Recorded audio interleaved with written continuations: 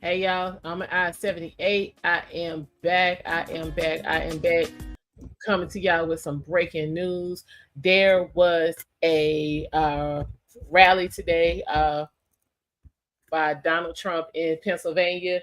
And during the rally, actually at the beginning of the rally, there were reportedly 7 to 8 gunshots that rang out. Um, Trump was grazed by one of the bullets. There has been one person confirmed deceased. Another person has been wounded, and the shooter has been neutralized. For those of y'all who are familiar with military terms, you do know what that means. A few minutes ago, there was a press conference by our current president, Joe Biden, speaking on the incident. He was actually attending Mass when this took place. So I am going to play the press conference that he gave with his statements in regards to what happened in regards to the shooting. So without further ado, let's go ahead and get that started, because I have not watched it. So this will be real time for all of us. So here we go. Hey Skinny, how you doing? I appreciate you stopping by. Everyone else, definitely go ahead, subscribe, leave your comments, like and share as well. And let's see what our president has to say about what took place in Pennsylvania this evening.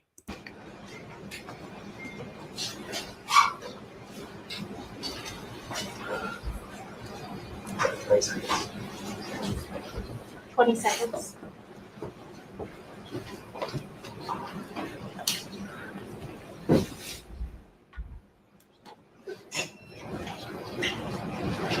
I understand this is what's wrong too.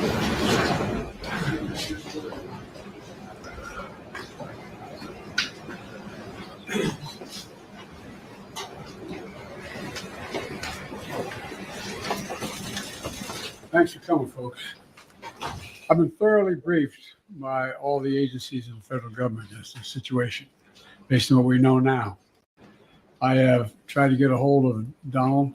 He's with his doctors. Apparently he's doing well.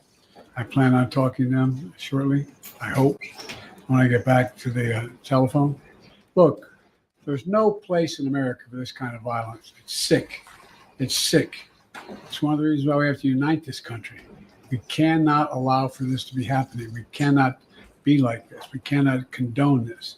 And so I want to thank the Secret Service and all the agencies, including the state agencies, that have been engaged in making sure that people and we have more detail to come relative to other people maybe injured in the audience. I don't have all that detail. We'll make that available to you. I may be able to come back a little later tonight, but we'll put out a statement if I'm not able to if it's not convenient for you. Wait, what? The bottom line is that the Trump rally was a rally that he should have been able to be conducted peacefully without any problem. But the idea that there's political violence or violence in America like this is just unheard of. It's just not appropriate. Everybody must condemn it. Everybody. I'll keep you informed, and if I'm able to speak to Donald, I'll let you know that as well. So far, it appears he's doing well, number one. Number two, that they're thoroughly investigating what happened to anyone else in the audience. We have some reports, but not final reports. And every agency in the federal government, I'm going back to my phone to speak with the federal agencies that are being put together again to give me an updated briefing. Has anything happened? They learned any more in the last couple hours. So thank you very much, and I hope I get to speak to them tonight, and I'll get back to you if I do. Okay? Mr. President, do you think this was an assassination attempt? I don't know enough. I have an opinion, but I don't have any facts. So I want to make sure we have all the facts before I make any more comments. Thank you. Are you worried for President safety? With the security failing as president? There you go. You just walked off. Okay, y'all. So that was essentially about 2 minutes and 45 seconds worth of commentary from our president, Joe Biden, about the shooting at the Donald Trump rally this evening in Pennsylvania. Now, Mr. President, we're going to play it again for those of y'all who may have just joined in. we'll run it one more time in just a second. Mr. President, I came on here and gave the people more information than you did in this little bit of time that you was on. Like, for real, for real.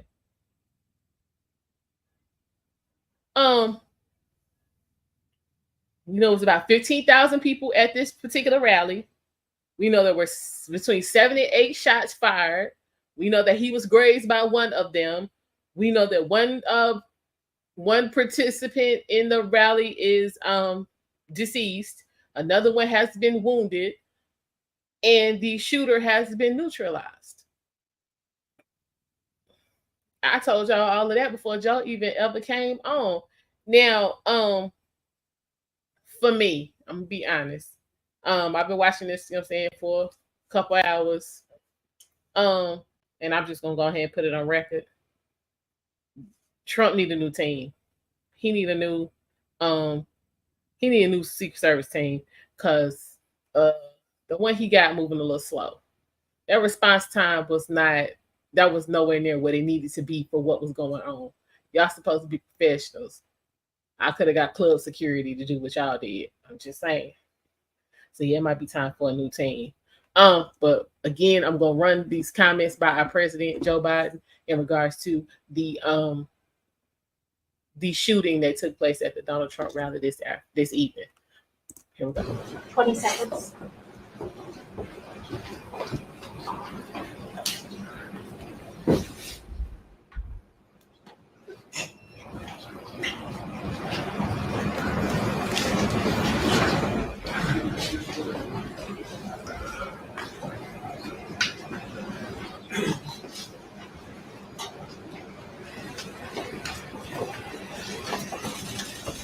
Thanks for coming, folks.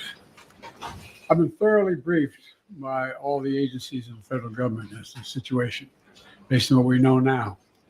I have tried to get a hold of Donald. He's with his doctors. Apparently he's doing well. I plan on talking to them shortly, I hope, when I get back to the telephone. Look, there's no place in America for this kind of violence. It's sick. It's sick. It's one of the reasons why we have to unite this country. We cannot allow for this to be happening. We cannot be like this. We cannot condone this. And I want to thank the Secret Service and all the agencies, including the state agencies, that have been engaged in making sure that people and we have more detail to come relative to other people maybe injured in the audience. I don't have all that detail. We'll make that available to you. I may be able to come back a little later tonight, but we'll put out a statement. Yeah, I'm gonna need you to come back, Joe. I'm not able to, if it's not convenient for you all. But the bottom line is that the Trump rally was a rally that he should have been able to be conducted peacefully without any problem. But the idea that there's political violence or violence in America like this is just unheard of. It's just not appropriate. Everybody must condemn it. Everybody. I'll keep you informed, and if I'm able to speak to Donald, I'll let you know that as well. So far, it appears he's doing well, number one. Number two, that they're thoroughly investigating what happened to anyone else in the audience. We have some reports, but not final reports. And every agency in the federal government, I'm going back to my phone to speak with the federal agencies that are being put together again to give me an updated briefing. Has anything happened? They learned any more in the last couple hours. So thank you very much, and I hope I get to speak to them tonight, and I'll get back to you if I do. Okay? Mr. President, do you think this was an assassination attempt? I don't know enough. I have an opinion, but I don't have any facts. So I want to make sure we have all the facts before I make any more comments. Thank you. Are you worried for president safety? With the security clearance with president? Our president has lost. Oh, but now, Mr. President, I would, saying if I was a betting woman, I would say that you weren't going to have any concrete facts by the time you came on to address us this early in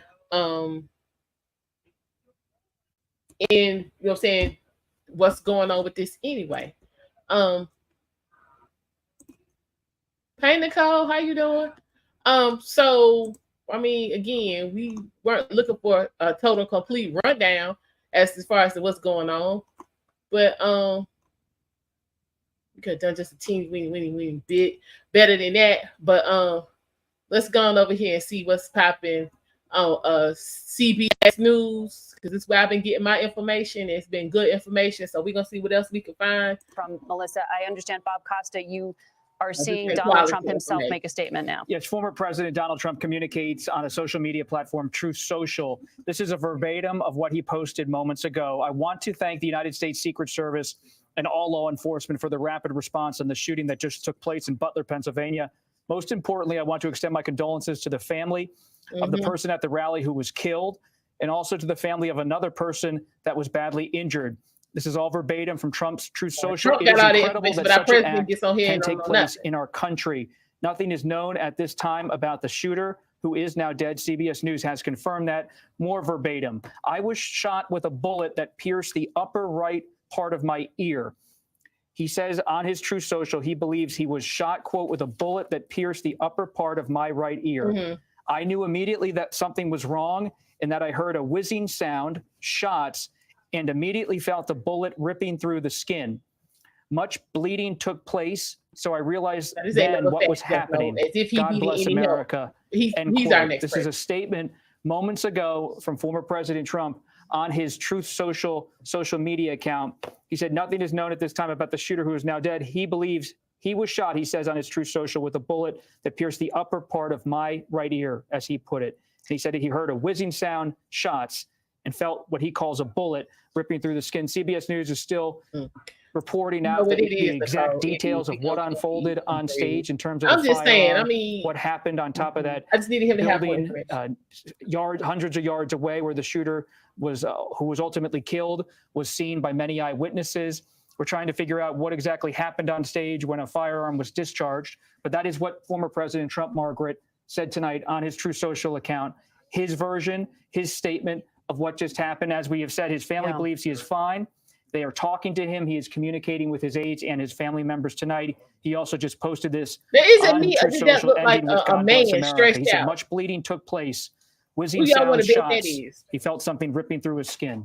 Well, he is always colorful and graphic in describing things. And for him to say it was a bullet that pierced the upper part of his ear then would seem to contradict some of the initial reporting that it was perhaps shrapnel or glass that ricocheted and caused that trickle of blood. This is his statement. This is his statement. We are still reporting out this story. And part of that report is detailing what the person who was involved in this incident, former President Donald Trump, has to say. His Truth Social statement is like us talking to an eyewitness or talking to someone at the phone who was there, but he was directly involved. It is clear former President Trump was injured in part with a firearm that was discharged from a building hundreds of yards away. He was visibly bleeding from the ear on his face as he left the stage, raised his arm in defiance as he left Secret Service on top of him. You can see the blood there on the upper part of his ear, a droplet of blood dripping along his cheek. So clearly something struck him in that area. He says on Truth Social tonight, he believes it was a bullet. We are still reporting out this story at CBS News. Part of it is his account as he sees it. I am told that our CBS colleague from KDKA, Jennifer Barrasso, is on the line right now. She is outside the scene of the rally. Now Jennifer is a correspondent for CBS News. What did you witness? Following Trump, so she has some amazing Hi there. So I have a witness right now. He had just showed up at the Trump rally just a short time before it started. And he actually tells me that he saw the shooter on the building, and his name is Benjamin Naser. Thank you so much for staying around. Just take me back. What were you doing before the shooting happened? And then what did you see and hear?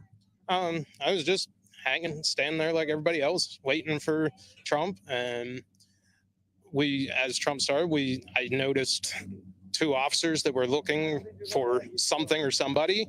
I was looking around myself and seeing a guy on top of one of the buildings go in between one building to the next, and went and told the officer that he was up there.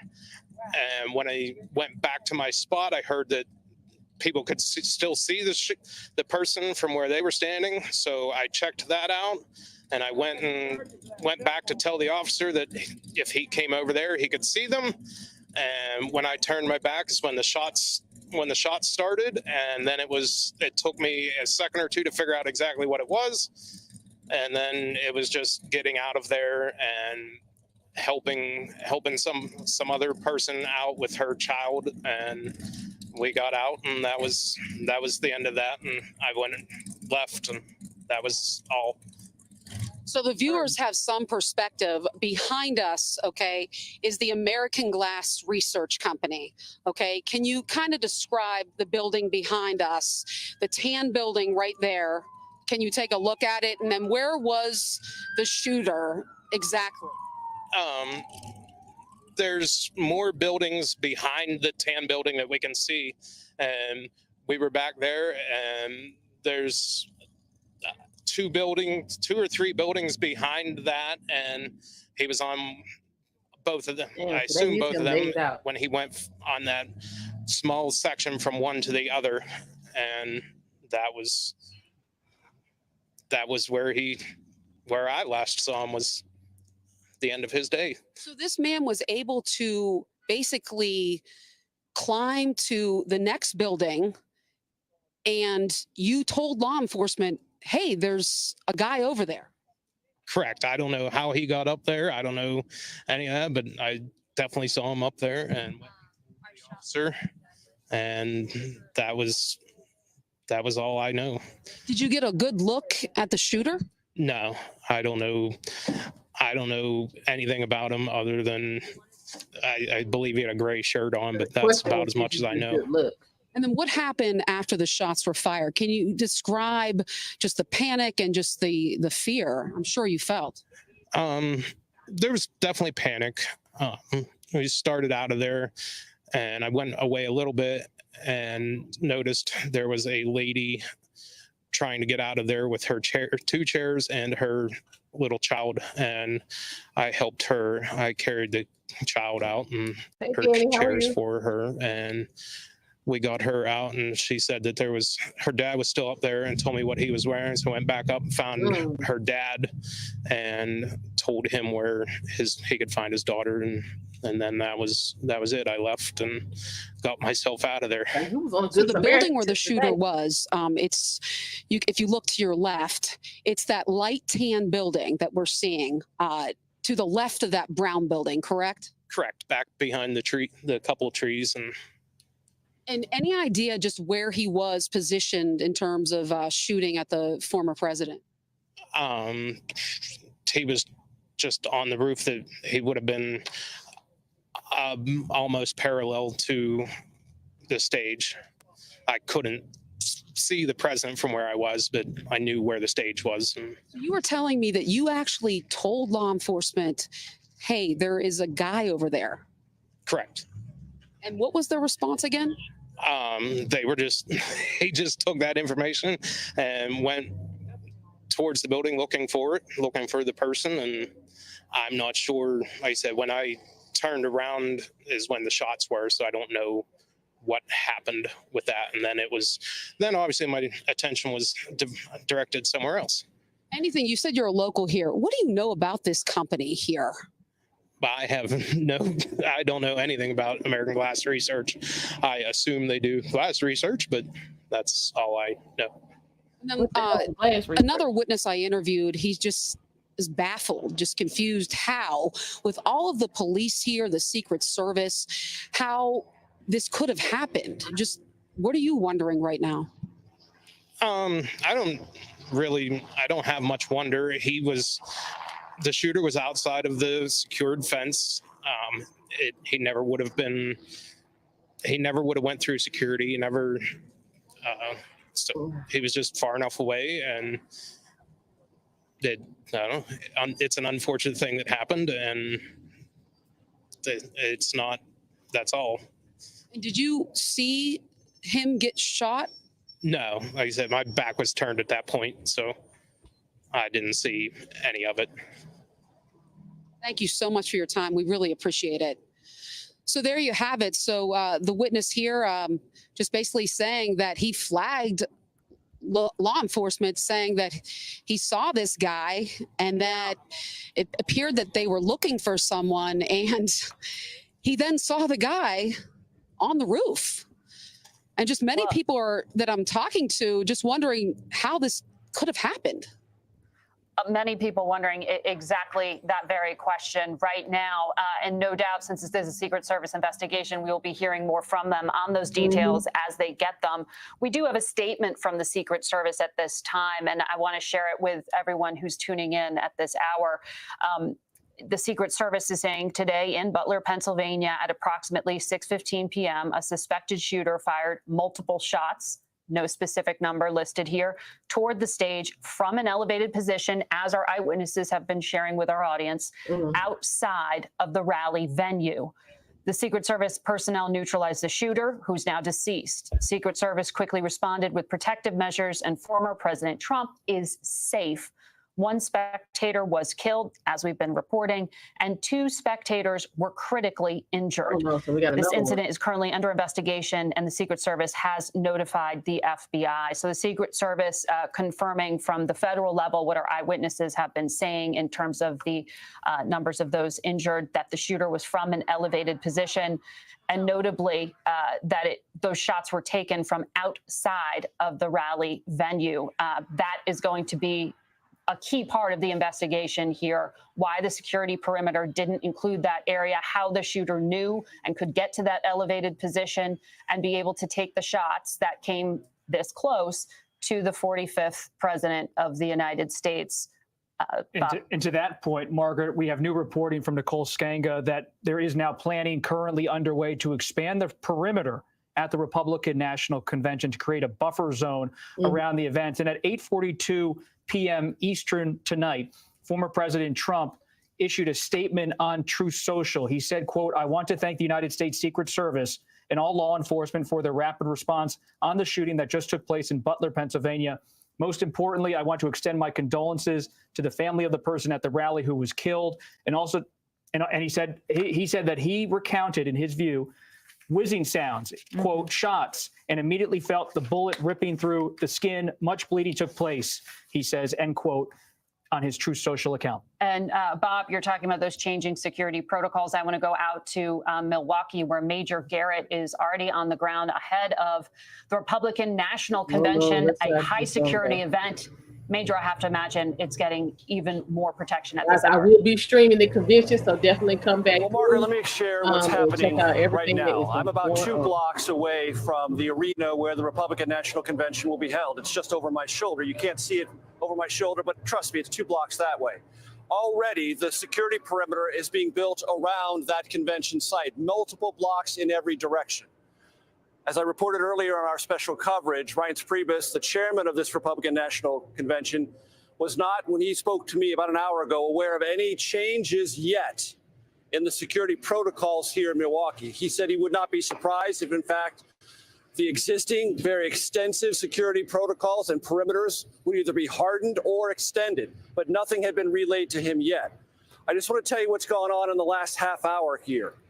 We're, like I said, about 2 blocks from the convention arena. I've seen far more police cars circling this area in the last half hour than I did in the first half hour that I arrived here, coming straight from the airport. We've also seen 2 helicopters circling this part of downtown Milwaukee. I wouldn't say that is dramatically out of the ordinary for preparations for an event of this size and security, but we can't pretend that it's not happening and not noticeable. It is noticeable and meant to be noticed. That's what's happening right here in Milwaukee. A couple of other things I can tell you, Margaret. Talking to those in the Trump inner circle about the events that will begin here tomorrow. I've talked to 2 sources within the Trump campaign who tell me that already the speeches that were prepared are being rewritten, and the rhetoric will reflect this event. And many Republicans who take the stage, not just tomorrow night, but every night and the 4 nights of this event, will talk about, from their vantage point, Democrats, the left, liberals, using very harsh language about the former president, language they will assert cannot be separated from this event in Butler, Pennsylvania. That is probably something most people would assume, but I have confirmation that those speeches are being redrafted with this event in mind. And already I've been told that the former president had soft intentions before this event in Butler, Pennsylvania, to be at this convention each and every night in some capacity or another. I've been told to expect him to be visible tomorrow night here. No doubt, Major Garrett there, just underscoring again that they have extended the security perimeter around the Republican National Convention, which is set to get underway tomorrow in Milwaukee, Wisconsin, in light of the incident that just happened. It is the top of the hour, so I want to just set the table for anyone who is tuning in. It's 9 o'clock here on the East Coast, 6 o'clock on the West Coast, and we just want to update you with a quick recap of the breaking news that we've been covering for the past few hours. We know that multiple shots were fired at a campaign rally today for Donald Trump in the key swing state of Pennsylvania. The former president of the United States and the presumptive Republican nominee for president has been injured, but Secret Service tonight says he is safe. He himself has issued statements to that effect, talking about what he has described as minor injuries to his ear. CBS has learned from law enforcement sources that the shooter was killed by a Secret Service counter-assault team. Sources say the shooter, who used a rifle, was acting from outside the security perimeter, something that Secret Service themselves confirmed. Secret Service also said the shooter was standing on an elevated platform. We know from some reporting that that was a shed. A rally attendee. This is my thing right here. When in the history of assassinations have you known the assassinator to not be at an elevated level? Like who got assassinated and the person shot him straight off? Like mano a mano. Who?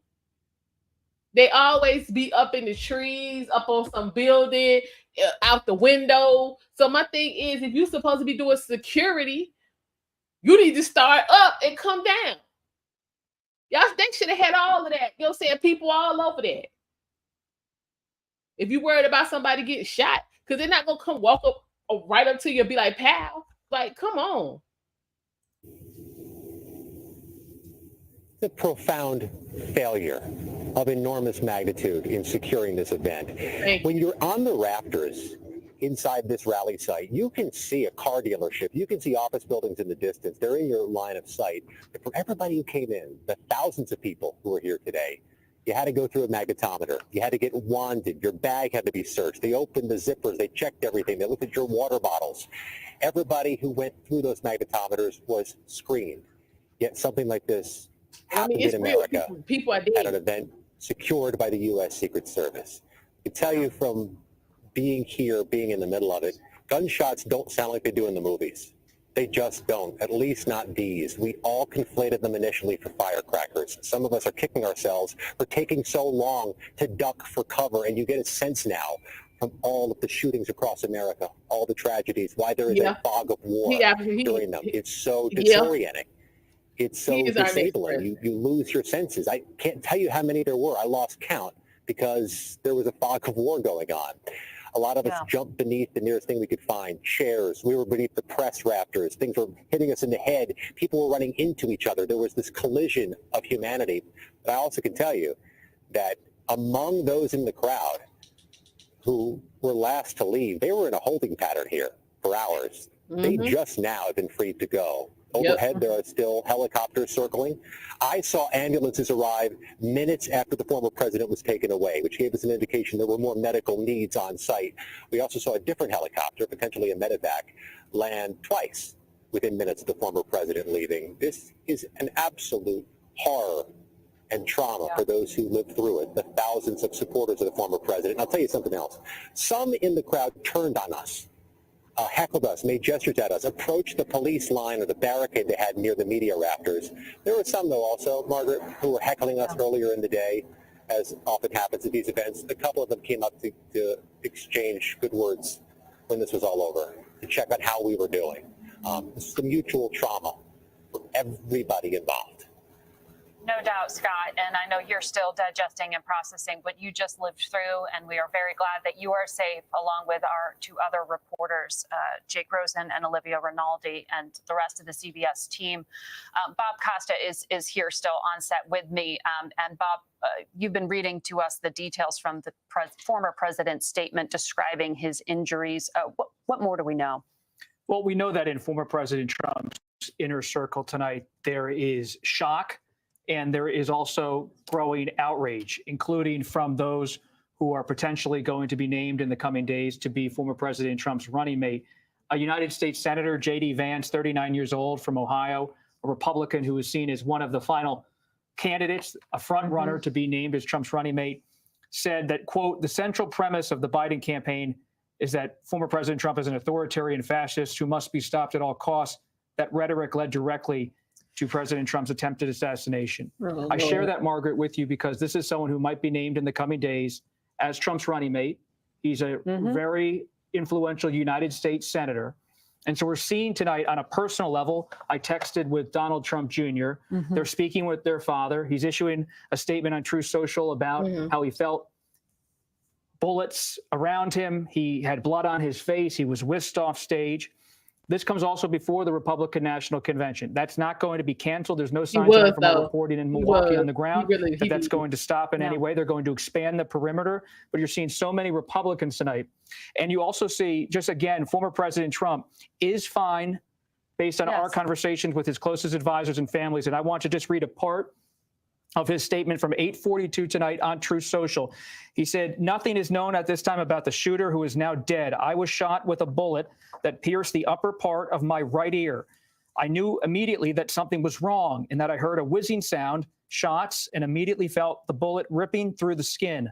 Much bleeding took place, so I realized then what was happening. He closes with God bless America, and we saw him raise his hand in the air defiantly, blood on his face as he left the stage. He is recovering from these injuries now. This was a traumatic event, no doubt, for him. But I did notice there was no call for lowering the temperature, condemning all political violence, and really trying to signal to his supporters as well not to retaliate or to have any kind of escalation here. I just am looking at these statements. There's a belief in his inner circle that he's under siege. At the hospital, attacked at his rally. So there's a lot. Every text message I'm getting exactly digest it like you're saying. I mean, every single text message, literally every single one from Trump sources is outraged and shocked. And so that is certainly the mood inside the highest ranks of the Republican Party, speaking to CBS News tonight. You did see President Biden come out to Rehoboth, Delaware, and call the moment sick. And we want to play that actually right now, Bob. Let's listen to the president. I've been thoroughly briefed by all the agencies in the federal government as to the situation, based on what we know now. I have tried to get a hold of Donald. He's with his doctors. Apparently he's doing well. I plan on talking to them shortly, I hope, when I get back to the telephone. Look, there's no place in America for this kind of violence. It's sick. It's sick. It's one of the reasons why we have to unite this country. We cannot allow for this to be happening. We cannot be like this. We cannot condone this. And I want to thank the Secret Service and all the agencies, including the state agencies, that have engaged in making sure that the people who, and we have more detail to come relative to other people maybe injured in the audience. I don't have all that detail. We'll make that available to you. I may be able to come back a little later tonight, but we'll put out a statement if I'm not able to give, if it's not convenient for you all. Wait, just one piece at a time. There was a statement, as you see there, from President Biden calling for calm, saying he reached out to Donald Trump himself, hopes to reach him sometime this evening to check on his competitors' well-being. I didn't get that. We want to bring in CBS News senior White House political correspondent Ed O'Keefe, who follows the Biden campaign very closely, but is also on the political trail right now. He's out in Milwaukee, Wisconsin. Ed, what do you know at this hour?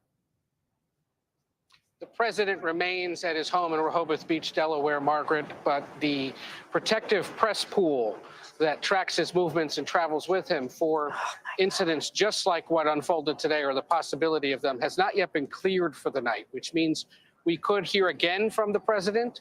There could be a decision made to move him back to Washington tonight. We await word on that from those traveling with him in Delaware. But in that statement, condemning the violence, calling it sick, saying it's one of the reasons we have to unite, and the fact that he said from the beginning of that statement that he's trying to speak with Trump tonight was a signal not only to Americans, but to the world that at least American political leaders are trying to get in touch and unite tonight in the aftermath of this violence. A few other things to convey here to remind people. We are in Milwaukee ahead of the Republican convention. It is set to begin on Monday with the formal nomination of Trump and his running mate, who we still don't know who that person is. It's supposed to happen Monday afternoon. There are events beginning tomorrow. This is classified already, has been for years, as a top national security event on par with inaugurations, the Super Bowl, the Democratic National Convention, and other big, large events. So there are thousands of federal, state, and local law enforcement here in this city deployed across Wisconsin. As we were flying in this afternoon, there were about a dozen or so law enforcement officers. We never quite determined for which agency, but they were flying in here as a group to deploy in assistance to the Milwaukee Police Department. In the airport, we found dozens of others from other agencies. Some appeared to be from Texas, for example. There are about a dozen cities across the country who've deployed police officers, other security personnel here to help. That's standard. It's happened. There may be more in the coming days, but for now, they've been part of planning for years. We saw them riding around on bicycles earlier today, getting the lay of the land, trying to sort out their bearings. And of course, all of them under the leadership of the U.S. Secret Service, which is responsible for these kinds of events. So we await word tonight, Margaret, on whether or not we'll hear again from the president and in what form. And we should also add, in a sign of one attempt at least to address the heated rhetoric of the moment, the Biden campaign has decided to immediately begin postponing television and digital communication across the country on television, in your social media stream. It may take a few hours or days for it to all filter out. But as of now, the Biden campaign isn't spending any money reaching voters on the air, online, through text messaging. Officials here at CBS confirmed that they've received the messages, as would be standard, telling them to please cease that advertising. And so that is what will happen, unclear for how long, but a sign of at least the Biden campaign's effort to address this and take down the temperature. Okay. You can hear Ed O'Keefe there on the street in Milwaukee, Wisconsin, ahead of the RNC getting underway. The Defense Secretary of the United States of America, Lloyd Austin, has also issued a statement condemning the violence, which has absolutely no place in our democracy. This is not the way we resolve our differences in America, and it must never be. He says he's relieved that reports indicate former President Trump is safe and he is in his prayers. I want to go to Samantha Vinograd, who is here on set with us, former Homeland Security official. Sam, you and I have been talking frequently about the concern about political violence, domestic violent extremism, and outside actors. In these very early hours, what is your analysis of what is happening and what are you hearing? Well, my analysis is that the protection mission for the former president failed. The protection mission is typically based on intelligence and based on operational steps to ensure the protectee is safe. The problem is, Margaret, that the intelligence and law enforcement community has been warning for months, if not years, about the threat of what we call lone actors or small groups of individuals, basically individuals who are mobilized and radical themselves, who really present an intelligence challenge to identify, detect, and mitigate. And that may very well be what we saw play out today. A lone actor, perhaps a small group of individuals targeting the president. And in this case, it is clear intelligence did not pick up on that threat. Well, and the reporting so far is that the threat was neutralized, which would suggest that there isn't necessarily a reason for broader security concerns directly related to this. Is that right? It is, but as a former operator, I'll say that at the moment, what's happening is really two concurrent investigations. One is an investigation into the perpetrator, whether he did act alone, and whether any other individuals could be inspired by his actions to copy what he did. So there's that piece of it. There's an investigation to the security failures that resulted in this incident. And then the biggest threat that officials are telling me tonight is in the form of retaliatory violence.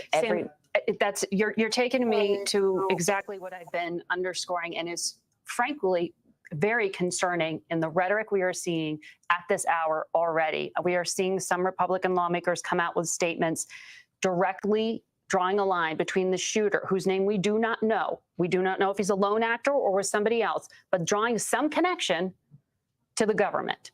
We have nothing to base that on at this hour. At this hour, leading officials within the U.S. government still don't know what transpired. And it is frankly unpatriotic at this moment to be stoking the flames when we know that we are sitting on a cauldron of tensions.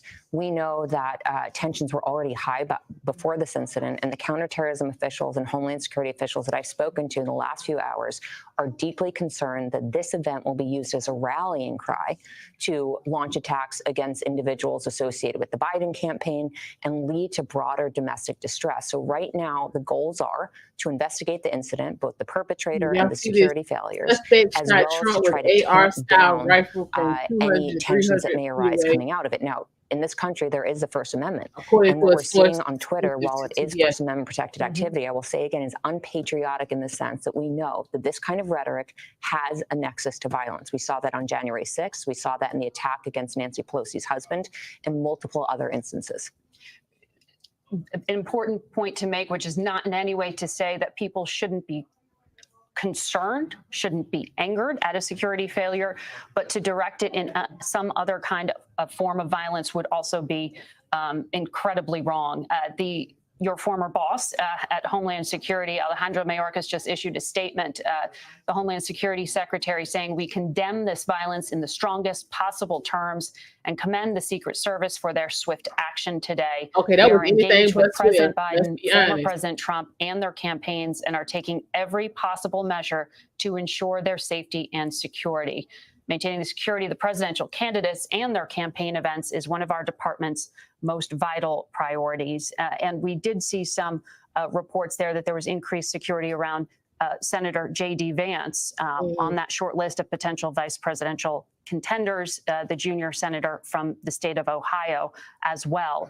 But it looked like those were ATF officers who were at his home based on the reporting we had earlier. Why would that happen, Sam? Well, let me just note, I work very closely with the U.S. Secret Service. They are ideologically agnostic. Their protection mission does not depend on political party. Under U.S. law, they are legally authorized to protect the former president and his family. So any notion that this was politicized in any way, and that's what led to the security failure, I think, of course, will be investigated, but I've seen no evidence of that in my tenure at Homeland Security.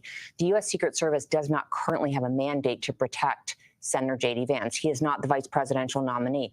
All that will change after the convention when we have a vice president nominated. So there are other law enforcement agencies, both federal, state, and local, that have jurisdiction to enhance security around individuals when the threat environment changes. So at this time, we should understand that there are likely efforts underway to identify whose security may be most at risk in this instance, and law enforcement stepping up its posture in that regard.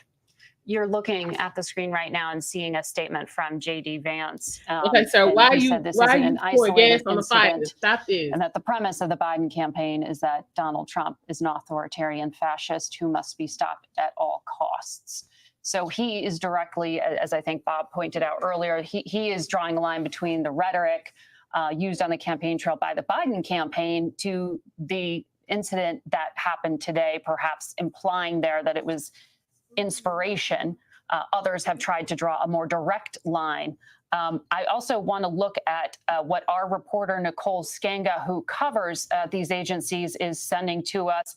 She is reporting that the suspect shot at the former president and other individuals with an AR-style rifle from 200 to 300 feet away. Our earlier reporting had just been rifle. This is just a bit more detail, and it has the distance of 200 to 300 feet away, presumably from Donald Trump. But we do know it was outside the security perimeter, which is why we had this catastrophic failure of ability to protect. I'm hearing from our control room that our CBS Mornings co-host and colleague, Tony DeCopel, is also joining us now from Milwaukee, Wisconsin. Tony, you know, these Republican national conventions, they are often just like the Democratic national conventions, almost like a week-long commercial. There's pomp, there is circumstance. Yep. The tenor and the tone of everything is about to change. What are you seeing out there, Tony? I'm sure people are on edge. Yeah, well, Margaret, I can tell you that the tenor and the tone has changed, and it changed quickly. What I have for you this evening is a small portrait of our changed America in the form of the reaction from Trump delegates and Republicans landing at Milwaukee International Airport, and right there in front of me, turning their phones on, getting calls from friends, receiving text messages, and learning the news that their candidate had an attempt on his life. And then you see the cycles and the stages of their reaction. You see anger. You see frustration, you see sadness and worry for the state of the country. And then above it and beyond all of those feelings, you have resolve, determination. They say this is not going to change what happens here in Wisconsin. And if anything, it's going to make them work harder and fight harder to see their candidate over the finishing line. What really ties what I've witnessed at the airport in the arrivals hall to your conversation with Sam Vinograd and with Ed O'Keefe and with others is that Democrats were also there in the hall. And in contrast to this morning, where the mood was light, celebratory, people were in conversation of a variety of political parties, this afternoon, this evening, as I talked to Republicans, Democrats were cutting in. They were making comments. On one occasion, we saw a woman say that this entire incident in Pennsylvania was staged. She then got into an argument with a Trump supporter who was accusing her of living in a different reality. The temperature is up. We've gone from joy, a moment of political celebration this morning, to a helter-skelter, knife-edge moment that you feel from the moment you step foot here in Milwaukee. Tony DeCopel, we have for our viewers at this hour some eyewitness sound that we want to play for them. Yeah, This eyewitness was very close to the stage and former President Trump when the shooting began. Let's listen.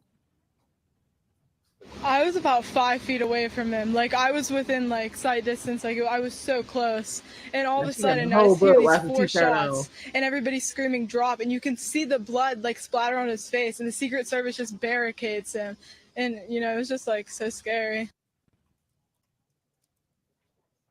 Okay, that was one of the eyewitnesses. The control room is telling me that one of our contributors here at CBS is joining us, I think by phone, at CBS News consultant and former deputy director of the Secret Service, A.T. Smith.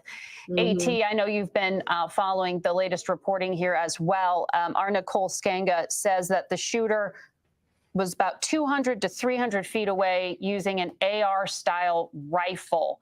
Does that sound right to you in terms of the kind of the firing of the bullets? Didn't sound very rapid. You had one eyewitness tell us, no, it sounded like a 22.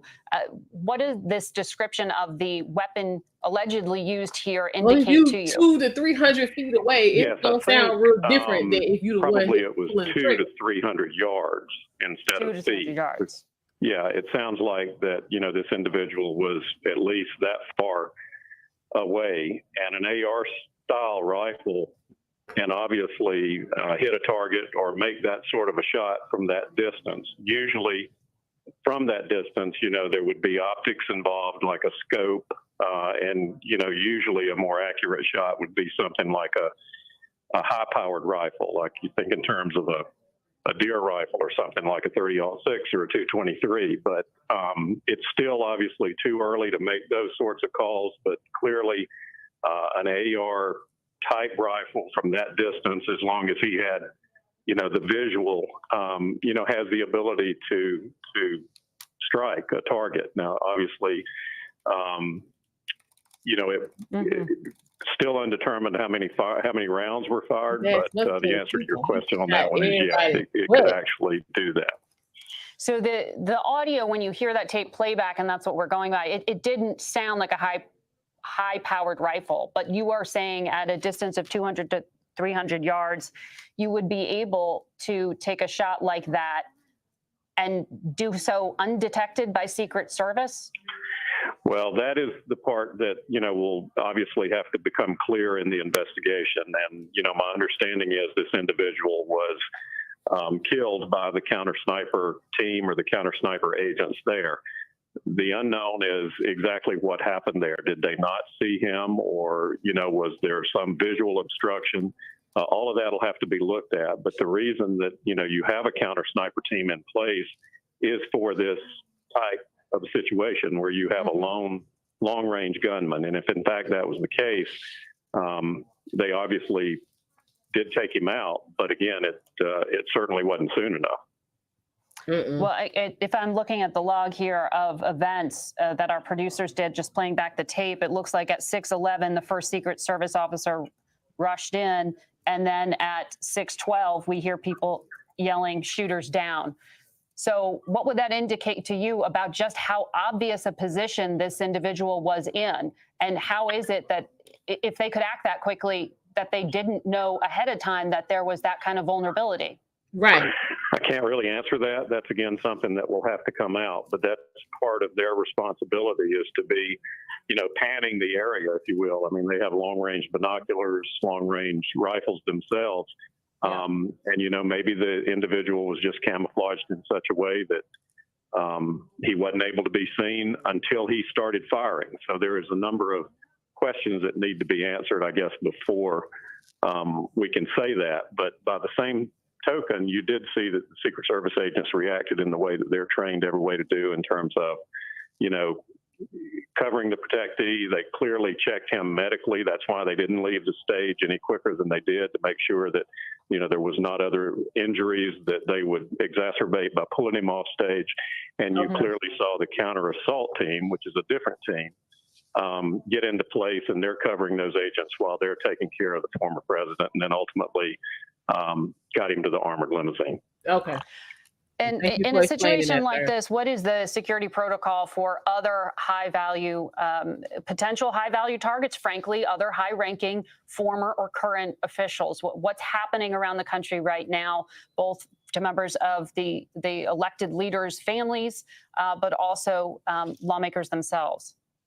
Well, all of the security around anyone with protection is going to be enhanced, I think, over the next few hours, simply because of this, because you want to find out if there's more, than a lone gunman situation here, if you have, multiple individuals. So a lot of that will have to be assessed over a period of hours or days with the intelligence. But I can assure you that all of the protection around protectees, whether it's Secret Service protectees, Capitol Hill with, members of Congress, that is all being increased as we speak.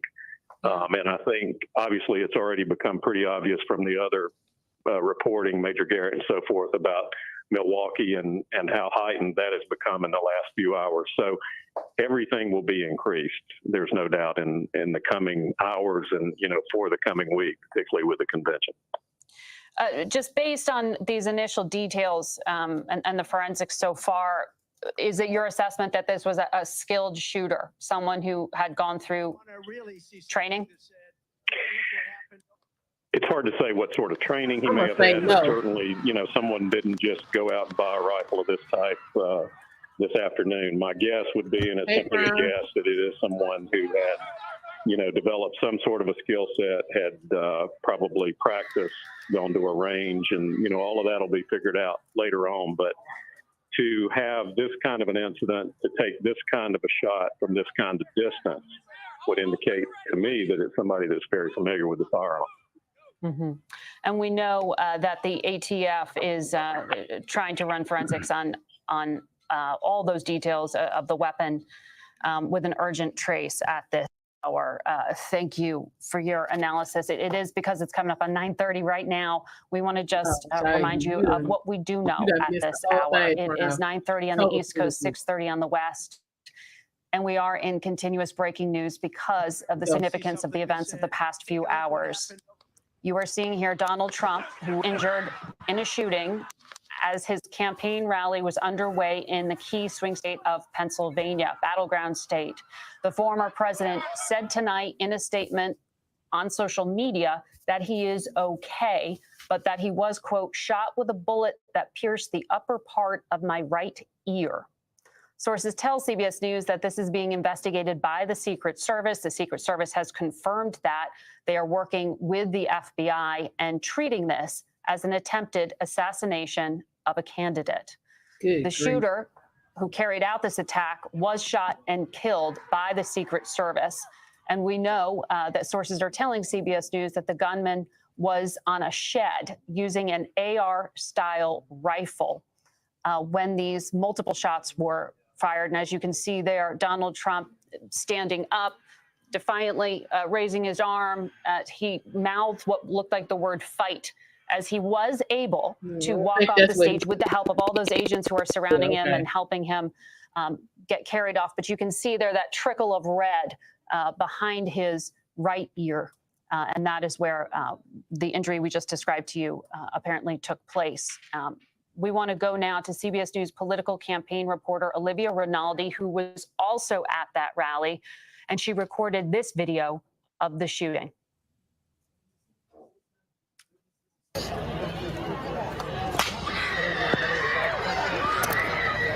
my gosh. Okay. Yes, don't. Okay, we're okay, we're okay.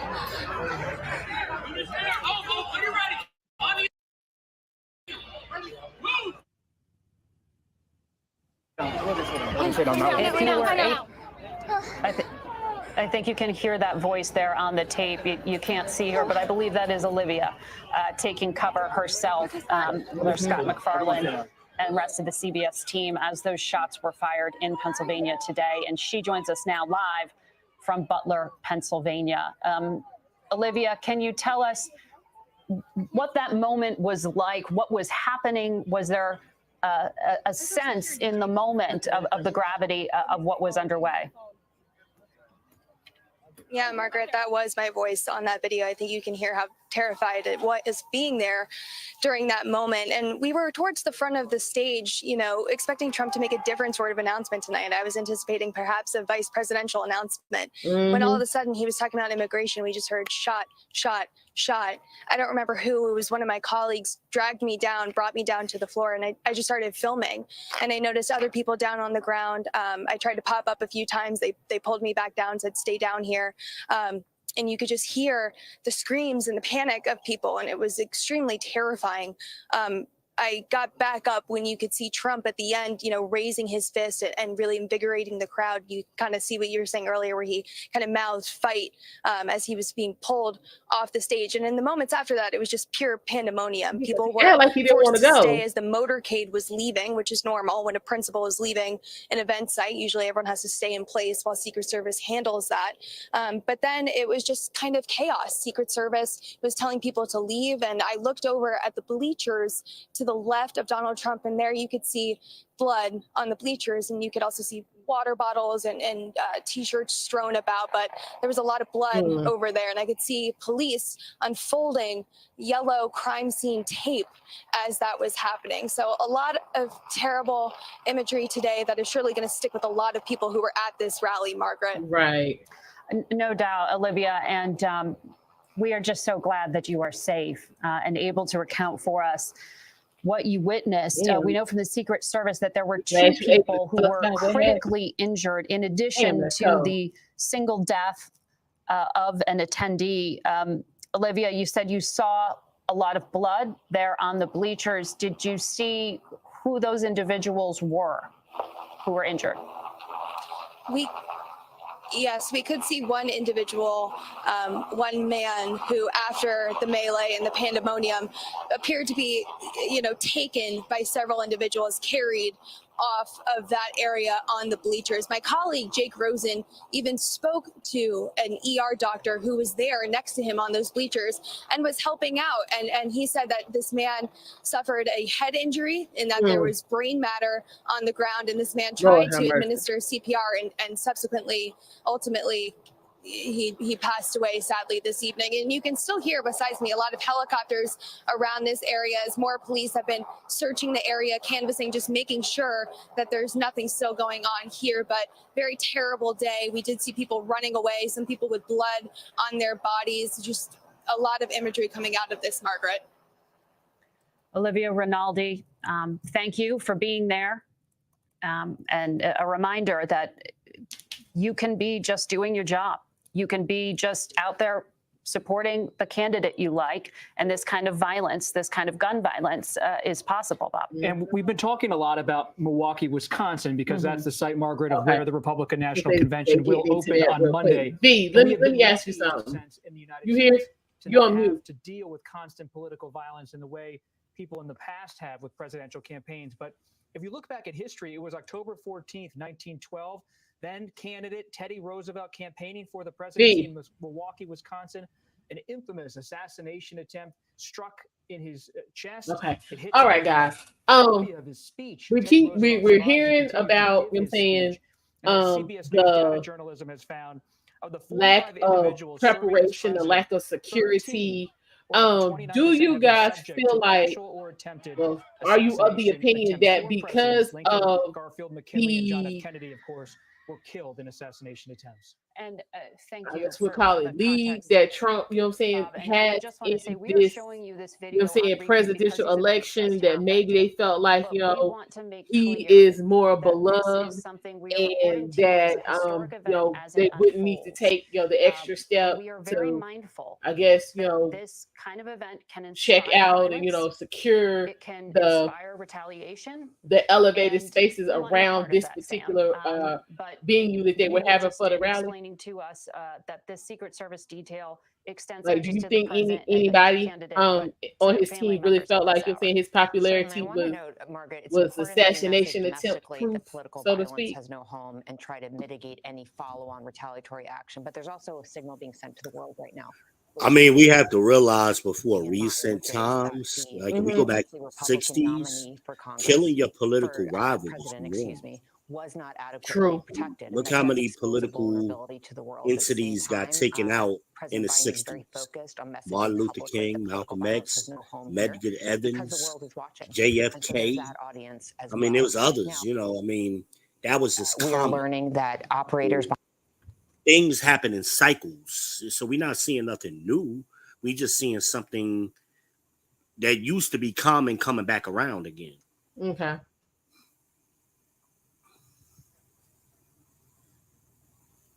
So we should not be, because I've heard people say, you know what I'm saying, even the president, you know, this is sick. America's better than this.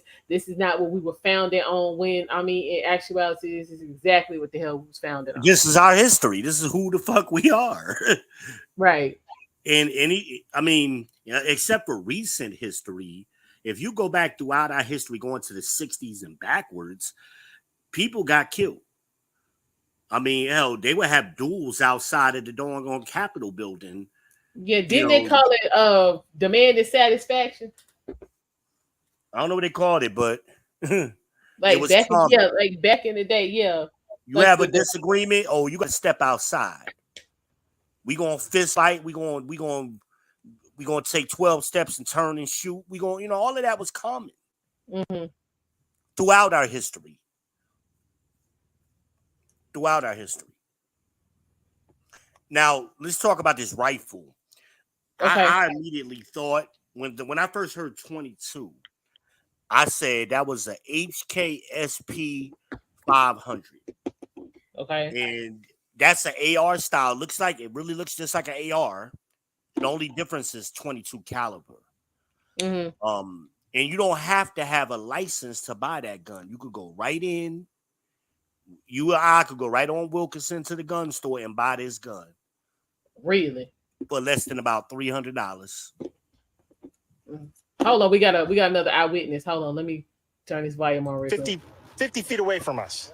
So we're standing there, you know, we're pointing at the guy crawling up the roof. And he had a gun, right? He had a rifle. We could clearly see him with a rifle. Absolutely. We're pointing at him.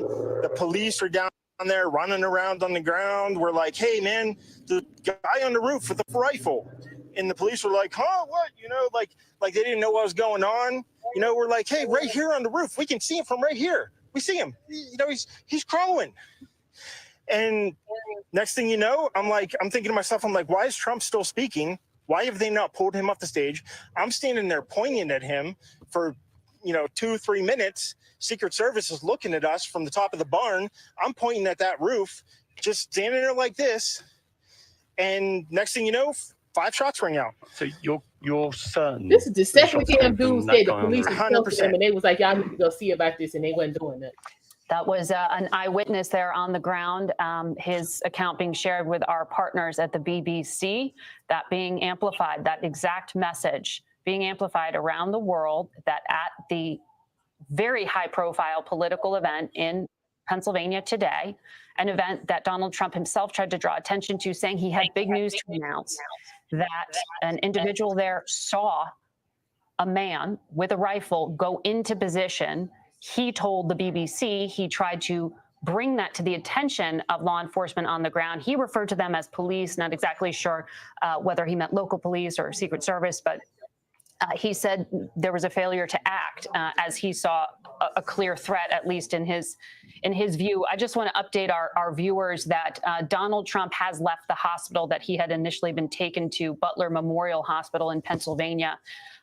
And our CBS reporters are saying that it's not clear where he is headed next. Okay. I'm sure they don't want to detail a lot of his movements at this hour for understandable security reasons, but that he had been planning to go back to his home in New Jersey and then on to Milwaukee for this massive political event that will be gripping all of us throughout the week, the Republican National Convention. Yes, we will be broadcasting CBS News here. Reporter Nicole Skenga is on the phone. Nicole, I know you, along with so many of our colleagues, are just trying to get hold of anyone with insight into what is happening with the investigation at this hour. Have you learned anything?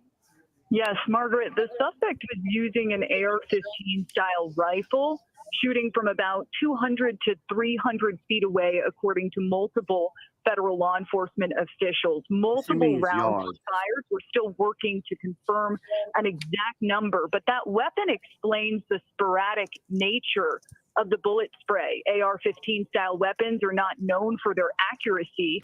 We know the suspect was on a shed, an elevated platform outside of the Secret Service perimeter. Secret Service also confirming that. Right now, law enforcement still trying to determine whether or not it was debris from the teleprompter, from the protective glass surrounding the former president. But there is, of course, evidence he was cut in the face, lacerations to his ear. Not much known about the suspect at this time. Investigators working to confirm that he was working alone, working to confirm his biographic information. As Sam mentioned earlier, a male suspect. They're still gathering more. You mentioned the former president has left the hospital. Right now, Secret Service has already added more manpower to his detail, bolstering the security footprint to him and all other U.S. Secret Service protectees. That means not just the former president, but his family, the president, the vice president, White House officials. As a standard operating procedure, right now, Secret Service also leading efforts to expand the perimeter of the Republican National Convention in Milwaukee. They're already doing that, moving guardrails around the convention space, creating a larger buffer zone around the events of next week.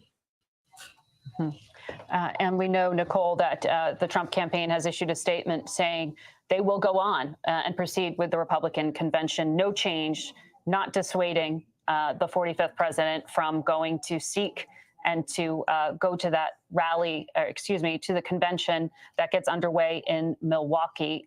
Nicole, what do you know about what happens now to analyze the bullets and the weapons and to trace them to whomever the shooter is? Do we have any indication at this hour, anything about the intent of the shooter or the motivations of the shooter? Investigators are working right now, Margaret, to try to get a better sense of whether or not the suspect had any prior criminal history, whether or not there was any known motivation, if he was working with other individuals or working alone. At this time, they are still working through that information, trying to collect all evidence. Quite frankly, rare that we have not received that information yet, but officials trying to make sure they get this right. You mentioned the Republican National Convention. We should point out that it is already it has the highest security designation of any event with federal law enforcement coordination, tier 1, but you can expect just the manpower unlike any convention before. At least 24 states and the District of Columbia are sending officers to the RNC. More officers could be coming, I'm told, as a result of today's events. And of course, the Secret Service, the leading coordinating agency for that event, and working right now with the FBI, leading the investigation into the suspect. Hey, pause that for a minute. Okay. Nicole AT, I believe you are on the phone. You are former Secret. So I just sent you a text message with a link to the gun. Yeah, I just got it. Yeah. So I don't know if you can share that with everybody. I'm getting ready to see if I can do that now.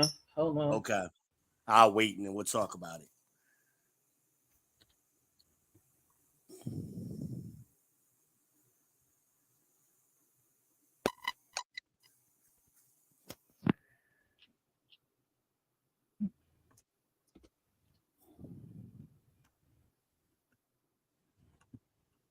All right, hold on. Okay.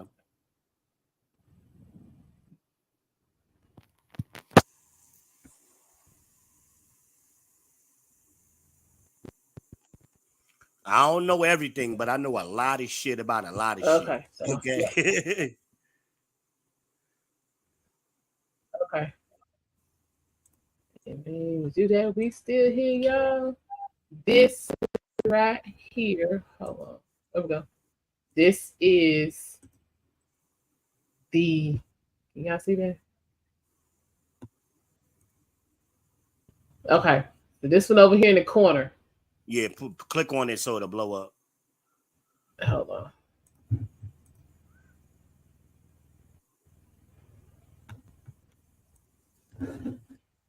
They're all the same gun. It's just different variations of it.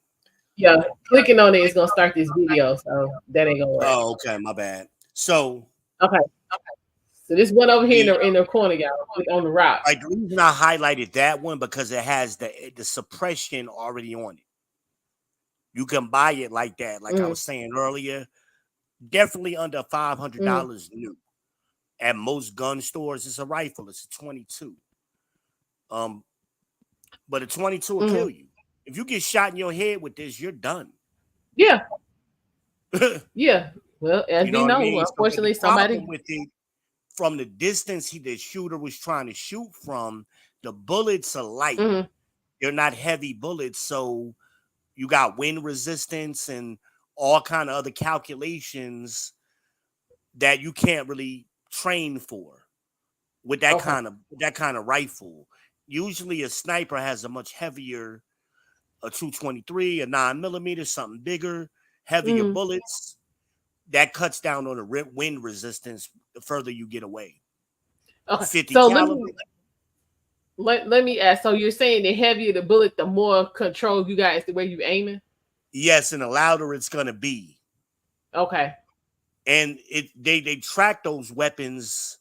They're not you. Of course, you gotta have license to get some of these weapons. So a 22, you go to Walmart and get one. You go to most gun stores and just get one. You don't have to have a gun permit to buy a rifle or a shotgun. You must not have been in that conversation me and Amberly had that day when she wanted me to go with her to get her an assault shotgun. Okay. Yeah. And me and her was I think it was just me and her here talking. We talked for about an hour about that shit.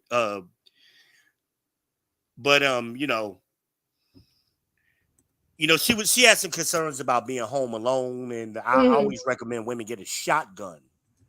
If you're gonna be home alone, a pistol is cool, but I'm more concerned about a woman's life. So I don't want you to have to try to aim and square up with nobody. I want you to be able to pull the trigger and blow whatever's away in front of you. Okay. And we'll sort the rest out later. Okay. All right, y'all. Well, we're getting a little security knowledge from BB in Israel. Well, I mean, a lot of people don't realize it's something I did, and I hate this. Oh, you hate women.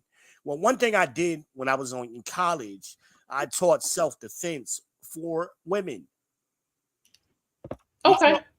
We taught them self-defense, and I always recommended that all women carry a blow pop in a pocketbook or whatever. Because you could take a blow pop and put it in the palm of your hand and stab somebody in their eye. Yep. And you could go anywhere with a blow pop. You can get on a plane, a train, anywhere, you know. So me and a guy, my boy Val Daniels, I hadn't seen him in forever. He was a martial artist. So we did a lot of, hand-to-hand training and just everyday self-defense.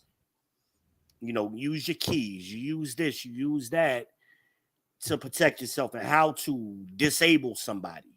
Poke them in the throat, poke them in the nose, poke them in the eye, go for the soft spots.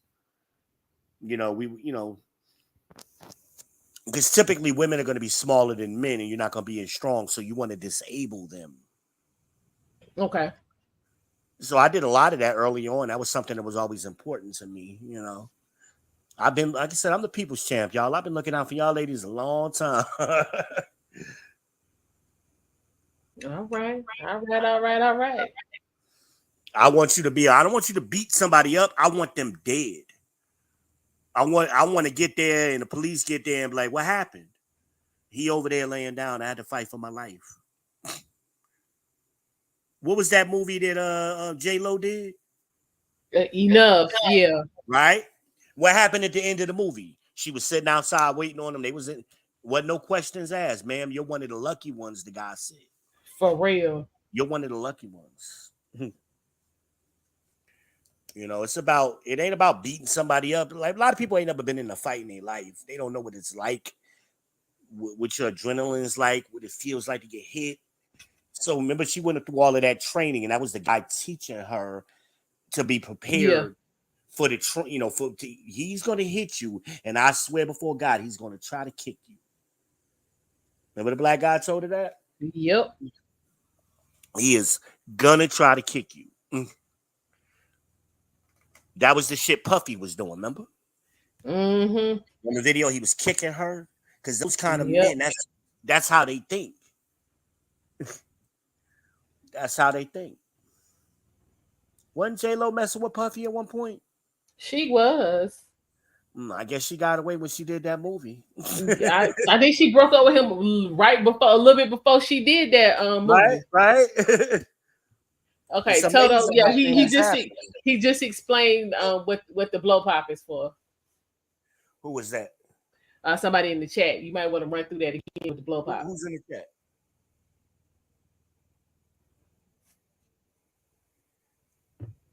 Shout out to y'all people in the chat. Make sure y'all like, subscribe, and hit that bell. We're trying to get over 1,000, get monetized. So it's very important. Please take a couple of seconds to make sure y'all do that for us here.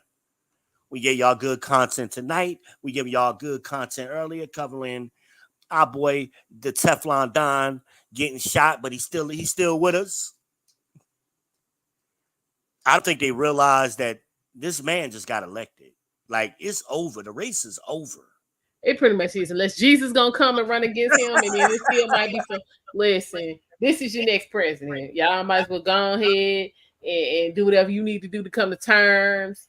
And this, this is basically what it is. It's funny, man. We're gonna pop back real quick, and we're gonna play our current president's response to this. Oh, okay. I hadn't seen that yet. Okay. Yeah, I'm gonna grab that real quick.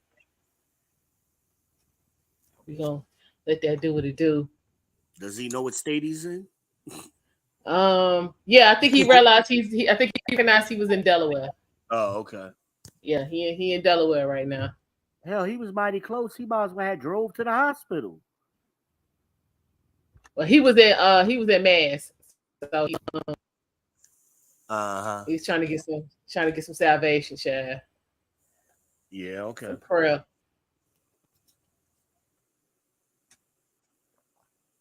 He's trying to get a little prayer going on.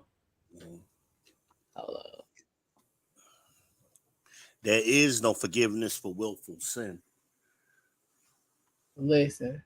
So he could try to buy, he's Catholic, so he could try to buy and say as many Hail Marys as he wants. Here we go. Hold on, that's him walking off, y'all. Because when I say he said he had to say he hit the bricks. He hit the bricks.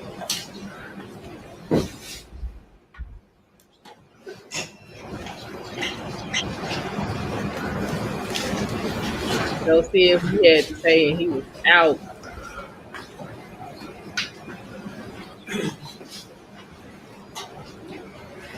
It was not a long statement, but interesting nonetheless. Thanks for coming, folks.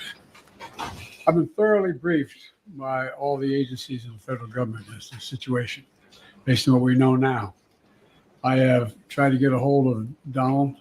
He's with his doctors. Apparently he's doing well. I plan on talking to them shortly, I hope, when I get back to the telephone. Look, there's no place in America for this kind of violence. It's sick. It's sick. It's one of the reasons why we have to unite this country. We cannot allow for this to be happening. We cannot be like this. We cannot condone this. And I want to thank the Secret Service and all the agencies, including the state agencies, that have been engaged in making sure that people and we have more detail to come relative to other people maybe injured in the audience. I don't have all that detail. We'll make that available to you.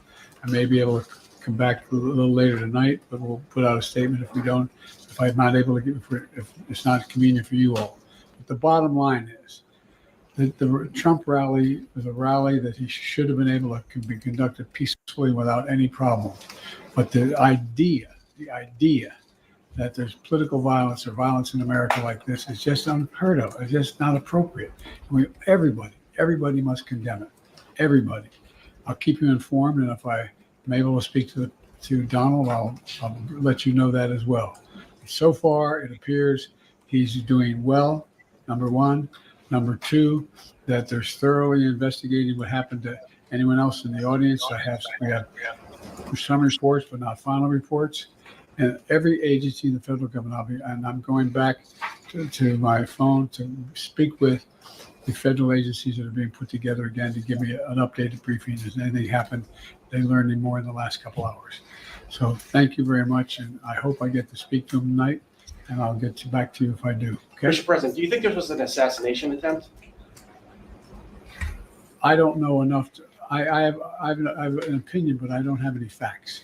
So I want to make sure we have all the facts before I make any more comments. Thank you. Are you worried, President, with the security failing, Mr. President? Listen. Okay, y'all, that was our president, our commander-in-chief, Joe Biden, speaking on what a shooting at the Pennsylvania rally for Donald Trump this evening. So what you think, V-Ben? Standard speech. Of course it's lies. Like I told you earlier, this whole, this is unprecedented and this is in America. This is America. It has been American history for political rivals to get shot and assassinated. For him to say, I don't have enough information, they were aiming for the man's head. Of course there was an assassination attempt. So I want somebody to be honest and come out and just say what it is. Hey, I wasn't with this, but they did try to shoot the man, and we're going to throw all our resources behind this investigation to find out who did this. That gun had to be sold somewhere. Even though we don't track the sales like we do regular firearms, it was manufactured somewhere. It was sold somewhere. Right. We need to look into that. We need to, I'm sure they will. But there's a purpose. It was a reason they chose that gun. And that's why I had you pull up the picture, because they keep saying AR style. A lot of people don't know what that means. So I wanted y'all to see the weapon, what it looks like. This ain't no punk ass rifle you shoot bunnies with. So even though it was a 22, and some of them have extended clips where you can have a barrel on it, where it got 500 rounds. Again, if you get shot with 100 rounds of 22s, you are dead. So a lot of people, a 22 ain't going to do nothing. Yeah, yes, it will. Is this not meant to be shot from that distance of 200 yards? The girl said feet, but she should have said yards. Think about a football field. It ain't meant for that distance. But had he been closer, maybe 50 yards, it'd be that weapon is more effective. But you got, especially. Well, I mean, it actually did kill somebody, just not the intended person. Right, because if the wind, that's what I was saying about the bullet weight. If the wind blows or he switches just a little bit, you can't compensate for that. Okay. And so that's why I would explain why. And I think they usually have some kind of protective glass around the podium. So, and they got to go through the glass. So this person obviously wasn't no sniper, but they could have practiced for months with this gun. There are plenty of videos on YouTube where you see people shooting with this weapon. And it ain't no brand new weapon. It's been around for decades. So you got people who are familiar with it. 22s are the most common bullet type. And next would be 9mm. So the bullet is going to be virtually untraceable. It's going to be virtually untraceable, but that's usually a doomsday rifle. A lot of preppers, that's why I'm familiar with it. A lot of preppers choose that gun because you can always find ammunition for it. Okay. And it's flexible. Like I said, you could fold it up and store it under a car seat. I mean, it's a lot of configurations for this weapon. So it ain't no big sniper rifle where you got a big suitcase carrying a giant ass telephoto lens. You would obviously see somebody, it's hard to sneak that in. Right. But a little suitcase where you could probably throw it in a book bag. Well, y'all see the shooter sprawled out on the roof. Yeah, the shed. Yeah. It was a shed. All right. Let's see what else to talk about. So he might have, the shooter could have hid that shit in the shed in advance. True. We don't know yet, but it's right. Small. See, that's what I was saying.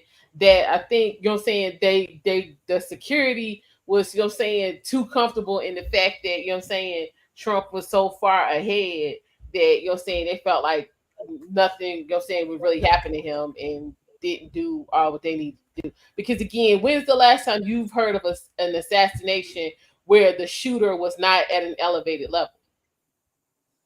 I mean, he was slightly elevated, but not. You're right. It wasn't like he was 3 stories up. Right, but I'm just saying, when the last time you see somebody be assassinated and they squaring off mano a mano?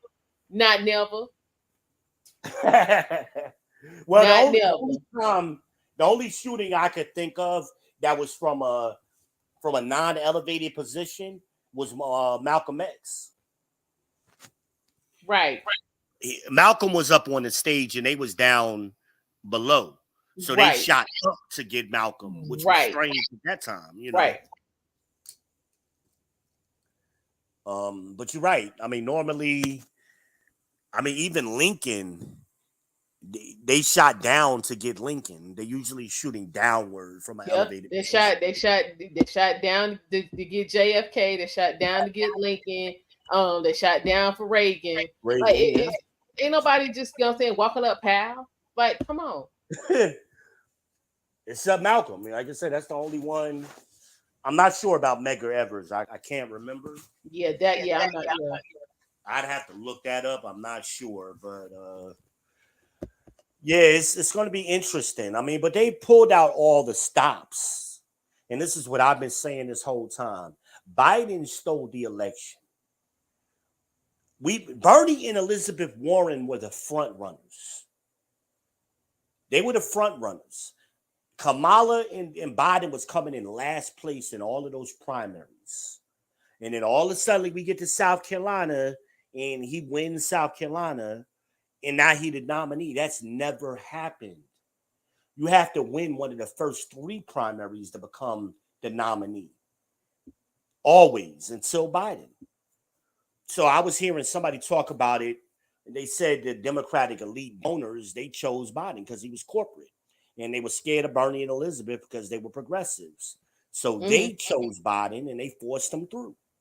So they changed the rules for Biden. And then we've been seeing that even during Trump's presidency, they were just fighting this man every nick and nanny thing that didn't have nothing to do with running the country. Oh, Russia, Russia, Russia. You know, and everything he said came true. He said, y'all need to be looking at Hunter Biden. Y'all need to look at Hunter Biden's laptop. The Democrats said, oh, no, that's a lie. That's a lie. Now we know all of that shit is true.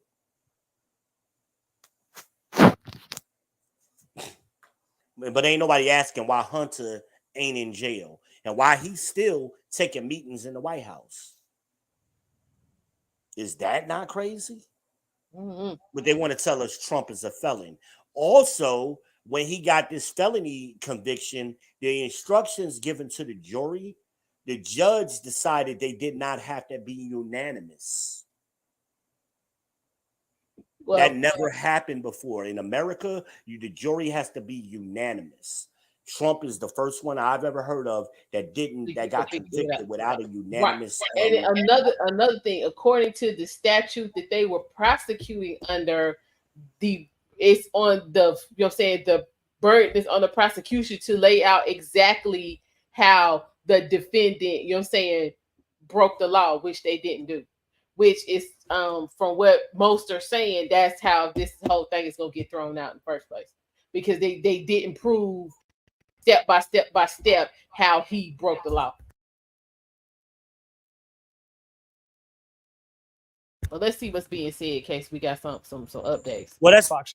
Let us go back to what the latest statement from former President Donald Trump was made at 8:42 p.m. tonight. Minutes before that, I heard from Donald Trump Jr. He said his father is fine. Then his father posted this: I want to thank the United States Secret Service and all of law enforcement for their rapid response on the shooting that took place in Butler, Pennsylvania. Most importantly, I wanted to extend my condolences to the family of the person at the rally who was killed, and also to the family of another person that was badly injured. It is incredible that such an act can take place in our country. Nothing is known at this time about the shooter, who is now dead. I was shot with a bullet that pierced the upper part of my right ear. That is his statement here. And he also adds, I knew immediately that something was wrong and that I heard a whizzing sound, shots, and immediately felt the bullet ripping through the skin. Much bleeding took place. So I realized then what was happening. He ends with God bless America. That's the latest statement from former President Donald Trump. CBS News has confirmed he has left the hospital within the past hour or so in Butler, Pennsylvania, near the site of the rally. He has issued that statement. His son, Donald Trump Jr., said he is speaking to people on the phone, that his father is, quote, fine. And at this point, that is the latest from the Trump camp. But there is outrage among so many Republicans tonight about this permeating social media. Yes, do yourself a favor and don't look at social media. Well, it's a reflection of where we are, though. It is. Days before the convention, we live in a politically charged moment. I can remember, Margaret, just weeks ago, I was covering former President Donald Trump's criminal rally in New York. Someone lit themselves on fire at just steps from the CBS News camera. We live in this incendiary time, literally and figuratively. It's so unfortunate in our politics, but it is the reality of what we're covering. There was an attack, a shooting of the presumptive Republican nominee, a former president of the United States. And we've seen an outpouring of support from former presidents. And President Biden himself called this a sick moment in America. And we want to play for everyone listening here a statement made a few hours ago by President Biden when he addressed the country from the Rehoboth Police Department after he was given a briefing on the situation regarding his political rival. Let's listen to his statement. I've been thoroughly briefed by all the agencies in the federal government as to the situation, based on what we know now. I have tried to get a hold of Donald. He's with his doctors. Apparently he's doing well. I plan on talking to them shortly, I hope, when I get back to the telephone. Look, there's no place in America for this kind of violence. It's sick. It's sick. It's one of the reasons why we have to unite this country. We cannot allow for this to be happening. We cannot be like this. We cannot condone this. And so And I want to thank the Secret Service and all the agencies, including the state agencies, that have been engaged in making sure that the people who, and we have more detail to come relative to other people maybe injured in the audience. I don't have all that detail. We'll make that available to you. I may be able to come back a little later tonight, but we'll put out a statement if I'm not able to give, if it's not convenient for you all. Okay. That so was President Biden right here. Explaining that he had tried to reach out to Donald. So, okay. Nothing on that. This is my thing. So it's been a whole lot of talk about, you know what I'm saying, Biden stepping down, and the scramble if he does for them to find a replacement. So let's say that this assassination attempt had been successful. You've gotten rid of Trump, but you still have the Republican Party. So you still have a lot of these same principles and ideals and you know what I'm saying, pathologies, for lack of a better term, in place. So it's like you take one out and you plug another one in. So like, what is really the point? Just to get rid of Trump? Well, Trump is such a polarizing character. Not so much his ideology. That's the problem. It's his character that who he portrays himself, and a lot of people across this country can relate to him. And regardless of demographic, I had a young kid today in the Uber, 30 years old. He was listening to me. Me and him was listening to the news coverage as it was breaking, and he was like, "Yo, Trump is just like a nigga." That's what he broke out and said to me. And I think I was my Coach Greg Adams. And Coach Greg Adams said, yeah, he a felon. He got baby mamas. Now he done got shot. Is this our president or is this Tupac? Well, he ain't really got, he got ex-wives. He ain't got baby mamas. I mean, but I get it. It was a joke. We've been hearing that in certain circles, we've been hearing that since, you know what I'm saying, the conviction. But again, if this is supposed to be America and we're supposed to be the greatest country, and we're supposed to be, you know what I'm saying, the model for what the rest of the, you know what I'm saying, countries want to be, then what the fuck is wrong with our people? You don't have to like Trump. You don't have to respect him, any of that, but to try to kill the man, like, this is ridiculous. They're so out of touch with reality.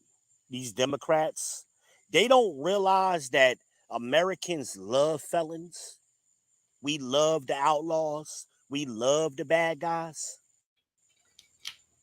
Well, yes, we root for the bad guys. You watch Westerns, because I mean, ain't that what those are? Back to the Westerns, Billy the Kid. You know what I mean? So being that kind of outlaw, I say what I say kind of dude, that's America. So to pretend like it's not, hasn't always been in American culture, and like I said, this guy, after he gets shot, he crawled up to that damn podium and raised his fist up. That picture, and I'm going to send it to you. I'll text it to you. That picture is going to be all over the place for the next year. That is him winning with the blood dripping down his head, and he raising his hand up, and the American flag is in the background. Yep. That's it. This shit is over. Yeah. I said that. I mean, it was over before, but like, this is just the cherry on top. Hold on. Okay, welcome, American. Let's see, conviction, 32 felonies for each time his lawyer paid an NDA coming from his lawyer's account. We hire lawyers to make sure we don't break the law. Exactly. Because I didn't know I didn't know that, you know what I'm saying, having an NDA and your friend / lawyer paying for your hooker was against the law. I didn't know that's how that was. Well, working. what they never proved, as you was alluding to earlier, the prosecution never connected Trump to it. He didn't know any of this shit was going on. So Cohen, his lawyer, was doing all of this behind the scenes. And then he comes to Trump at the end, like, here, sign the paperwork. I took care of it. Trump like, okay, that's what I hired you for. Okay. Exactly. You know what I'm saying? We've seen this kind of thing even with Martha Stewart. They tried to make her look like she was a criminal. That didn't make any sense either, because again, if this is that showed that this is this is America, because again, she was convicted supposedly of insider trading over $200,000 worth of stock. She was worth over $1 billion when she was convicted and sent to prison, lost it all, came out, and now her ass is worth about $2.5 billion. And looking sexy as hell. What was the whole point of that? What was that's how out of touch they are. These people seem to be convicted and end up bigger than they were before you know what I'm saying, got offended. America likes you to have a little dirt on you. Well, hell, if going to the federal penitentiary, which is cushy as hell, and sitting up in there and teaching, you know what I'm saying, other privileged women how to cook is gonna net you $2.5 billion, I need to go. That turned her ass into she was in a weight loss camp. She wasn't in no prison.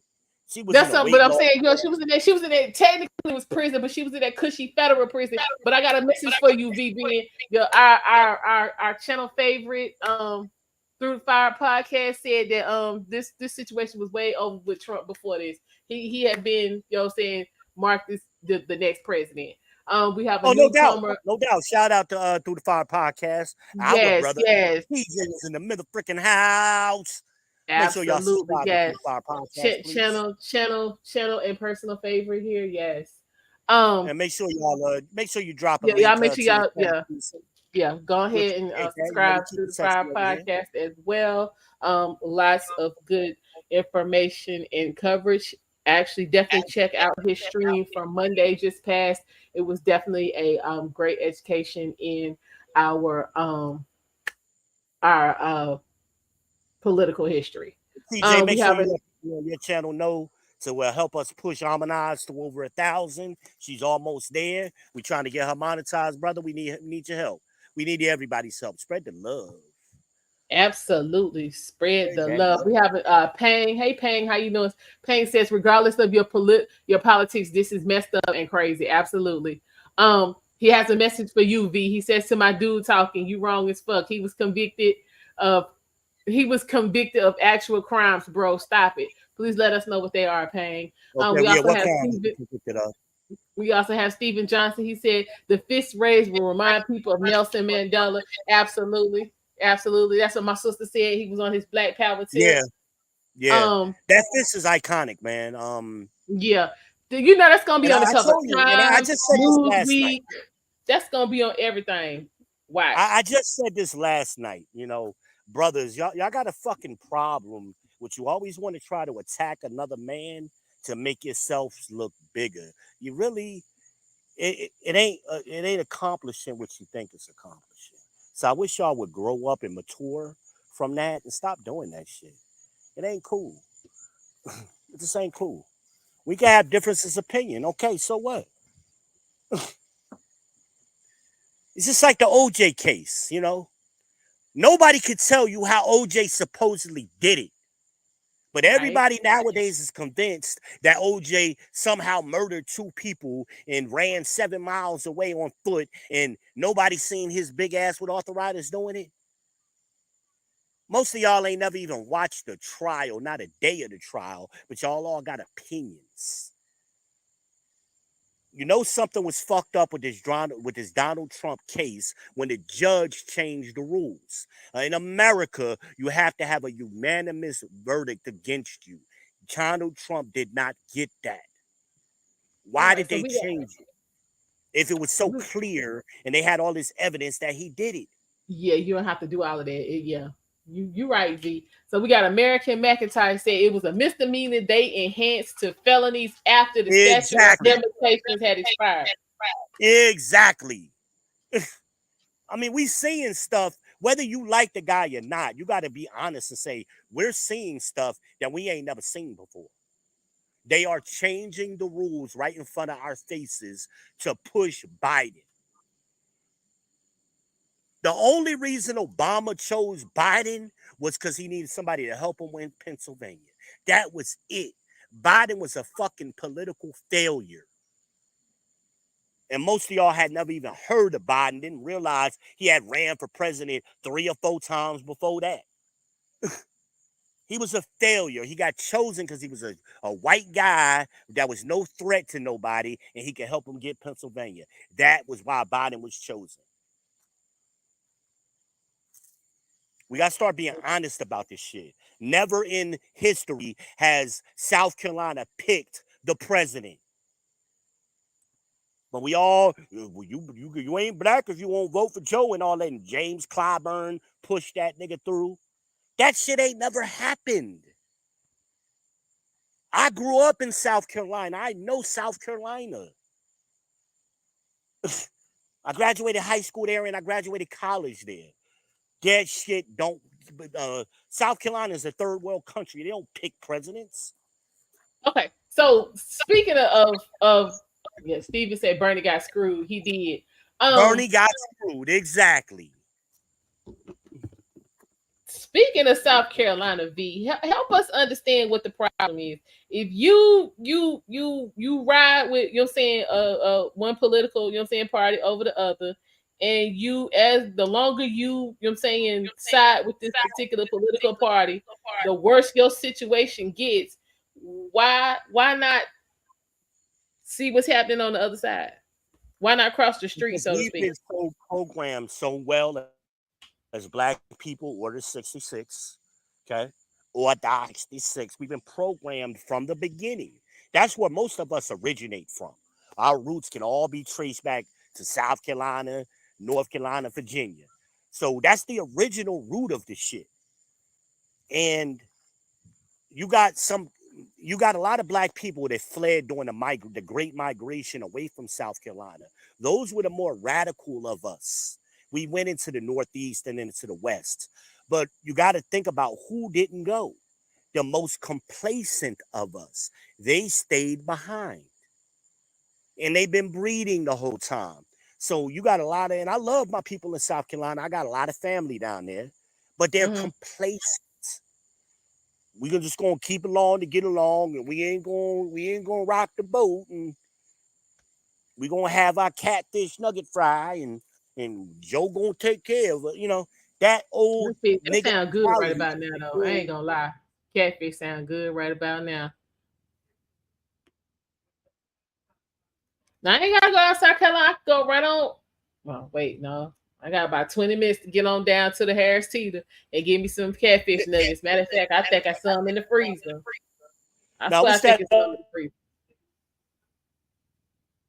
Say what? Ain't it a place on North Tryon they used to sell that shit? It's a spot on. Yes, a spot on Sugar Creek. It's a fish market on Sugar Creek. What's the name of it? Nana. Nah, I thought it was a name like Mr. C's or Mr. J. They used to have. Oh, it was a Mr. C's down. Yeah, North Tryon and Craighead, but Mr. C's. Yeah, because they also had one on Freedom back in the day, didn't they? Yep, and then the original one was on Betty's Ford. Yeah. They still around, right? Nah, the only Mr. C's left is in Concord. Oh shit, I didn't know that. Mm-hmm. I did not know that.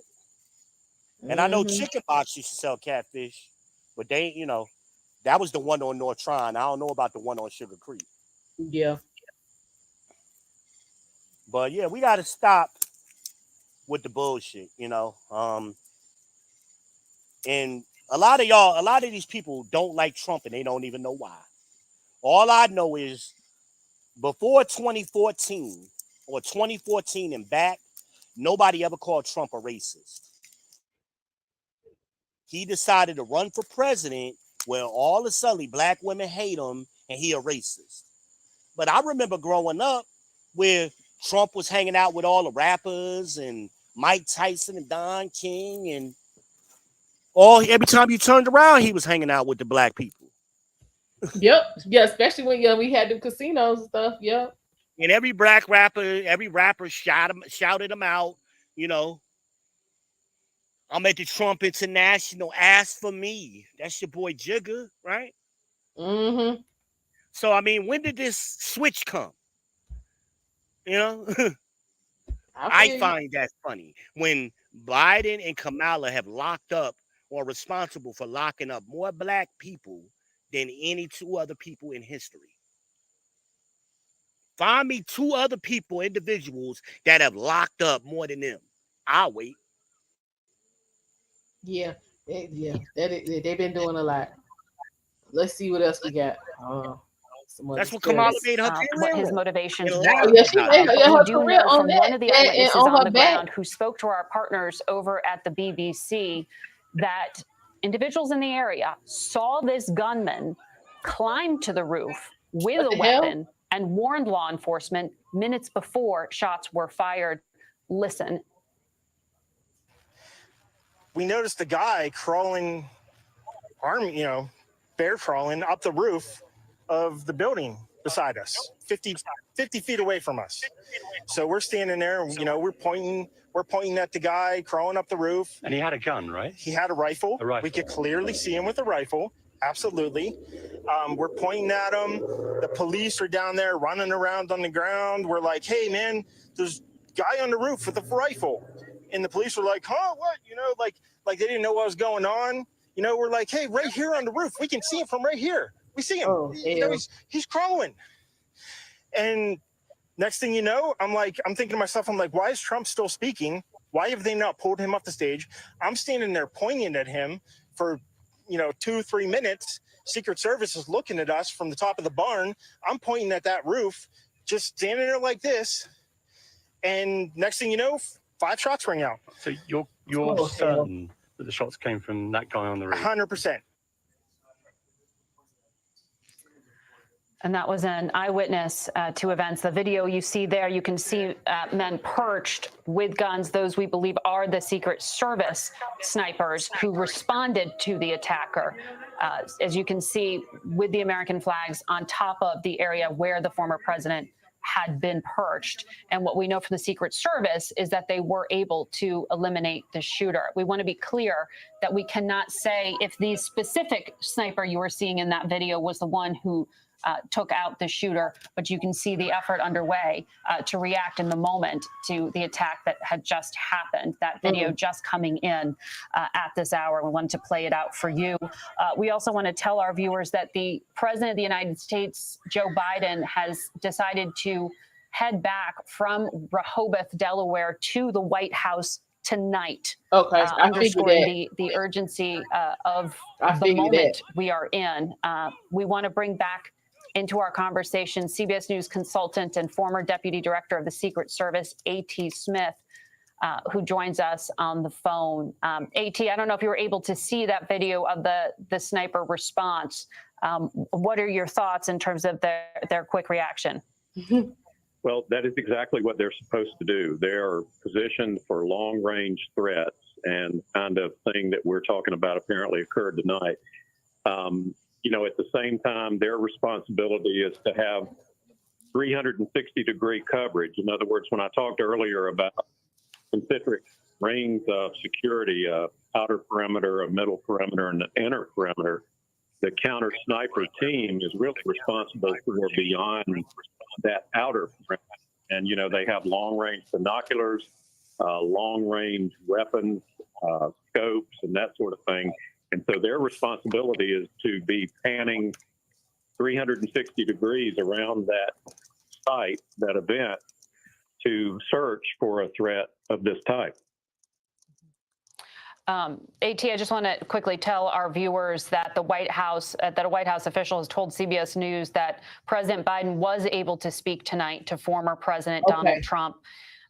He also spoke to the governor of the state of Pennsylvania, Josh Shapiro, as well as the mayor of Butler, Pennsylvania, Bob Dandoy.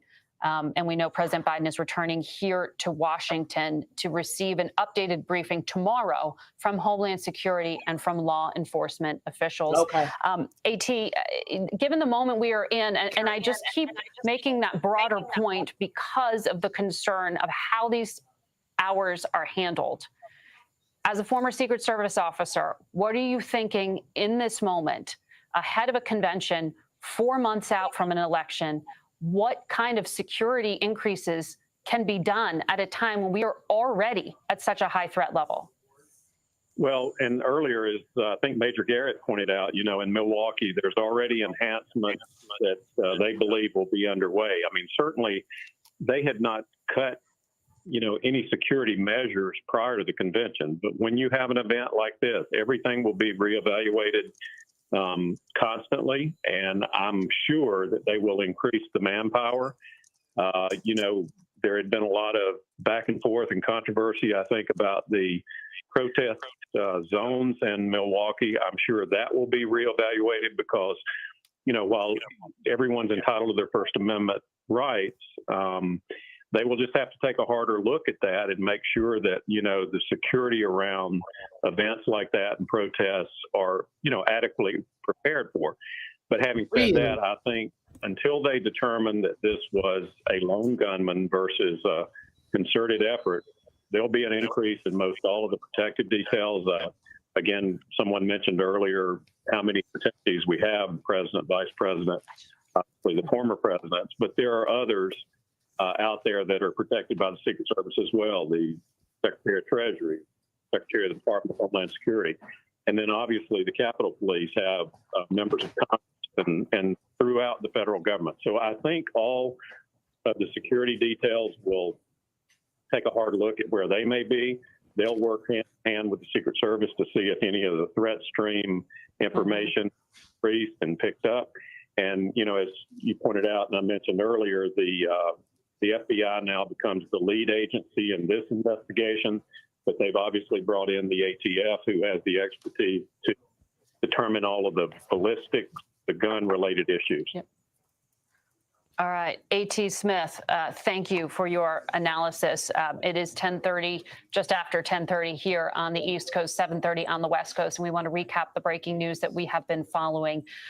As you know, at this hour, there has been a significant event in the battleground state of Pennsylvania at a political rally being held for Donald Trump, and Trump himself was the subject of an assassination attempt at that political rally.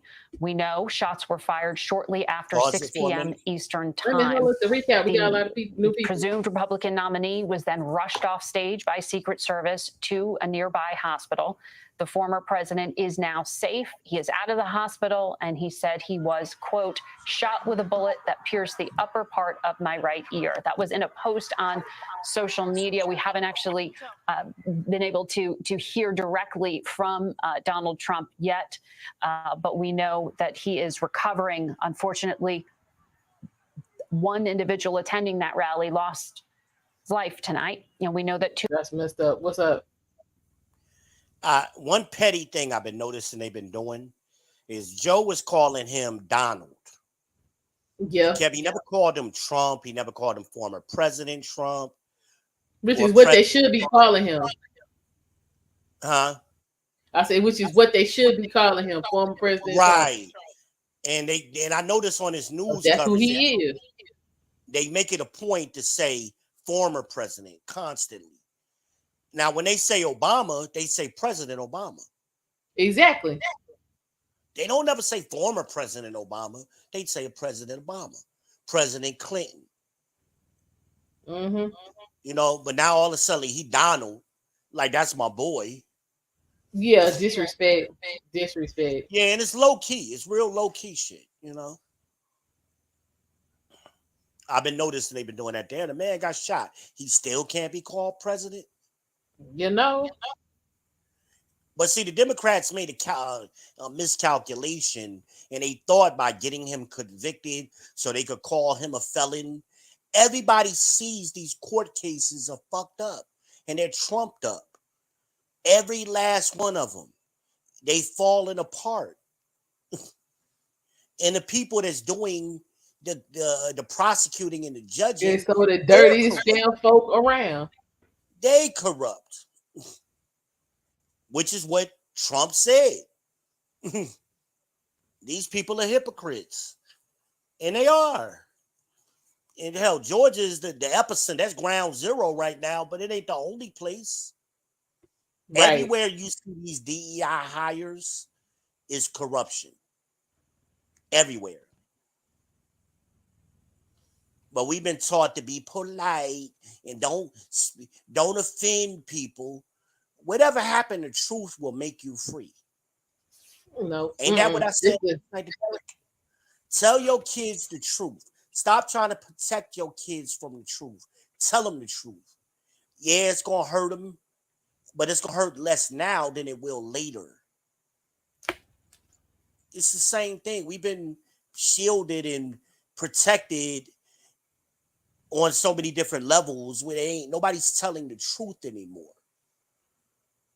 It's all this political spin, nice, nasty, and all of that kind of stuff. And that's offensive to me, because you're playing by intelligence. You like we're stupid. That's what they think we are. We're stupid and they're smart. And anytime we start examining and pulling back the layers on them, we realize how stupid they are. Jesus. But, to me, what would have been better, Biden should have hopped on a helicopter and went to Pennsylvania to the hospital. He had enough time. Yeah. He should have went there. Yeah. All right, y'all. We gonna. This ain't about campaigning. I want to make sure this man is okay. Right. Well, no. Got a chat saying that that the Secret Service has been asking them, saying for more people, and they've been getting denied. Like, I mean, yeah, they need some new folks, because I'm sorry, she worrying about stepping on the damn Trump hat and the man done been shot. Like, what the hell? That wasn't important. What's going on, Mid J? How you doing? Appreciate you stopping by and hanging out with us. Yeah, this is just not been that just was not the best showing. Then, like I said, you remember earlier in May, you had one that got, how you Secret Service for the whole president and you get robbed on your day off. Right. Like, come on. I mean, okay. I was worried about Biden getting assassinated. Honestly, that's what I've been worried about lately. I said, they're going to fuck around and kill this man. That's what I've been thinking. Or he going to get pushed down the steps or something like that's going to happen. Oh, Lord. Yeah, we don't want that's that. What I thought. We ain't wishing that on nobody. Because he's defying them. All of them are calling for him to step down, and he's just adamantly defying what they want. And they trying to put Kamala in place, much way they was trying to put Hillary in place. I mean, first that would be a disaster beyond disaster beyond disaster. Y'all might want to leave that. You want to make a lot of money if you keep a corporate Democrat in place. Much like Bush, the Halliburtons made so much money, and the Cheneys made so much money by keeping Bush in place. Bush wasn't running the country. Liz Cheney was running the country. Yeah.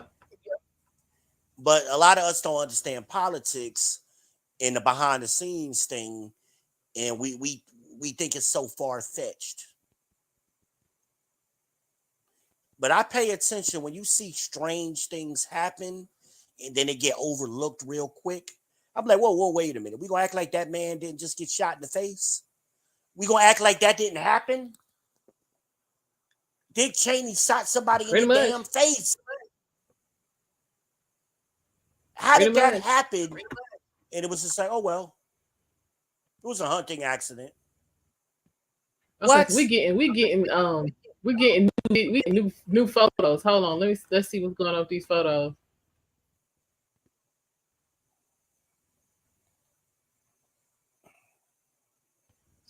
Okay. protected? You know, those are serious questions that we're going to be asking. Some of that we may find out quickly. Some of it we will have hearings on. But, you know, next week we've got the convention. A lot of additional effort was put into security at both the Republican and Democrat Party conventions this year, as needs to be the case, unfortunately, these days. But what exactly are you going to do? Do you have any plans at this point? I'm going to be in Milwaukee for the entire convention. I just got word from the RNC that, you know, it appears the President Trump is going to be going forward with the schedule as laid out. He'll, I'm sure, talk more about what that is. I mean, we were expecting to hear the VP pick rolled out early next week. That's still going to be up to President Trump how that's done, but I haven't heard of any changes in plans starting Monday in Milwaukee. Leader, I see Speaker Johnson is already saying he's going to call up the Secret Service director and officials from Homeland Security and FBI for a hearing.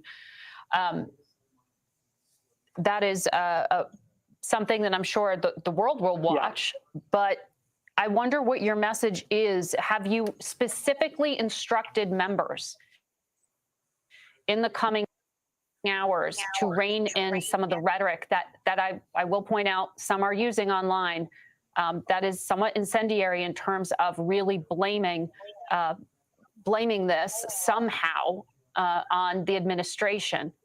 Have you asked them to refrain from that? I've already been very vocal within moments of the shooting that political violence is not something anybody should tolerate, but also I went further and said that we need to dial the rhetoric down. And there's been a lot of rhetoric for the last few months. And, you know, and I think some of that, you know, this idea, and Bob Barr even said it, that Donald Trump's some threat to democracy.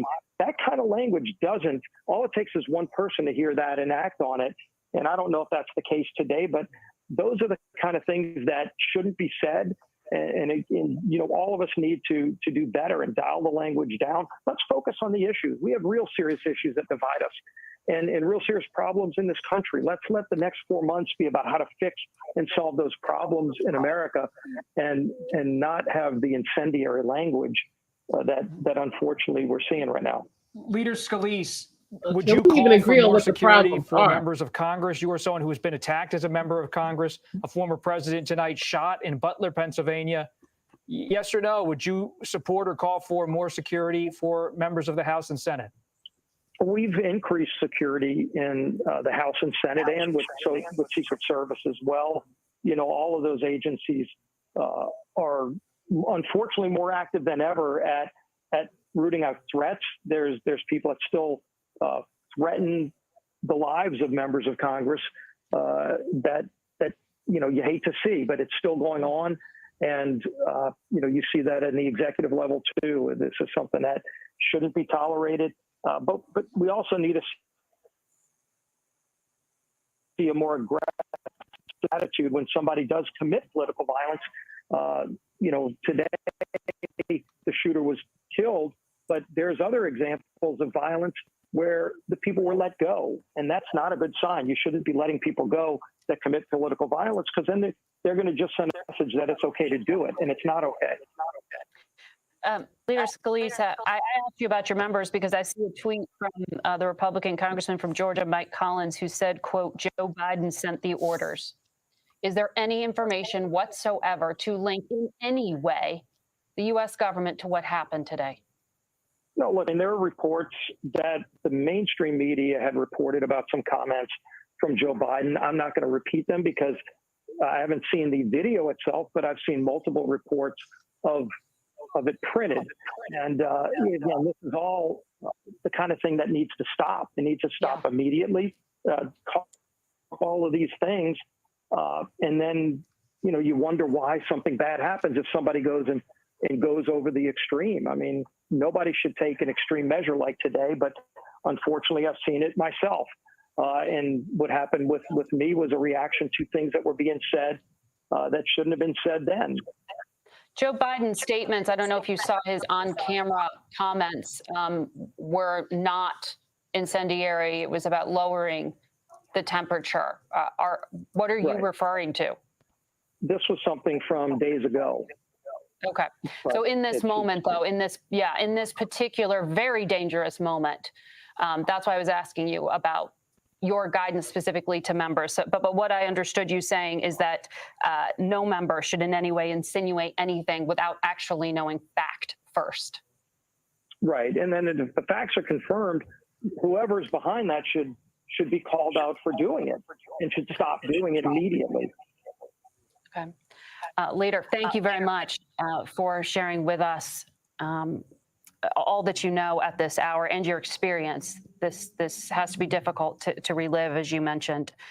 Sam Vinograd, you've been with us throughout, former Homeland Security official. What are you hearing from the Biden administration at this hour from your law enforcement sources? Well, in the first instance, I'm hearing that the White House has given direction to all relevant agencies and departments to engage in this investigation to the fullest extent possible. So all available resources are being directed to investigating the perpetrator of this incident, and on the other hand, how this occurred. So we have really two investigations, Margaret. On the first, who perpetuated this assassination attempt?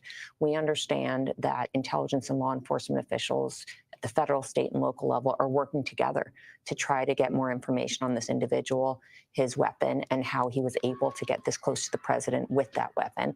On the latter, which has been referenced by some of our former guests, how this occurred, there will be most likely an independent investigation of whether there were security failures at the perimeter of this incident. Now, we know that those oversight investigations and independent investigations do take time, Margaret. As you recall, the Department of Justice investigated what happened in Uvalde. That was several months. So we should not expect answers on the operational failures that could have led up to this anytime soon. I also know that the White House, as appropriate, is in touch with relevant officials at the FBI, at the Secret Service, at Homeland Security. And having been in mass casualty response mode myself, there's ongoing communication in that respect. And we should expect the FBI and others, the Secret Service, to try to be as transparent as possible about what they learn, particularly as there are already conspiracy theories circulating about what led to this. So it will be very, very important that the administration continue to be as transparent as possible about what they're ascertaining so that conspiracy theories don't lead potentially to more violence. And they will attempt to elevate truth in that transparency of what they learn here.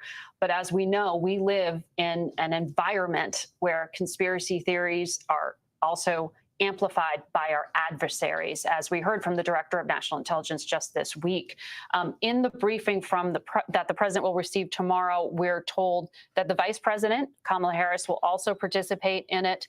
It'll be the Director of the Secret Service, the Director of Homeland Security, Liz Sherwood Randall, who is the Assistant to the President and Homeland Security Advisor, the Attorney General, Merrick Garland, Jake Sullivan, who is the National Security Advisor to the President of the United States. The FBI Director also participated in a briefing. So this is really top-level officials, all hands on deck. And nationally, both domestically and internationally. And I think the presence of the National Security Advisor is very notable as well. We have Liz Sherwood Randall and law enforcement intelligence officials working on the situation within our borders, investigating it, and likely briefing the president on operational security enhancements and any other intelligence that's relevant here.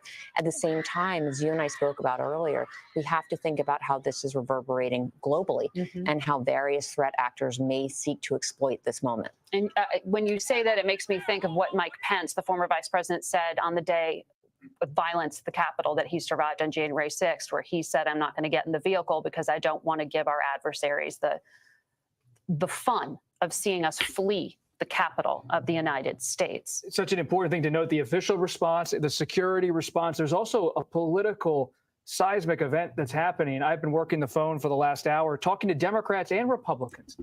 So many top Democrats are telling me tonight that the story of the country for the last week and a half, 2 weeks, the aftermath of that debate in Atlanta, there's no talk now among top Democrats of trying to push President Biden out. Still very heated phone calls just earlier today. Just earlier today with President Biden, with different caucuses and different groups within the House of Representatives, so frustrated with him, voicing it to his face, or at least on the phone.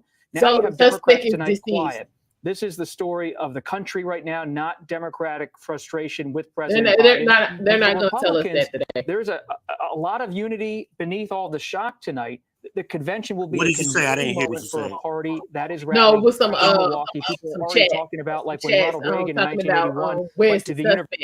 university for the commencement address after he was shot. That was Yeah, an pause it, like, Butler.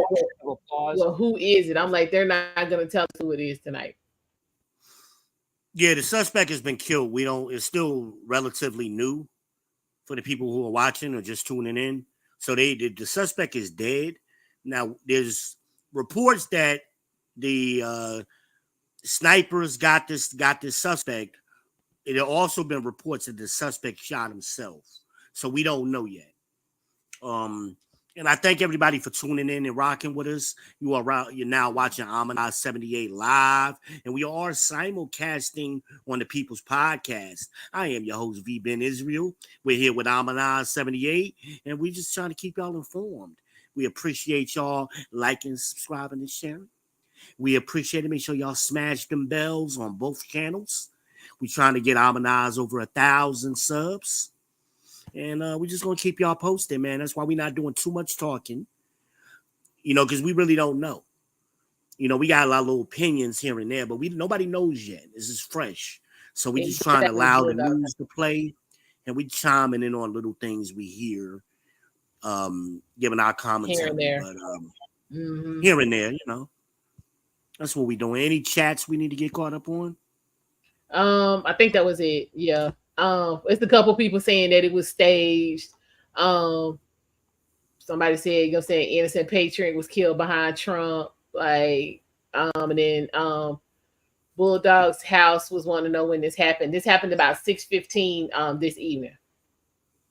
So we talk about it was staged, meaning like Trump set it up to get himself shot. I would assume. Why? He was already winning. Landslide. That's what I'm saying. He was so far ahead that this no, it wasn't no point to that. And then who stages them getting shot and somebody else getting shot too? Other people got shot. This wasn't staged. To me, it would have made more sense. Who was signed up to die for something that was gonna happen anyway? Who the hell? They just this man. They just solidified him being president. This is the cherry on top.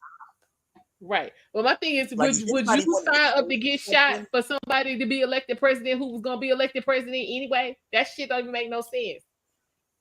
Yeah. But that's, I don't know where that thinking comes from. He's not. Okay. Hold on. Bulldog. No, he just got wounded. He's not dead. He just got wounded. And if you're trying to stage something, you don't shoot near the person's head. You shoot at their arm or something. And you definitely don't pop it off in front of 15,000 people. Yeah, I mean, this guy, like we were talking about earlier, this guy was so low to the ground, like he didn't plan on getting away. There was no plan for him to get away. This is like he was going to take him out, and that was the end of it. Well, I don't know, because he was up on top of that shed or whatever, and he was, you know what I'm saying? I think he actually worked at that office. Could be. I mean, we could speculate a lot. I mean, unfortunately, we ain't got no concrete information one way or the other to go on. So I know me personally, I don't gravitate to conspiracy theories. I like them. I like to entertain them, but it's too soon for them. But I mean, hell, 6:30, some of these conspiracy theories was coming out. And he had only been, 15 minutes had only gone by. Like people gravitate automatically to conspiracy theories based on nothing.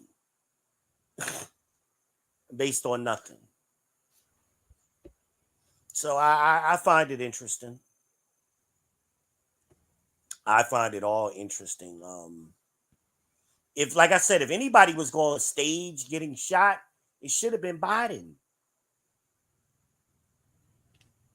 That would be the person that would have benefited from it. Or am I wrong? Bulldog's House. Are you watching on V's channel? Yeah, it's definitely gonna dominate the news. Go ahead and be ready for that. Yeah, definitely. Yeah, he's on your channel. The only thing that's gonna kill this news cycle is when Judge Earl gets recused.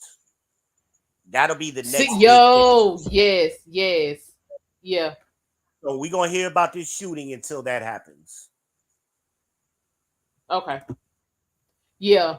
And well, I said, well, Brian Steele, he ain't no joke. He just keep hitting him. He keep hitting him. Him and the other one that's on the other trial. What is it, Sadal? Mm-hmm. Both of them dudes is bad, man. They some serious lawyers, man. Okay. All right, but we gotta take a minute and get Bulldog's House up to speed because he is just walking into this period. We're gonna start from the very beginning. Okay. So Bulldog's House, Trump was having a campaign rally in was it Butler, Pennsylvania? Butler, PA, yeah. Yeah. So started about 6 o'clock. About 6:15, shots rang out. From different reports we're hearing, it's been anywhere from 5 on the low end to 8 on the high end. Shots rang out, as you can see in the video that's running. He grabs his ear and hits the ground.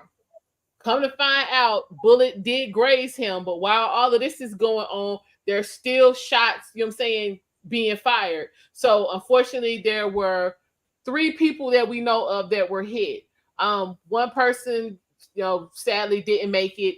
And then we have at first report, the second person was shot in the arm, but now they're saying that there are 2 people that are in critical condition. So Trump has been evaluated and released from the medical facility that he went to. So they're saying it wasn't like an official hospital. Oh, okay. Clinic. And the original plan as of right now is for him to go back to his house in New Jersey to prepare to leave in the morning for the Republican convention in Milwaukee. So that's where we at. Yeah, that's where we at right now. Shout out to Jersey, by the way. Shout out to Jersey.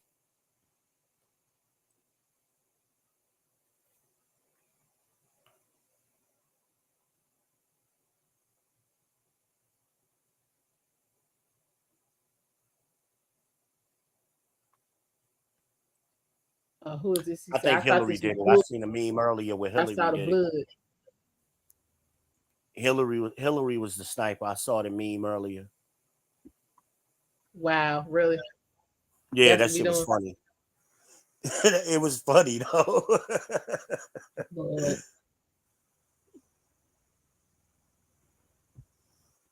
Now, had it been in Connecticut, I would have believed it, but not PA.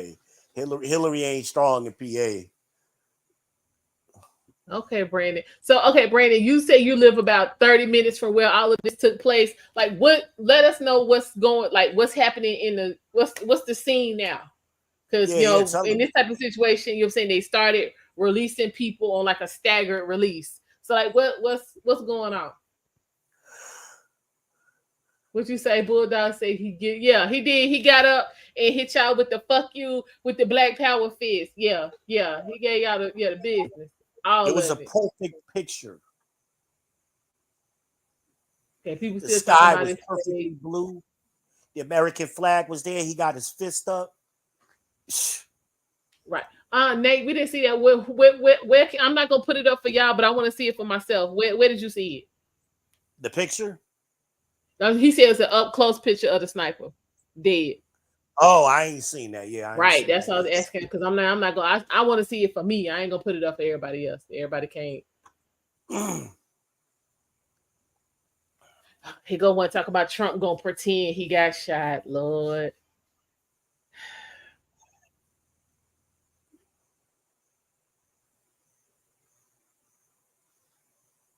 You saw it on Twitter? Okay.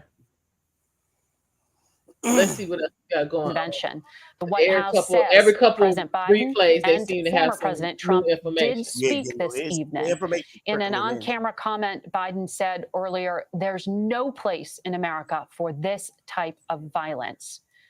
Our coverage of these unfolding events will continue on CBS News 24/7 and your late local news. And tomorrow we will bring you a special expanded coverage of this developing story anchored by our colleague John Dickerson starting at 9 a.m. Eastern. Following that, I'll bring you Face the Nation. This has been a CBS News special report. I'm Margaret Brennan. For all of us here at CBS. Thank you, Margaret. We appreciate it. We pray for democracy. Exactly. And for the family of that person who died, because I'm real sure in the end, Trump going to pay for their funeral. They'll probably go there and speak. So be looking for that.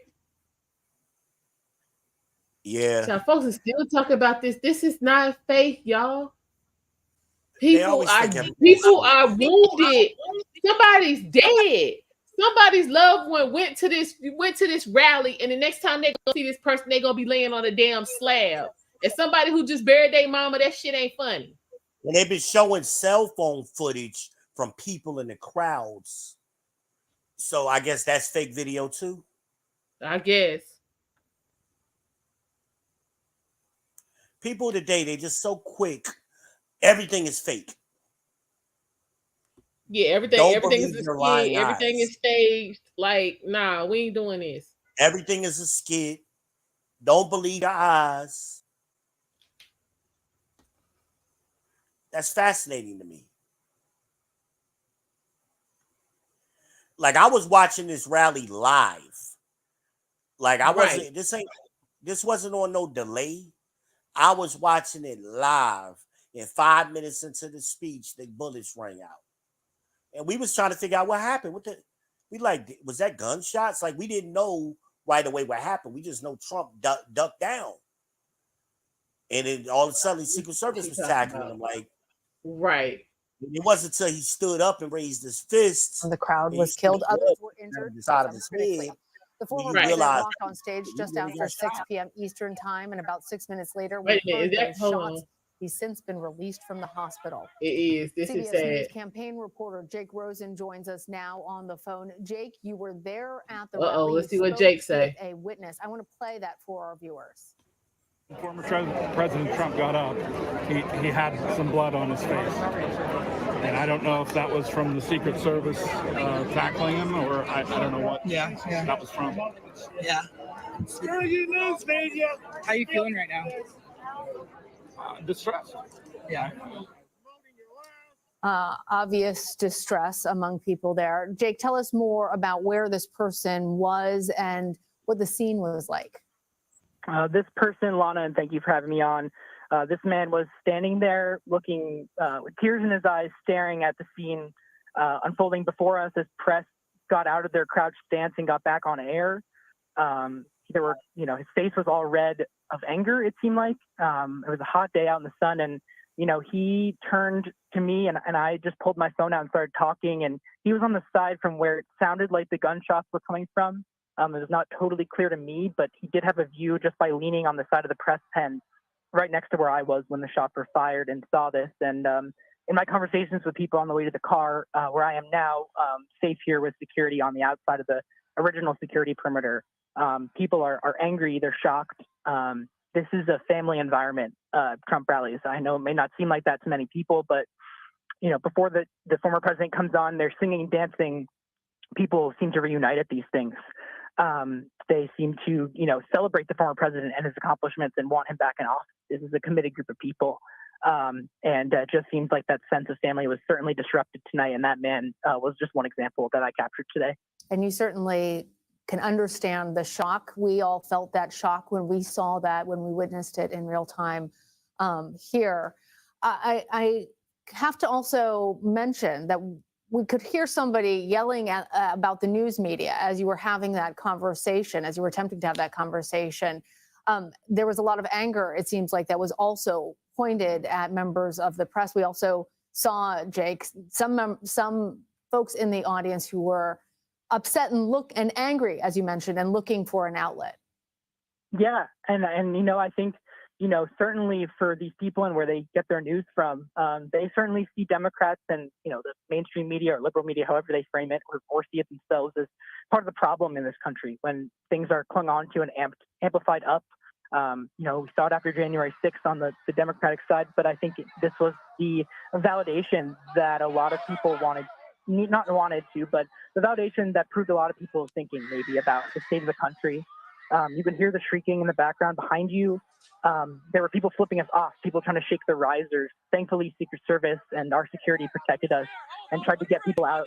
But people turned to us and turned to the pool camera, which shot the video of the former president.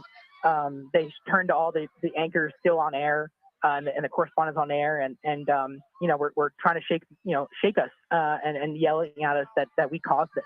And certainly, that is just one part of the equation here, but that was the initial reaction of what we saw here in Butler. And Jake, I know that you also spoke with an emergency room physician who was attending somebody who was injured in the crowd. What can you tell us about that? Yeah, I saw one other reporter talking to this man, and I called him over as Secret Service was trying to escort everyone, including press, and get us to pack our stuff up as soon as we could to get out of the venue. There were tears in his eyes too. There was blood all over his shoes and a little bit on his shirt. He told me that he did CPR on someone who was shot. He said he heard screams after the gunshots were fired and someone saying someone was shot. He said that he ran over, tried to do CPR on the person, but he said that they were unresponsive from the time he got there, that there was blood and brain matter spewed all over the bleachers, which we could see as they were finally cleared out and crime tape was set up. There was a lot of blood on the bleachers. This man was one of the heroes on the scene today, trying to do what's right. In a country that feels so divided, he was just the perfect example of trying to do the right thing when the moment's tight. All right. Jake Rosen, campaign reporter for CBS News there at the event today. Thank you. CBS News campaign reporter Olivia Rinaldi also joins us. You were there as well. I want to play for our viewers some of the moments that you captured from this event.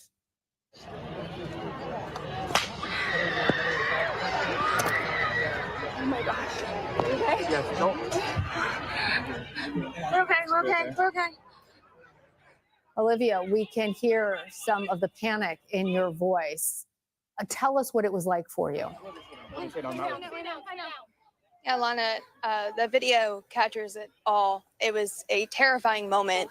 I was up at the front of the risers. We were expecting a different kind of announcement today from former President Trump. We were expecting potentially a vice presidential announcement. So I was up there and I was waiting, and all of a sudden we heard several loud booms. And I got pulled to the ground by one of my colleagues that was there.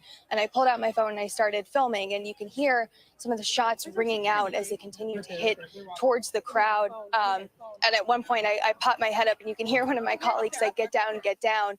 And I continued to capture it as it was going on. And I could hear and see the crowd starting to rise a little bit. You could see Donald Trump at the end there. He's surrounded by security as they're trying to get him off the stage. And he's pumping his fist. He's kind of refusing to go at one point, resisting going with them until, the crowd cheers and he mouths fight on, and then he was taken off the stage. And in the moments after, we could hear the motorcade quickly departing the scene, and then it was just utter chaos. People weren't sure they should leave, if they should stay. Secret Service flooded the area, cops flooded the area, and we stayed for about a half hour after, and I could see the rest of the scene unfolding. And on the bleachers to the left of where Trump was speaking, there was blood on the bleachers. There was leftover water bottles, signs, and there was blood. And I could see police starting to unfold yellow tape, crime scene tape, to make sure that area was roped off so that no one could get over there. And you could start to see a lot of cops coming in. And then at one point, Secret Service ushered everyone out. And this is an active crime scene that we're at right now. As I'm standing here in this field where all of these cars are, no one is able to leave. They're still on lockdown right now as we're waiting for that to lift so that people can leave. People are waiting. They're getting agitated, upset. And it's just been a very, very long afternoon into evening here, Lana. And Olivia, we are glad you are well. We are glad that others are well, but we know that that the president, we have heard, is doing fine. We believe that there is at least one fatality. Do we know anything more about other injuries among the crowd? Well, we could see from where we were that Trump's ear appeared to be bloody, and we could see some of the blood that was on the side of his face. It was indescribable to see the former president up on stage looking like that. I've been to dozens, if not hundreds, of these rallies, and we go through an intensive screening process. I mean, it takes sometimes hours just to get into some of these events because they go through your bag meticulously. Now, we know that this person who did this shooting, there's a lot of details we don't know, but we do know that it wasn't within the rally perimeter. Yeah. But you know, it was just extraordinary to see the former president hurt like that. All right, Olivia Rinaldi for us there in Butler. Thank you. You have been watching our breaking news coverage on the assassination attempt on Donald Trump, the presumptive Republican nominee. Keep it right here. You're streaming CBS News 24/7.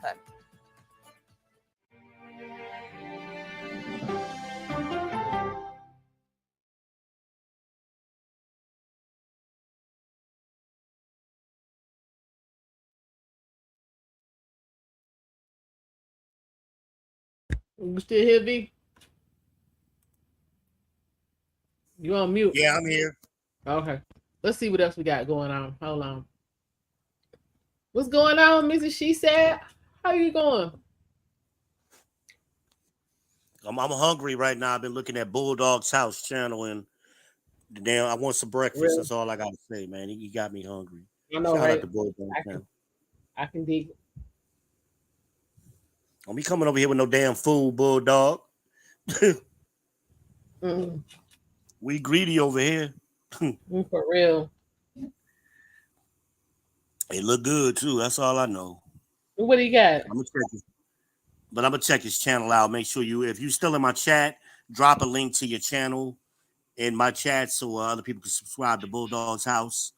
I'm gonna check his channel out later on and see what it's about. But we spread the love over here. Right. Let's see what else we got popping. What else going on? That's all what we know so far. Chaos, vaccination.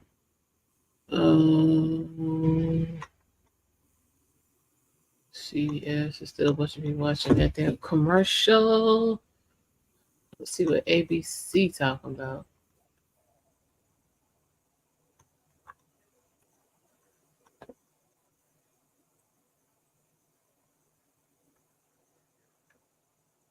Oh, he right. He don't have a wrench. Hold on. I got you. Hold on. Who don't have? Yeah, if you don't have a wrench, you can't post in folks' chats. Okay. We'll take. I got it. I got it. Hold on. Okay. I got him. To the channel. Okay. Damn, they do look good though. Oh, Jesus.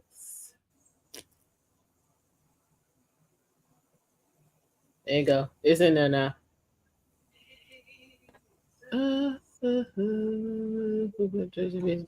That part. What part? We're saying just because people looked in that direction, that doesn't mean that's the direction that the shot came from. Yeah, they was assuming it came from his right side because he was shot on his right ear. Right. But now keep in mind he was kind of turned to the side. Yeah, he was turned to his right side. So what I think is the person was either facing him or slightly right of him. And like I told you about that bullet, Trump was animated. He was moving. So I think he was trying to shoot him in the head. And because Trump moved, he got hit in the ear. But it was somewhere to the right of him.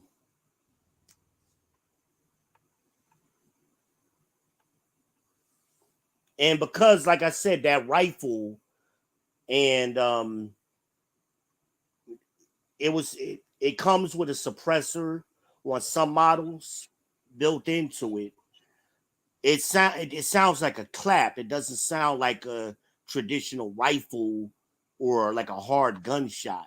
It kind of sounds like a loud clap, especially from a distance. If that makes sense. Yeah. But there are plenty of videos on YouTube. That's the one I pulled up was the HK SP5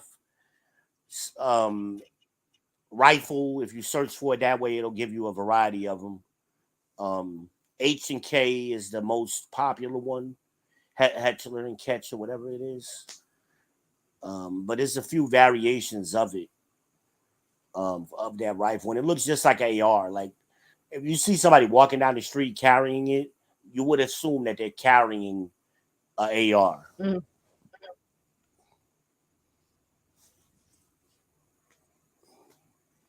But the big difference is that ammunition. Okay, let's see what we got. On ABC. They was aiming for his head, man. They wasn't playing. They was trying to take out. Okay. They were trying to blow his head off. Known associates and relatives to see what they can learn, but they are wanting to make sure that they have everything contained. At this point, the belief is there was just one, and they are working to confirm that now. Aaron, thank you. And just a reminder to our viewers, what you're seeing, the aerial images coming in from our affiliate in Pennsylvania there. And it gives you a sense of just all the different rooftops and the buildings nearby. And as the camera pulls back, there you see where the American flag is hanging, where former President Trump was speaking at the time. So plenty of buildings nearby. The Secret Service goes around and tries to clear that space in advance. But something happened here. We don't have the answers to what went wrong or if there was some kind of security lapse. I do want to bring in Pierre Thomas, who's also been following along, talking to law enforcement. Pierre, you know that you've been getting word from the Secret Service. They have briefed the President Biden on this. They always do a perimeter scan of the area ahead of time, but a lot of questions about how this happened tonight. Indeed, and we already have the House Oversight Committee calling on the Secret Service Director to appear at a hearing later this month to talk about what went wrong here. They're clearly deeply concerned about what took place. We also, Whit, can tell you that the FBI is on the scene right now at that venue, looking at the evidence. The ATF is also there securing any rounds that were fired. The FBI, as Aaron mentioned, has that they were trying to narrow down to make sure that they have precisely the right suspects so that they can make sure that they're doing the appropriate and very focused investigation. The other thing I would share with you is that we spent some time in recent weeks with the Secret Service as they were preparing for the conventions. And one of them in particular, who was a part of the counter assault team, told me specifically that they had to prepare for the lone wolf in addition to organized terrorist attempts. There ain't nothing wrong with that, everything was on the table. And he was making the point that it's all quite serious. It was all quite real.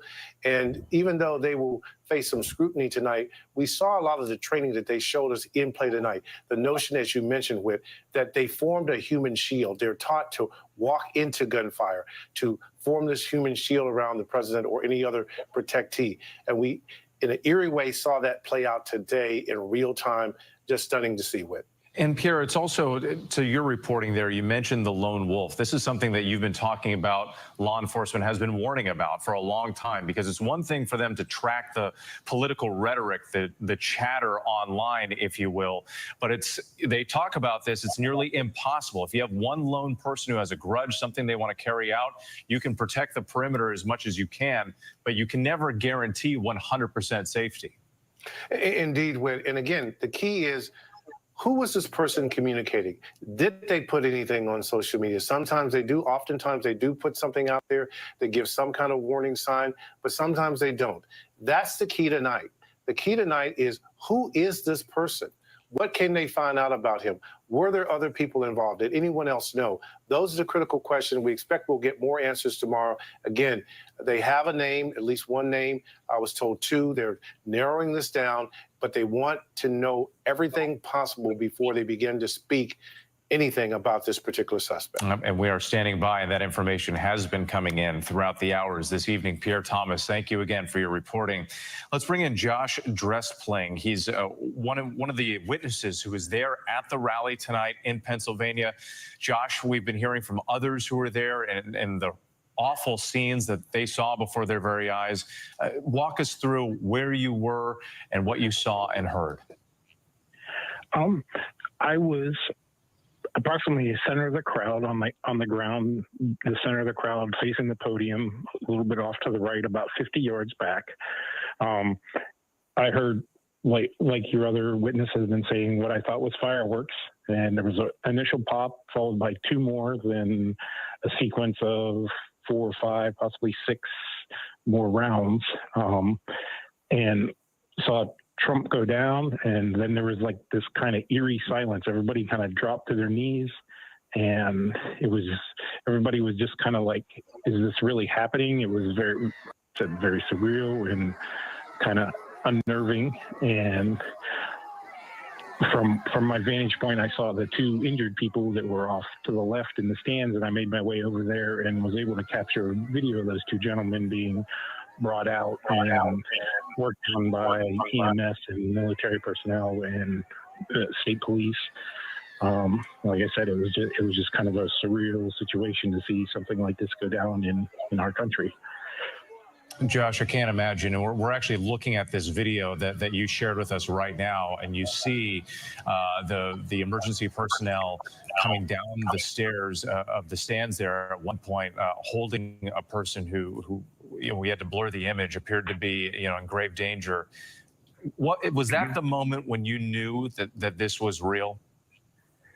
A few moments before that, it clicked in my head. At first, like I said, it kind of sounded like fireworks, and then the progressive shots, and then he saw Trump go down and the Secret Service surround him, and it was just like, oh, this is not a joke kind of thing. It wasn't somebody playing around with fireworks or whatever.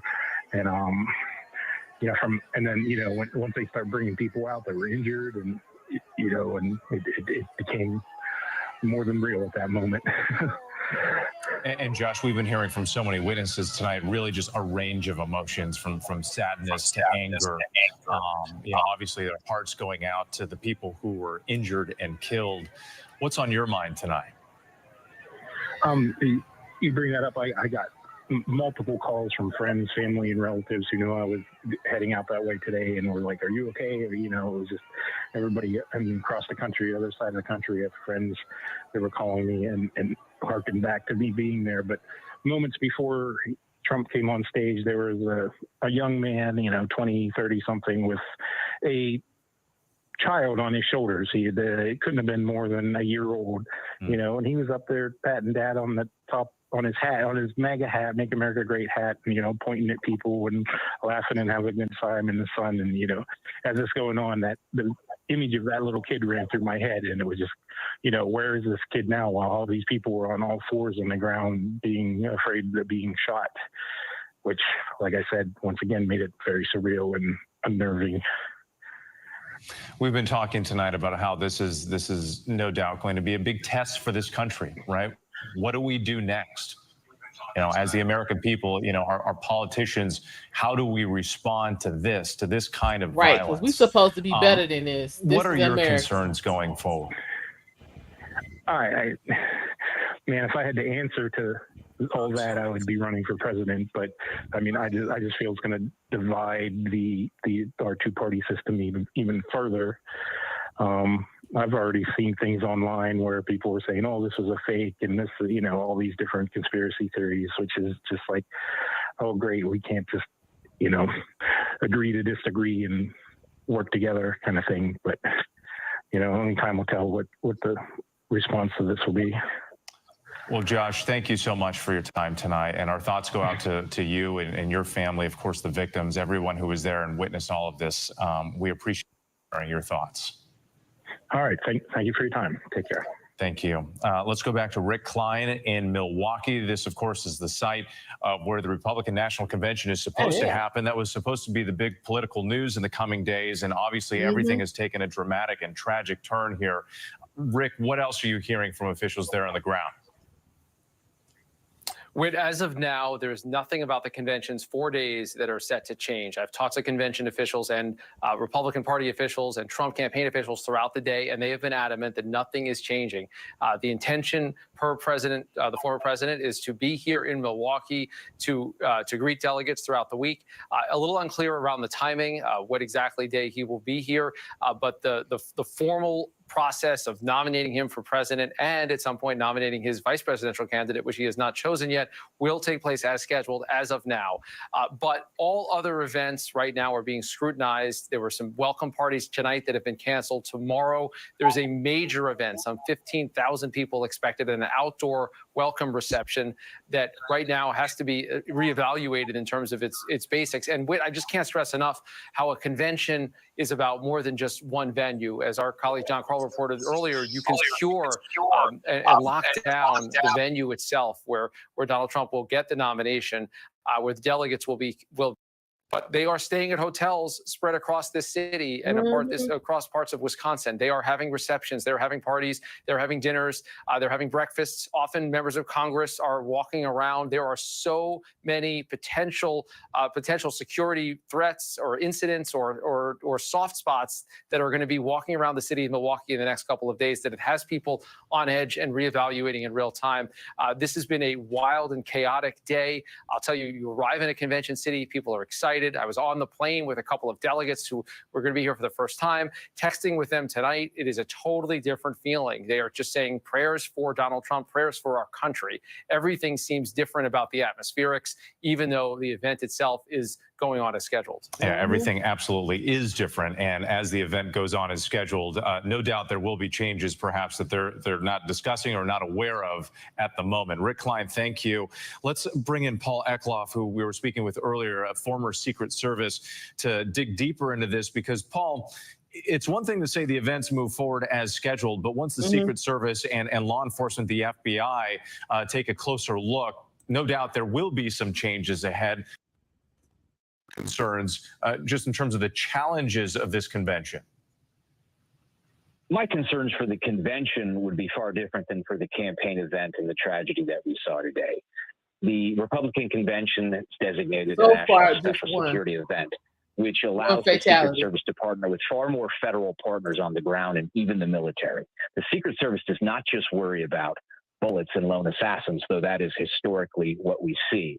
There are chemical, biological, radiological threats that can emerge from any number of locations and vectors. And then you also have to realize, and what led to today, is the open society and the free country that we live in.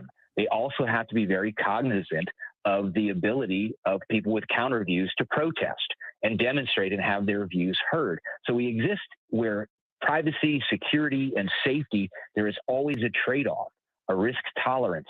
And obviously that will have to be tightened up. Campaign events will likely look very different. What we saw today was an absolute success of a textbook response of the agents on the ground, covering, shielding.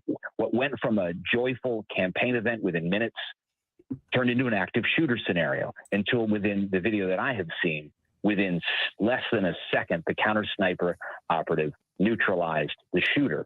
And the president was able to be evacuated safely to the hospital, which is also planned. But the planning for a national special security event is extremely comprehensive. I know many of the agents on the ground in Milwaukee today, and they are among the best in government service. So, Paul, we hear law enforcement frequently talk about so-called soft targets, right? Large gatherings where maybe there isn't the same sort of police presence. We've been hearing about this welcoming party where there are supposed to be 15,000 people there. What changes do you expect could be made there?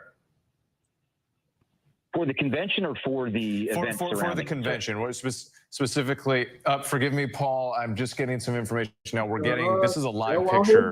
Stand by, Paul. This is a live picture of President Biden right now coming in, heading back to Washington. Remember, he was in Rehoboth, Delaware for the weekend. But once this event unfolded, he came to the microphones. He made it upstairs, y'all, without a conversation with former President Donald Trump over the phone tonight, which in and of itself is a remarkable development, considering these two men almost never speak to each other, even at the debate a couple of weeks ago, hardly acknowledged each other, except for when they were speaking during the debate. So there is the president right now leaving, heading back to Washington. No doubt there's a lot that the president will need to cover in the coming days. Obviously, he was briefed by his advisors. We're also told that he was briefed by the Secret Service, and there are changes coming. It is not going to be business as usual in the campaign. It's not going to be business as usual at the White House. Changes are coming. The rhetoric has already changed. And obviously, after this event that happened today in Pennsylvania, the campaign events going forward and what the president is able to do, what the Secret Service lets President Biden or former President Trump do going forward, remains to be seen. Let's go back to Aaron Katersky, because our senior investigative correspondent has been getting new information. Aaron, what more can you say? Well, we're going to hear from the police in Butler, Pennsylvania within the hour, we expect. So we should learn a little bit more from their perspective. But in the meantime, Governor Josh Shapiro in Pennsylvania says Trump has left the area under the protection of the U.S. Secret Service, and he is headed out of the state, we expect. Now, where he goes, we'll wait to see. We know that he's expected in Milwaukee. He may stop home first. Could be in New Jersey. Could be somewhere else. But the former president is now out of the area in Pennsylvania after receiving some medical treatment there, and we're expecting to hear from the police locally in a short while. Aaron, thank you. Let's go back to Rachel Scott, who's been there in Butler, Pennsylvania, there all day for the event and then the events that unfolded afterwards. Rachel, we're getting word now former President Trump has left the hospital, is now leaving the area. Are we getting any sense, any reporting? What comes next in the next day or so before the convention? Yeah, and this is really coming at a time where we are just 2 days out from the Republican National Convention. This was the former president's last rally here in Pennsylvania, this critical battleground state. There was so much anticipation around this rally because he still has yet to announce his running mate. And so there was a lot of eyes on this rally in particular until this happened, until these chaotic scenes played out, the attempted assassination of a former president, presumptive Republican nominee. We now are getting word that the former president is now leaving Pennsylvania. It's unclear how quickly he would go back over to Milwaukee, where the Republican National Convention will be. We're also hearing word tonight that law enforcement is now preparing a sort of press briefing to provide an update to the press and to the American people about what occurred here. I can tell you that we have been here since 3 p.m. and this is the first time that I've heard this sort of silence and sort of an eerie feeling still here on the ground. We're the last camera crew that is here. There are a few people that are here whose belongings are still inside. They just took with them what they could as they were fleeing the area. They're still waiting to get access to their backpacks, their purses, their car keys, even to just drive home. They're hoping to get that in the coming hours. Law enforcement officials have been coming out telling them that it may take longer than a couple of hours. It may not happen until tomorrow. We've seen a flurry of law enforcement officials sort of congregating over on my right side behind me as they continue their investigation into what exactly happened here and how all of these events unfolded. But this scene was a couple hours ago so lively. People were excited to go to this rally. As I said, there was so much anticipation around it. And then that panic that set in with just minutes of the former president taking the stage. He had just arrived to cheering crowds. And then we heard those pops, those gunshots going off one right after another, after another, after another. And obviously the frantic chaos that ensued with Trump supporters ducking for cover, scrambling to help. We talked to one man earlier today who was a physician. This was his very first Trump rally. He told me that he was near the person who was ultimately shot and killed. He rushed in to try and help. He said ultimately it was too late. He left here not too long ago after talking to the FBI. So we know that they're continuing these rounds of interviews with the eyewitnesses that saw exactly what unfolded here just hours ago, Whit. And Rachel, we know that there were children in the crowd, kids on the shoulders of their parents. We spoke to a local mayor whose wife was pregnant, who dove to the floor, to protect his traumatizing stories that no doubt these folks are going to have to deal with and recover from in the days ahead. And Rachel, you mentioned sort of like the eerie scene there, but still that American flag illuminated over your right shoulder. still a big test to come for this country. Rachel, thank you so much once again. Let's go back to Pierre Thomas in Washington, because Pierre, we are awaiting this police press conference. And are you getting a sense of what we're likely to hear in the coming moments? Well, I'm being told by my sources that the FBI has identified the shooter. They believe they have a specific identity on the shooter. They are not releasing the name as of right now in terms of who this person is. I'm told the investigation is still at a very critical stage. They do not want any information released about the suspect until they can be absolutely certain that this person acted alone. The operating assumption right now is that this was a lone wolf, but again, yes, it's a critical they stage got of the investigation as they scour over every bit of information they can find about this particular person. What was his recent history? Who was he communicating with? Did he post anything on social media? Again, male suspect.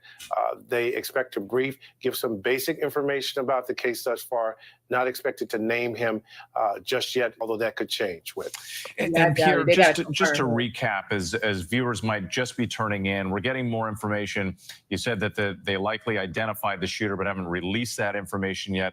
However, we have learned that they say that the shooter is a male, and the information that you're also getting about his position on the rooftop, what we know about that shooter's final moments. Absolutely. 200 to 300 yards away, we've been able to see the position. The FBI has a photograph that they're working on. Our sources are confirming they believe that is the suspect.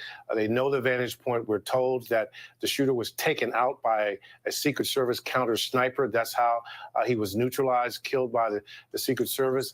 Law enforcement officials, again, are now at the scene, FBI at the scene. The ATF will help oversee the ballistics evidence. The FBI is taking the lead because this is being investigated as an assassination plot. Now, again, the FBI director, the Secret Service director, the Attorney General all briefed the President of the United States tonight. Also, the National Security Advisor was briefed. So you can see by the breadth of the people who were involved, they're trying to assess what are the national security implications of this situation, because obviously it's the former president, leading candidate, running in the campaign for the Republicans, convention about to take place.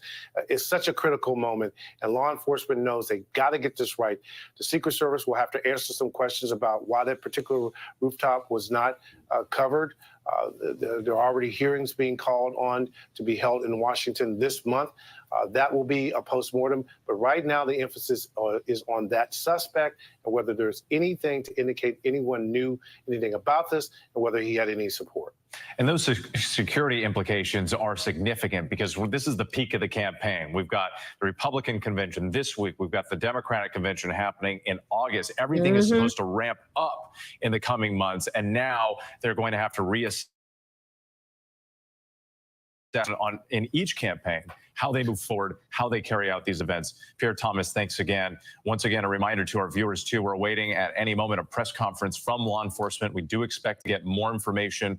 Pierre pointed out that law enforcement, they do believe that they have a suspect identified, but are not releasing that identity just yet. Another one of our correspondents, Aaron Kotursky, our senior investigative correspondent who's been working on this, is joining us now with more. And Aaron, do you have a sense of what else we could hear tonight? I think we're going to hear a little bit about logistics. You heard Rachel mention how there's still people waiting for access to the venue to try to retrieve belongings. You may hear a little bit more about the Pennsylvania authorities and how they were able to assist in neutralizing the shooter, who was officially the Secret Service has taken down by a counter sniper. We know that there were plenty of police involved, and whether local officers were the ones who may have been first to identify that this person was headed for an adjacent rooftop. So all of that is still to come with, but the most urgent focus is on who this shooter is, but perhaps a local man, and why, and then of course secondarily why that rooftop was made available, why that was an option for him to try and climb up Exactly, there because so that's close the to part I want to 300 get yards into. from the former president. Yeah, one of the many questions Yeah, that the first need to be thing you wanna answered get to. in the coming days. Aaron, thank you once again. Let's go back to Mark Updegrove, a presidential historian and contributor of ours who's been joining us. And Mark, earlier when we spoke, I asked you about some historical perspective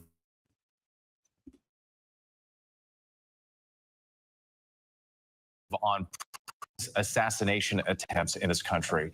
But now I'm curious, as we've been talking about political violence, as we've been talking about the rhetoric, can you recall a period in recent history that compares to what we're experiencing right now?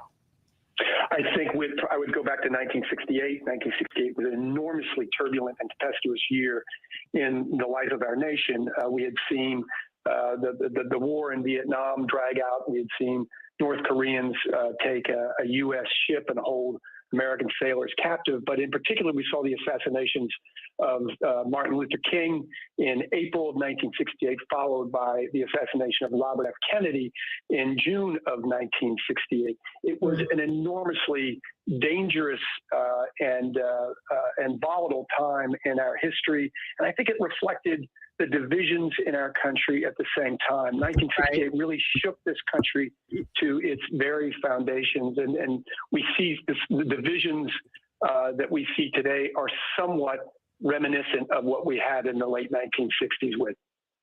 Mark, I got to say, in conversations I've been having with people recently, before this event even happened, there was this comparison to the 1960s, which, as you noted, was such a traumatic time for this country and pivotal in terms of all sorts of change that came after that. I think the idea that we are heading into a period that is anything close to that is frightening for a lot of people. It was and should be. I think we were tested as much as we have been in the modern era by the turbulence of the 1960s. And I think a lot of people what the future of this country looked like. We went from that into the 1970s, which also had some uncertainty about it. We went into the Watergate scandal and the Vietnam War dragged out. So there was more uncertainty in that. But ultimately, we came out of those periods stronger, as we saw in the 1980s and into the 1990s. There is a cycle around this, but it is a very dangerous and disturbing time in our history. As we saw today, it's a poor reflection of where we are as a society. Once you're president, you always and as get we've that been talking designation. about throughout the evening here, as we're watching this live picture, once again, all of these images today, moments in history, President Biden en route back to Washington, D.C. After the events that unfolded today in Pennsylvania, the attempted assassination of former President Donald Trump. Let's go to Mary Bruce right now, our chief White House correspondent. And Mary, we're seeing President Biden on Air Force One heading back to Washington, presumably right there at the White House in the coming moments. He should be back here at the White House within the hour, with the president cutting short his planned weekend at his beach house in Delaware so that he can continue to monitor and track all of these developments as they unfold. We do know that he has been obviously continually briefed throughout the evening. He's going to be meeting here at the White House tomorrow morning with his Homeland Security team and other law enforcement officials. And of course, he did, as we know, actually speak to Donald Trump tonight, though we know little about what was actually said in that phone call. The White House remaining mum on what that conversation entailed. The president was asked a question about how that call went as he boarded the plane a few moments ago. He did not engage the press on that one. But we, of course, heard from the president earlier in the day, reaching out to the president, or the former president, offering his prayers to him, saying he was glad that he was safe and doing well. And then, of course, the president issuing this really forceful condemnation of this violence that we are seeing in this country, saying that it is sick, that there's no place in America for this kind of violence, and saying that it's one of the reasons why we have to unite the country. Of course, this completely upends the race for this White House. It changes everything. There is no question about that. There will be plenty of time to unpack the politics of all of this, of course, but we are at least, getting a sense right now. The president's team and his hit the pause button. We're not sure how his schedule may change, but they are pulling all of their ads off of the air to try and use this as a moment to unite the country, arguing that this is not a time for politics. The former president's team, we are getting a sense of how they are going to lean into this, it seems. The Trump campaign has sent out a fundraising pitch, and in it they say, "I will never surrender." The president's team saying they're not after me, they're after you. I'm just standing in the way. I think we are going to see a big shift, perhaps, in the kind of messaging that is coming out of these campaigns. I'm sure this is something that both teams are discussing and trying to figure out tonight. But for right now, the president reacting to this first as president, not as a candidate necessarily yet. Yes, they're trying to figure this out in real time, moment by moment. Mary Bruce, thank you. And again, we are awaiting a press conference coming up from law enforcement involved in this investigation to give us an update on what happened in Butler, Pennsylvania, that assassination attempt of former President Donald Trump. But on some of those same notes there, I want to bring in Rick Klein, our political director, who once again is in Milwaukee at the site of the Republican National Convention. And Rick, on the point that Mary was making there about the Biden campaign trying to reassess everything and pause the campaign, or at least, you know, some of the ads and some of the rhetoric. Yeah, I be trying to pause that bullshit. Very important moment, not only for the former president, but President Biden, who's been under extreme pressure from his exactly. Now they trying to act like they're doing Donald a favor, you know. Yeah, we gonna, you know, he got shot, we gonna tone it down. No, bullshit. That shit y'all was saying wasn't working. Trump is gonna do the opposite. He gonna ramp his shit up. The polls have shown that so many Americans have those kind of doubts, those kind of questions. And now comes this moment to challenge about Mary's point where he's got to be a president first and a candidate second. I can tell you from based on the conversations I've had already here, Donald Trump does not intend to. I mean, but why would he was the one that got, you know what I'm saying? He was the one that got shot. I mean, why would he not talk about it? This is the BS spin, you know. He is going to use, Trump is a marketing genius. He may be a lot of things. He is crazy as cat shit. We know this. But one thing Trump is he's a marketing genius. He is going to find a way to market the hell out of this. Trust me. Trust me.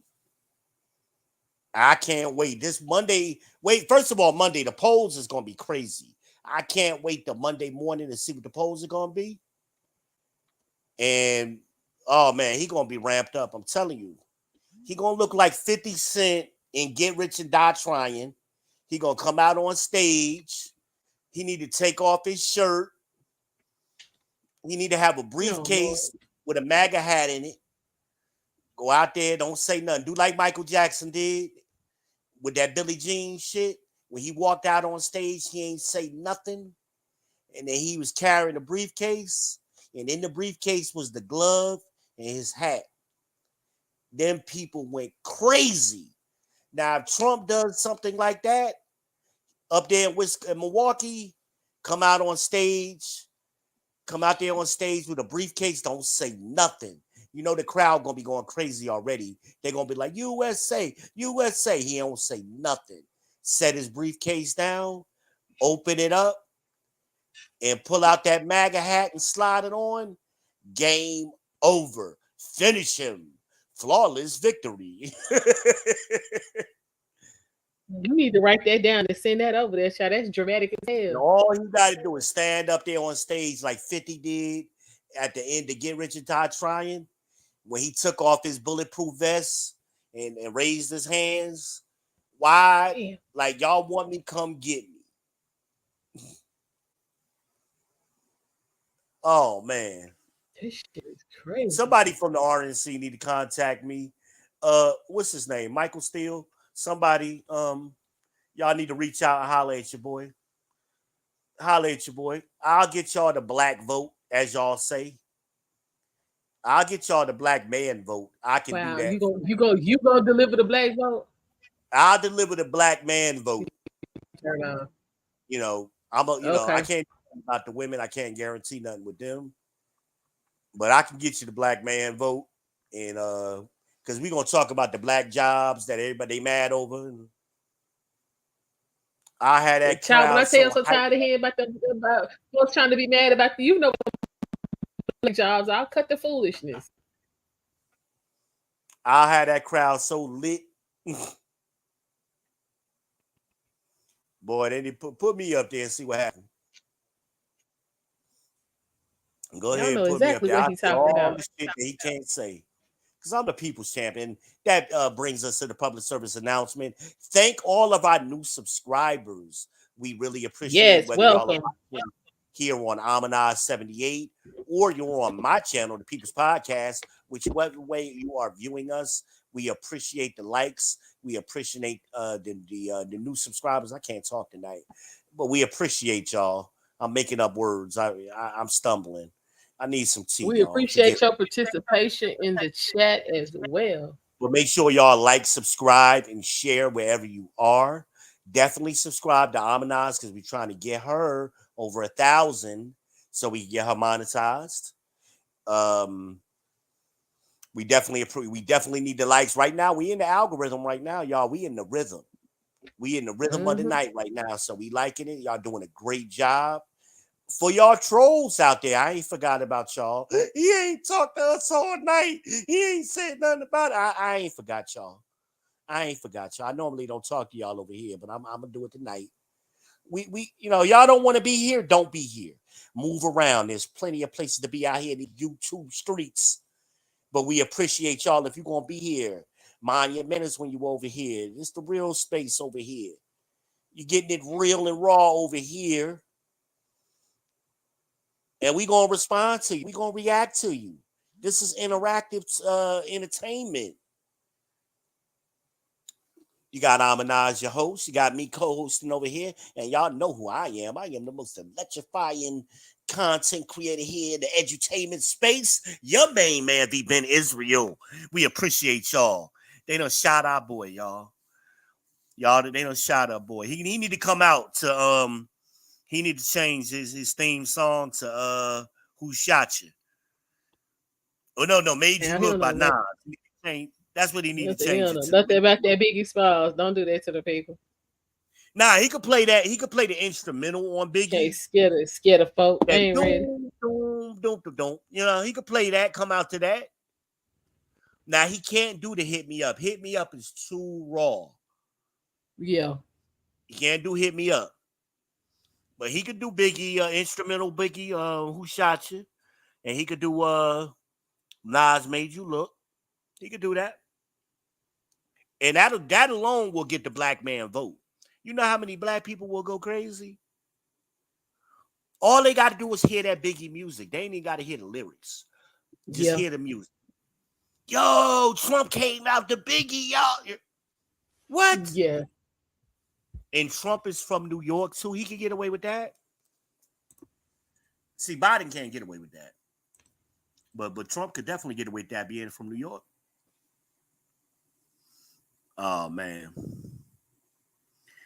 I'm excited right now. I know my man got shot. I'm glad he's alive. I was really, honestly, I was stunned at first. And it kind of took me back to our godfather of style, the late, great Kevin Samuels, the night he died. And that stunned me. I was truly stunned. And if y'all don't believe me, I went live during that night. You can go back on my channel and watch it. I was very hurt. And I was getting that way until I saw Trump climb up on that podium and raise that fist up. I was like, oh! Mm-hmm. People, when I was in the damn Golden Corral, the people thought I was crazy and shit.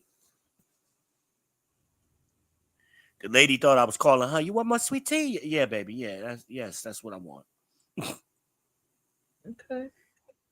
But a lot of people in there, nobody knew. Because it had just happened. So none of them people was watching news like I was. I was sitting there eating my salad, watching the news, Mm-hmm. Like, what's going on? What's going on? My man next to me, yo, Trump just got wait a minute. Hold up, the police on. Hold on, the police on. Oh, shit. I'm the special agent in charge of the FBI Pittsburgh field office. The first thing I want to say is that the FBI stands with the people of Butler County in Western Pennsylvania, and our hearts go out to the victims of this heinous act which occurred today. This is our community, and I want to let the public know that the FBI has deployed a number of our resources, including investigative agents, our evidence response team, bomb technicians, and we have additional resources coming from other field offices, as well as from FBI headquarters, including our evidence response from Quantico, Virginia. We have intelligence analysts as well, working from our field office in Pittsburgh, working feverishly to attempt to identify the individual who did this and any motives behind why this was done.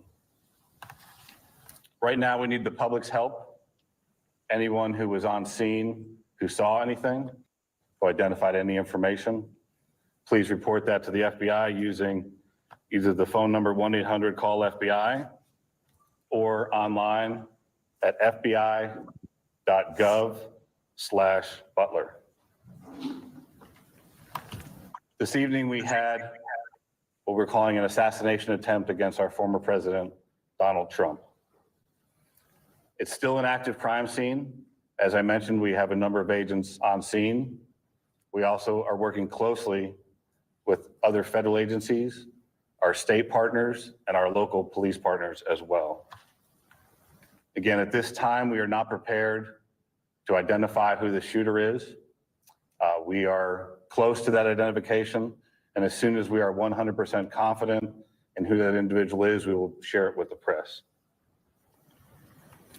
With that being said, also, we do not currently have an identified motive, although our investigators are working tirelessly to attempt to identify what that motive was. At this time, I'm going to turn over the podium to Colonel Chris Parris from the Pennsylvania State Police. Okay. Thank you very much. My name is Colonel Chris Parris, P-A-R-I-S, Commissioner of Pennsylvania State Police. I would just like to say that the state police have been in regular contact with the governor's office, and the full support and assets of the entire agency are behind the FBI and our other federal and municipal partners to assist with this investigation.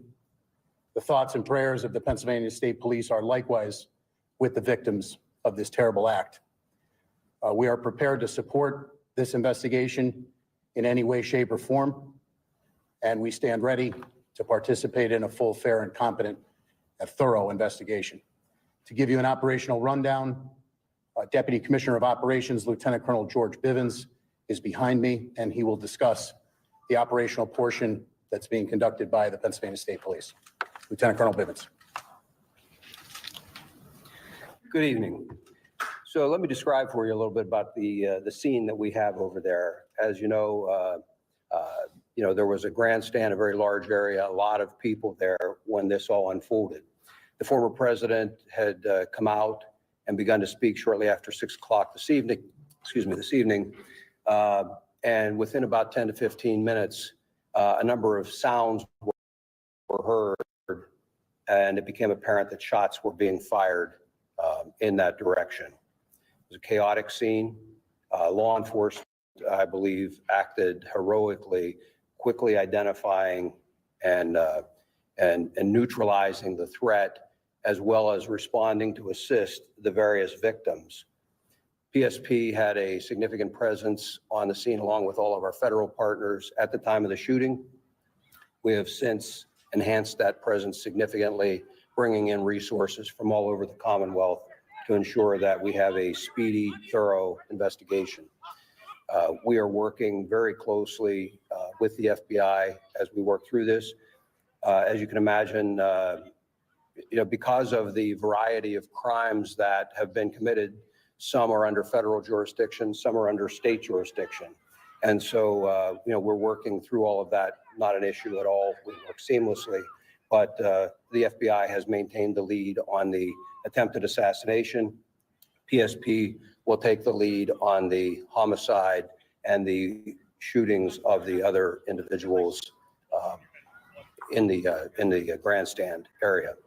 And so there are a lot of witnesses to be interviewed, a lot of things to be processed. There were some complicators that hopefully the next time we speak, we can describe for you, but some complicators slowed down some of the processing and the positive identification of the shooter.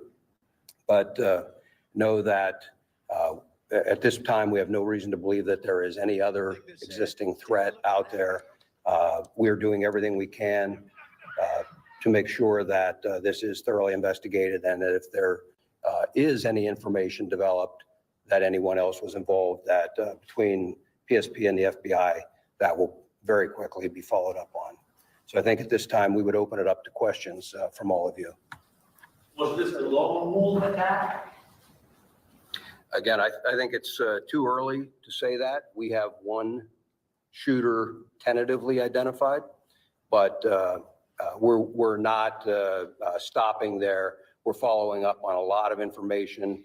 It will be some time until we can conclusively say or answer that question, I think. How long do you think that crowd was hiding up there? I mean, we saw the snipers up there, you know, as the crowd kind of mulling in and looking up pretty good. We want to check everyone else. How long did that guy have out there? Again, that'll all be part of the investigation, but that will all be part of the investigation. But I can tell you that preliminarily, it appears everything unfolded very quickly. So, you know, again, we'll have more information on that, but it's just too early to start definitively saying this happened at this exact time. The side of the security perimeter, right? That building was on the outside. That's correct. How far outside? We'll have that information for you. It was some distance outside of the Colonel, can you comment on reports that there were people who saw someone on the roof and tried to alert authorities? We're following up on those. I will tell you that I am aware of those, and I am aware that law enforcement had responded to a number of reports of suspicious activity. The specific response to this will be all part of the. But yes, law enforcement was responding to check on several suspicious occurrences. What were the other suspicious? That'll all be part of the investigation. I think I'd like to. Butler County, Pennsylvania. Is there anything else? Did he have any affiliation with that company, do you know? So again, we're not prepared at this time to provide the identity.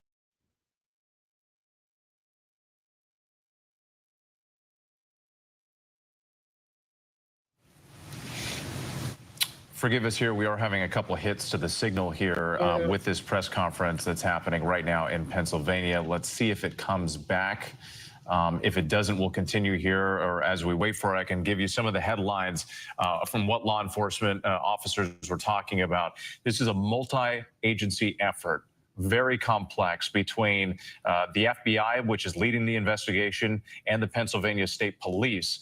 And they said that because of the different layers, they said at this time there are a variety of different crimes, some under federal jurisdiction, some under state jurisdiction, but they will be working together.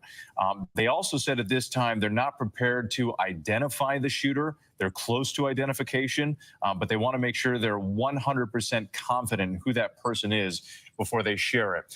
This is key. They also said there is no reason to believe that there is any other existing threat out there. Now, they wouldn't say specifically if they thought this was the act of a lone wolf, pointing out that they're not sure of the motive in this case. But at this point, this is significant, especially for the area. No reason to believe that there's any other existing threat out there. Now, one part of the question and answer I thought was interesting. There were reports that police confirmed of someone on a rooftop. And so let's go ahead and listen into the presser. So I think the credit goes to not only the Secret Service who was on site, but also the state and local partners who were there on site and were able to react immediately when the incident occurred. Do you know how many officers fired their weapons? I do not. I understand that it's very early and there's still going to be a lot of questions, but At this point, we're not going to make that assessment.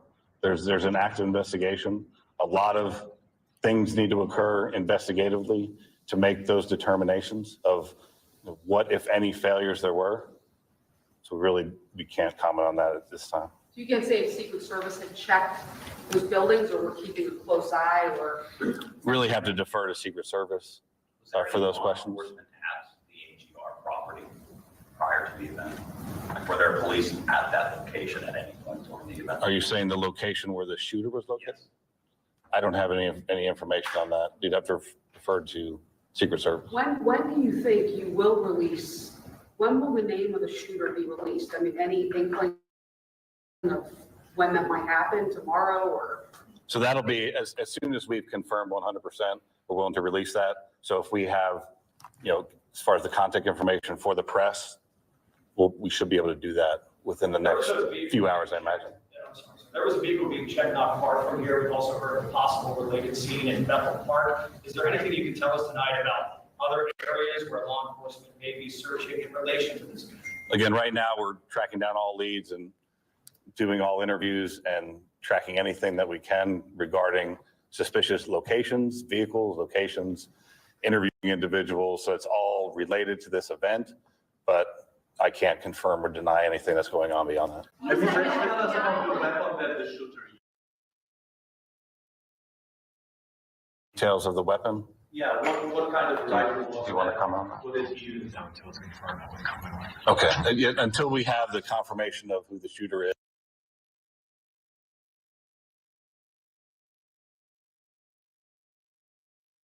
Viewers there, just again, we've had some issues with the signal here at the press conference. It is ongoing. Let's see if we can listen in. Or we have reason to believe that there are bombs somewhere in Butler County. Can you just walk us through that? It's primarily standard procedure of any suspicious packages. In this case, there was identification of suspicious packages around where the shooter was. And so we deployed, in an abundance of caution, bomb assets to make sure that those were cleared for investigators to move safely in the area. We're still working on, it's still an active crime scene. So I'm not going to say that the scene is 100% clear at this time. Why are there any Secret Service agents here right now for the press conference? So Secret Service wasn't available for the press conference at this time. I understand you're talking about packages, but the suspicious packages like what you're shooter. Really anything. I don't have specifics on what they were looking at, but there's people in the crowd will leave bags as they're fleeing the scene like this. So any suspicious packages we have to treat as it may be an explosive device. And how quickly, this was, I guess, the Secret Service, we're not here to talk about it, yes, but when you guys jumped into action, all law enforcement and were able to take down that shooter, how quickly did everybody jump in and who ended up taking him out? So it was immediate, and we're still trying to figure that out. So we'll wait till we have more definitive information regarding that investigatively. What about the person in the crowd? Do you have any information about how they were killed? My understanding was it was from the shooter, but again, those will be details that are released later. Do you search homes or apartments as a part of your method of identifying the individual? So if that's where the leads take us, absolutely. Was Donald Trump hit with a bullet? Do you know for sure, or was it potentially something else that could have? I don't have that specific information as far as the injuries to the former president. I understand you're not releasing the suspect's identification right now, but as you know, is this person known to you guys? Is he somebody that you guys are looking at through the threats he's possibly made online, et cetera, et cetera? Again, the information that we currently have, we're looking at that. And as we know that information, we'll release that as well. So we'll need to plan another time for a follow-up press conference. We're looking at all investigative leads and all everything from, and that's why we asked the public, because I'm sure there'll be cell phone video, there'll be all kinds of information that we'll use to fully flesh out exactly what happened here. I know you're saying you can't say what type of gun it is, but do you know how many shots were fired? I don't. And I don't have that information as far as that. That'll come out in the investigation as well. Is there an identification tonight on the other victims? As far as the civilians, Civilians that were injured and killed. Yeah. So we do have identification on those. We're not prepared to release it at this time. We have notified a number of family members, but they have not had an opportunity to notify extended family and things. I would confirm for you that we did have one individual killed.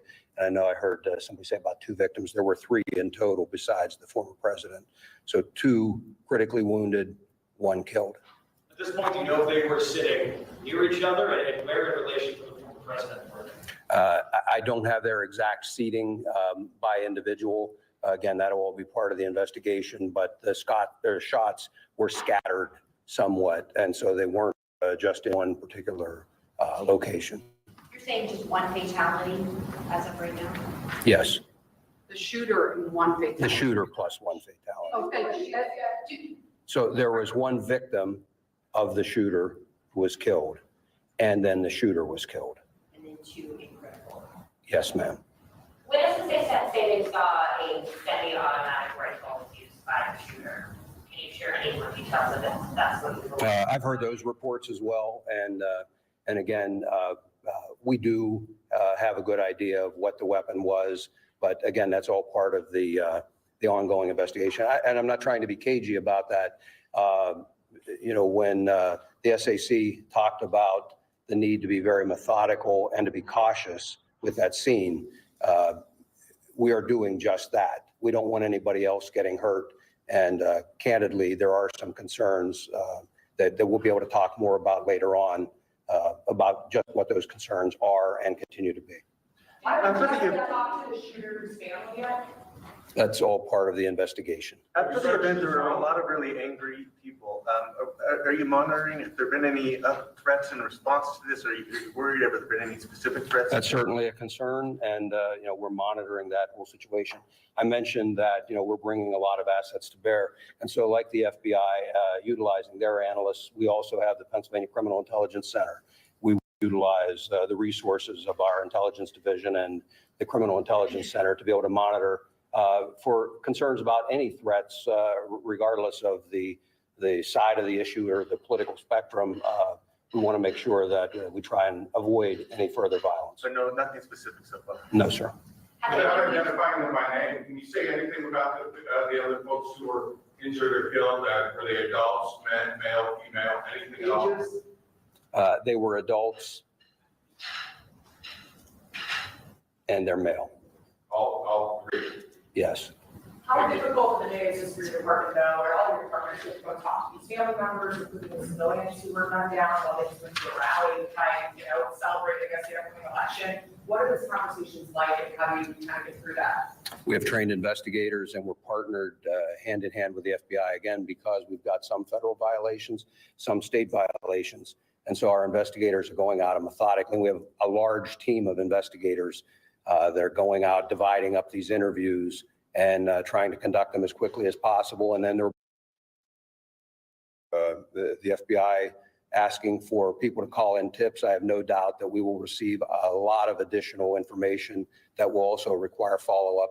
But again, we're working very well together, and it's only a short matter of time until we get through all of those interviews. How close and cold was it for President Trump? There were no police hit with bullets. From your experience, how close and cold was it for? I'm not going to speculate or comment on that. Have any of you? And as we're listening to this press conference in Pennsylvania, you're looking at a live picture right now. This is the plane of former President Donald Trump flying into Newark. We understand that the president is going to regroup with family, with advisors in New Jersey as they get ready for what is still set to go forward with the Republican National Convention in Milwaukee starting on Monday. So quite a day for the former president, what law enforcement again are describing as an attempted assassination on Donald Trump today. Trump himself saying that a bullet whizzed past his ear, his right ear, and actually clipped part of it. He was injured slightly, taken to a hospital for medical treatment, but has since been released, left the area, and the image of former President Trump's plane landing in New Jersey right now. Once again, this press conference is playing out in Pennsylvania. We're getting a few more details of what they're looking at. I believe they're still wrapping up right now. Let's go ahead and listen in. It's my understanding that was outside of the perimeter. Did this shooter have any previous criminal history? We're not going to comment on anything about the Did shooter. the agency deny Trump's team extra security? Any of the agencies that are out there? Not that I'm aware of. If Trump had been the nominee already, would he have had additional security for this event? There again, Secret Service has the lead, and I'm not going to comment or speculate on what may or may not be provided at any given point, depending on their status as a candidate. What I will tell you is that in my experience, the Secret Service does an excellent job of maintaining security on protectees. They're very cautious. They don't hesitate to ask for resources. And candidly, we don't hesitate to supply those resources. Colonel, you're asking for the public's help. Can you elaborate and be more specific about what you really like to see from the public, if it's videos, photos, personal accounts? I think the videos and photos would be very helpful. And I think that once the shooter is identified, anyone that has specific information on that shooter, that would be very helpful as well to help us assess motive. And again, as I mentioned earlier, we are absolutely not taking for granted that this was a lone wolf attack. And so we would be looking for any additional information that might point us toward anybody else that may have had a hand in this. Sir, at this point, what is the main focus of the investigation? What's the most important thing for you right now? Well, there's not any one single focus. I mean, certainly the immediate focus was life safety, getting the former president out of there and to care, getting care to the other victims and trying to secure the scene as quickly as possible. It shifted then from a life safety priority to then an investigative priority. And so I guess if I had to point to where we are right now, the single greatest priority would be to identifying a motive and whether there was anyone else involved. We're just beginning the political season. Are you guys concerned with all of these rallies that happen and how they're set up? Is this going to change maybe the venues? Again, I would refer you to the Secret Service in terms of what they work out with the campaigns. We will continue to supply resources, as I'm sure the FBI will, and the local partners as well. And again, you're listening to this press conference with law enforcement in Pennsylvania, the state police, and the FBI speaking. But the image to the right of your screen is President Biden stepping off of Air Force One, arriving at, I believe it's at Andrews Air Force Base. At Andrews, this was just moments ago. We know that President Biden ended his trip. He was in Rehoboth, Delaware for the weekend. He ended his trip early to come back to Washington Everybody as took a all short of this ride. started playing out. I was just listening to see if we're going to go ahead and we're going to leave this press conference right now and go to Mary Bruce, our chief White House correspondent. Mary, a couple things that I just wanted to point out before we come to you as we're getting all of this information here. Once again, law enforcement saying that they are calling this an attempted assassination of former President Trump. I remember earlier tonight when President Biden was asked that question, he wasn't ready to go and confirm that, but now we're officially hearing it from. And once again, before I come to you, forgive me, I just want to point out, too, that they mentioned that one victim was killed, 2 critically wounded. All are adult males, and that the shots were scattered somewhat, so they couldn't identify specifically where these victims were in the crowd. But they are also highlighting the fact they do not believe that there is any other existing threat out there. They couldn't confirm whether this is a lone wolf or what the motive was or if others were involved in some way. But at this point, they do not believe there's another threat out there. Mary Bruce, I would imagine the White House, President Biden's team will be on heightened alert, regardless of what law enforcement says tonight. Of course, I think that is natural to assume here. And the president, of course, has also been briefed on all of this. And as you noted, he did say earlier today that he had an opinion when asked if this was an assassination attempt. But at the time, he noted that he didn't have enough of the facts. Well, now, of course, they clearly have been able to ascertain that, yes, this was, in fact, an assassination attempt. The president, as you noted, is now back in Washington. He'll be back here at the White House shortly. His motorcade now making its way from Andrews Air Force Base back here to the White House so the president can continue to monitor all of the developments as they continue to try and answer all of those remaining questions here. The president will, as we have been saying, get another briefing tomorrow morning. He'll be meeting with his Homeland Security team, law enforcement officials, as they continue to try and unpack all of this. The public message from the president so far has been that this is a time for unity, saying that there's no place in America for this kind of violence. He has called this sick. He has said we cannot be like this. We cannot allow for this to happen. That is the message coming from the president. And I suspect that will continue to be the message in the coming days. The message coming from Joe Biden, the candidate, has been that they are pausing all of their public communications, as we've been saying. They're pulling down all of their ads, trying to make the point that this is not a time for politics. Of course, we've seen a bit of a different message coming out of the Trump campaign. They have been leaning into this moment. We noted that they put out that fundraising appeal off of this, saying, the Trump team saying, "I will never surrender. They're not after me. They're after you. I'm just standing in the way." All of this, of course, coming as we head into that critical next week at the RNC. Yeah, we're seeing the politics, we're seeing the campaign, we're also seeing law enforcement start the process of carrying out this investigation, just the beginning stages. Mary Bruce, thank you. I believe that we're going to go back. We just lost the signal to the presser, but just a couple of other things that I just wanted to highlight, because some things that we hadn't heard before. They did say that there were a number of reports that they heard from people, and the state police did confirm that they heard that people were trying to report suspicious activity prior to those shots being fired, and that there were reports of someone on a rooftop somewhere. Now, state police couldn't elaborate on exactly what those reports were, but they did say that that was something that they were looking into with this investigation. Let's go ahead and listen back in to that presser in progress. What the request is from the Secret Service. Just in their defense, I mean, what I would want to say is it is incredibly difficult to have a venue open to the public and to secure that against any possible threat, against a very determined attacker. That's a huge lift to try and do it. And again, the investigation will really give us an opportunity to take a look at where any failures occurred and what can be done better in the future. Lieutenant Colonel Bivens, do you know when another briefing might be held? Why do you think we don't have one scheduled? But I would tell you we will let you know and give you plenty of notice. Certainly, as soon as additional things develop that would be noteworthy or of interest to you, we'll get that scheduled and have another with you. Locally, what can residents, businesses expect to happen with the investigation over the next couple of days? Like, what's going to be going on there? Well, again, the interviews will all be occurring, and so they may see law enforcement in their communities.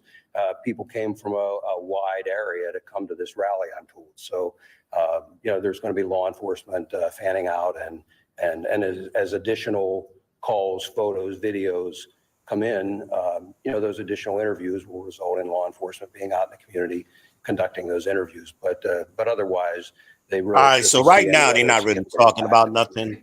What they're doing is they're trying to fill in dead air. So they kind of asking dumb questions and repeating themselves. Yeah, I'm gonna turn the volume down a little bit. I'm from a European now. Now, what I expect to see, knowing Trump is a salesman, I expect to see him speak coming off that plane. He's going to say something. That's going to be iconic too. Outside the United States. So keep that. That's why they got the video of him landing in North. Shout out to the Brick City, by the way. That's why they got that screen. Because they know he's going to do something. He's not just going to get on that plane and get in the vehicle. He's going to say something. Right. So you think he got that ear out bandaged up? I'm sure they got some kind of bandage on it because it was bleeding kind of bad. I don't know how bandaged it's going to be. But he's going to use it to his advantage, definitely. So we're going to stay with y'all. Everybody watching, all our viewers watching, we appreciate all of y'all. And we're going to stay live with this because this is a historic moment. I mean, you don't get a lot of these very often. So when they happen, they occur, we try to be present.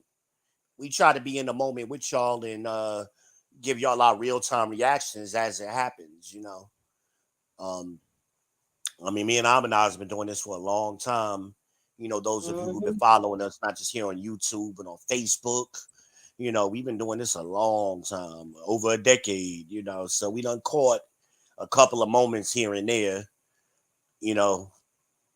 various type of topics, not just politics, but sports, whatever, and things that happen just in the world, social, give you all our social commentary, if you will. So we appreciate y'all new to the channels, my channel. People's Podcast here on Amanaz 78. Make sure y'all subscribe. She's only 90 subscribers away from being monetized. I need y'all to keep pushing. Thank you so much. Thank you. Thank y'all for subscribing to me. I appreciate the y'all as well. Make sure y'all keep our likes up. Likes are free. Likes, subscribe, smash the bell, share to your socials, and hit the Cash App. Send $2 to the Pure Leaf Tea Fund, y'all. Keep us going. We got to stay hydrated over here so we can keep talking this ish. How you think we can go to 5 o'clock in the morning like we did last night? We got to keep ourselves hydrated. Amanaz got the Milo Tea Fund. I got the Pure Leaf Tea Fund. We drinking tea over here, y'all. We drinking our tea over here. But we really appreciate y'all. I mean that very sincerely. Getting our perspective, because that's what it is. You know, we're not experts. I'm not no security expert. I'll tell you when I got an expertise, but this ain't it. So we just giving you our thoughts, our real-time thoughts. They're gonna get into that gun later. That rifle is gonna come up. So remember what I told y'all about H&K, Hetchler and Ketch, or whatever it is, SP5 rifle. Search for that. You'll see what that rifle looks like. It looks like an AR rifle, and it comes with a suppressor. Sometimes it comes with a scope. It's a lot of manufacturers who make different versions of that rifle as well. So you'll see a lot of them. But a lot of y'all be surprised. You do not need a license to buy that gun. All you need is an ID because it's a rifle.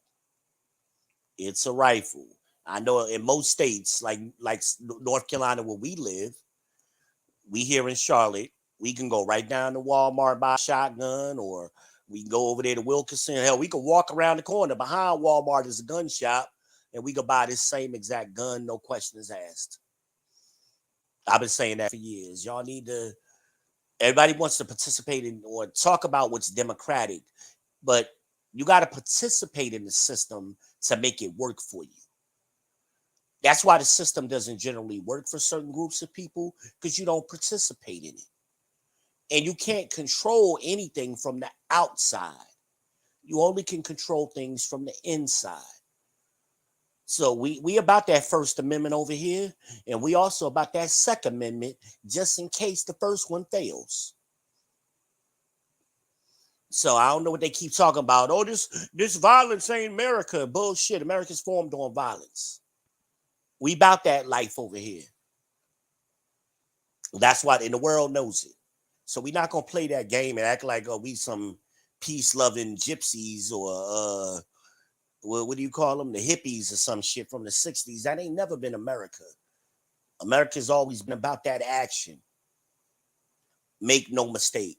Now, I'm not advocating for anybody to go just run out here and shoot random people. I'm not saying that. So I don't want nobody to say, V-Man Israel is promoting gun violence. No, I'm not. I'm promoting the Constitution of America, the greatest document ever written outside of the Bible, but the greatest document written in this country, definitely. That's what I'm about. So you want your rights, you gotta stand up and protect your rights.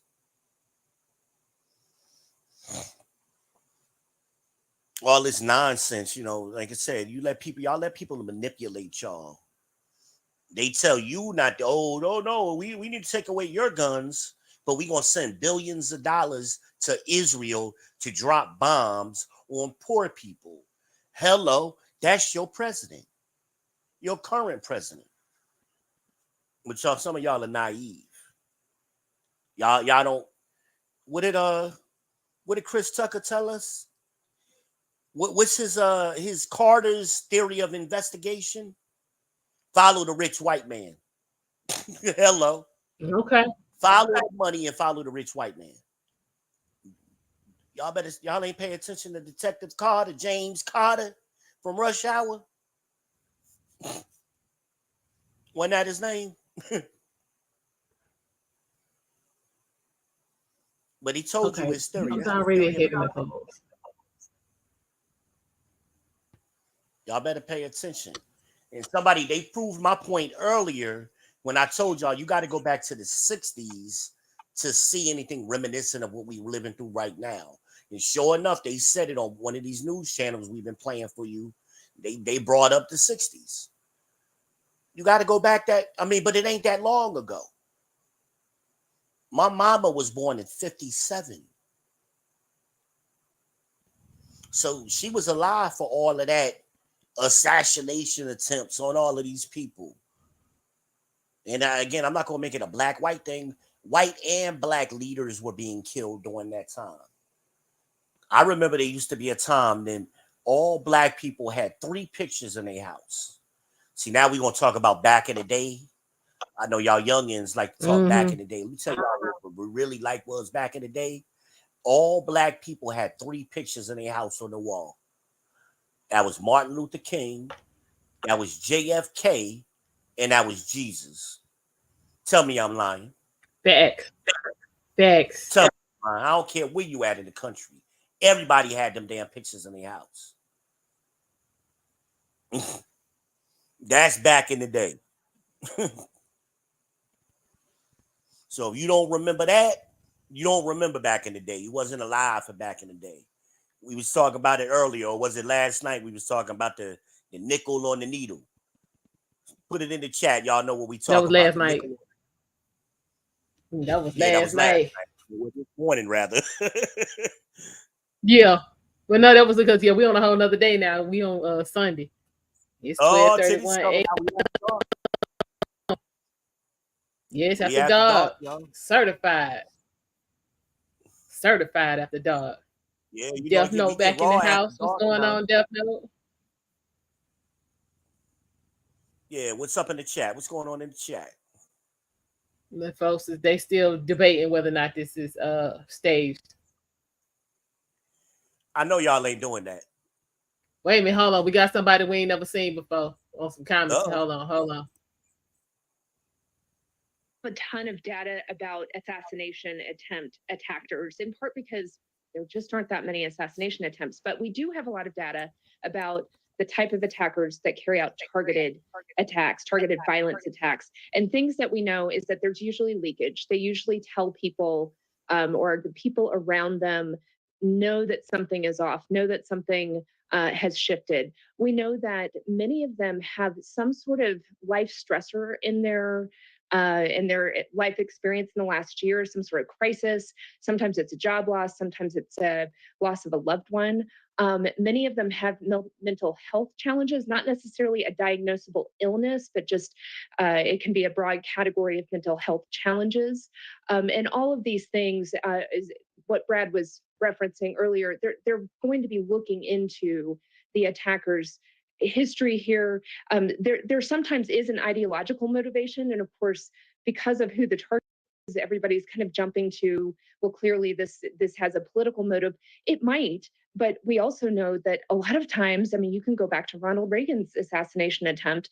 That wasn't politically motive. It was somebody with a mental health fixation on a celebrity trying to show off for a celebrity. So we really don't know yet motive, but we do know probably that there was some sort of crisis in their life. They're disaffected. They probably spent tremendous time online. We know most people who carry out attacks now plan for them online. They watch videos, they get their tactics, and they get their inspiration from the online environment. So one of the things, this person is a lone attacker, it appears, but they're not a lone wolf. They have been participating in a milieu of violent rhetoric and violent inspiration probably for quite some time. At least that's the profile of most people who carry out attacks. And that's a really great point. And again, we are learning more and more as the minutes and the hours go by, already into the evening. And the next 24 to 48 hours is likely to be very illuminating with more information. Elizabeth Newman, thank you so much. We cannot forget in all of this the people who are there, the witnesses and the victims. Right. Authorities again confirming that one person was killed, 2 critically wounded, all adult males. We heard from so many witnesses. Some of them rushed in to try to help. We've been speaking with some who were at the Trump rally, describing what they saw and heard. A warning, some of it is disturbing. Let's listen. I was positioned probably about maybe 20 feet away from the president at the point in time when he was making his address. I was to the right of the stage due to me being I was a speaker at the event. So I did my speech earlier today during the pre-program, and I was a few feet from where this all occurred. We heard the shots, and I thought it was, first of all, it was fireworks because, you know, people are on edge, and any kind of loud boom you hear, you're going to think gunshots immediately, especially because of the environment of what was going on. And I turned around, and someone yelled medic, and I looked, and there was no way a medic could have got to that person in time. So I left my seat, took my tie off, I jumped over the barrier, and I ran to the individual. But when I got there, it was too late.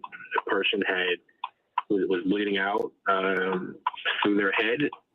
And like I said, once again, respects the family because this is a very tough time.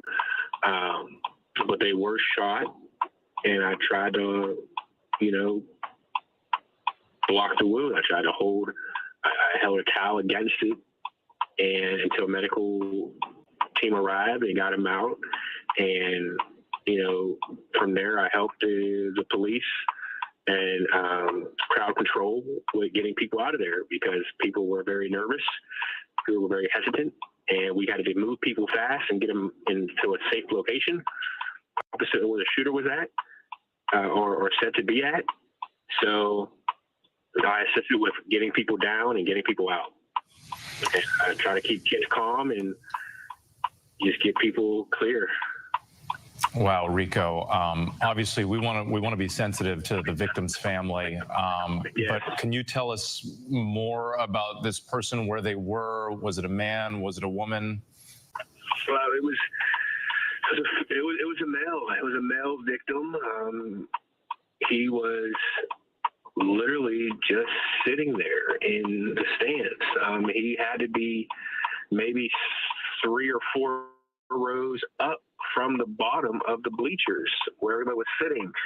And 1 second, everyone's cheering and happy and listening to what Trump's saying. And the next minute, he's gone. Rico, did you have any training in this sort of like first aid? I mean, this is life-saving aid that you're describing here.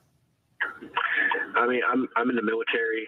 I'm in the 171st Air Refueling Wing, and you know we learn first aid and self-aid buddy care and basic training. And you know, at the point, as soon as I heard the shots and I seen and heard someone yell medic, my first instinct was, you know, I'm trained in self-aid. I'm trained in you know, applying a tourniquet, but I'm not trained to see someone's, you know, what I witnessed. I mean, nobody can be trained for that. And we're getting the sense, Rico, not just from you, but from others, I think there's going to be some serious time, some healing that's going to need to take place for the people who were there and saw all of this, and especially for you to see everything up close. And you got the sense early on that that this person was lost? From understanding head wounds and how they operate, when I seen what I seen, I was afraid that person was lost. Okay. And reading what has been said and stated in the news so far, those are now facts, which is a shame. And Rico, I don't even know if these are the right words to ask this question because most people have never been in this situation, but how are you processing what you saw and what you witnessed? I mean, one can only process what happened, you know, hopefully as slow as possible. But my worry, my heart at this point in time is not for myself, but it's for the families of the loved one. We just saw him, Trump, duck below behind the podium, and then a Secret Service piled on top of him. And we heard the shots. More like what we heard. The bullets rattling around the grandstand. One hit the speaker tower, and then chaos broke. We hit the ground. The police converged to the grandstands. I watched him kind of graze his ear, and then I heard a pop, and then he went down, and then it heard another pop, and then a Secret Service kind of came up to the stage. I mean, it was just a chaotic scene. I could see his face. He was right there talking, having a good time. And, you heard one shot, two shot. It sounded like, bang, nothing crazy. And then you heard maybe 3 or 4 more. And that's when everyone got quiet, started panicking. Trump dropped right to the floor. I guess Secret Service jumped on top of him and shielded him. But, as soon as everyone in the crowd figured out what was going on, we all ducked, and my buddies just jumped on top of me, piled on top of me. And we had no idea what was going on. You're in total shock. You're shook, and, you can't feel your legs, but we were trying to decide if we wanted to get up and run, and we had really no idea what to do. And next thing you know, you see bullets, or you hear bullets flying. And I believe a bullet hit the hydraulic lift that was holding up the speakers, and that thing almost collapsed. There was hydraulic fluid and water spitting everywhere all over the crowd. And then before you know it, everyone just gets up and starts running. But And Trump Stephen, did Oh, forgive me. I'm sorry. There's a little bit of a delay, but on that note about everybody getting up and running, we're actually showing video that you shot on your cell phone. And this is the moment with people running out of the venue. Describe what that was like, and when were you actually able to get out? It was pretty stressful. I'm looking around trying to make sure all my buddies who came with me were with me. And, it took probably a good 10 minutes to get out of there, to get out of the whole area. And, before you know it, there's ATVs and UTVs flying and ambulances and all that kind of stuff. And we're trying to figure out how to get out of there and get home. But we made it. And when we walked out to the road, they had, police blocking everything off. And we actually found out where the building was that the shooter was shooting from. They had it all taped off. I guess it was like an agricultural warehouse, something like that. So, it was pretty scary. It's like you're in the movies.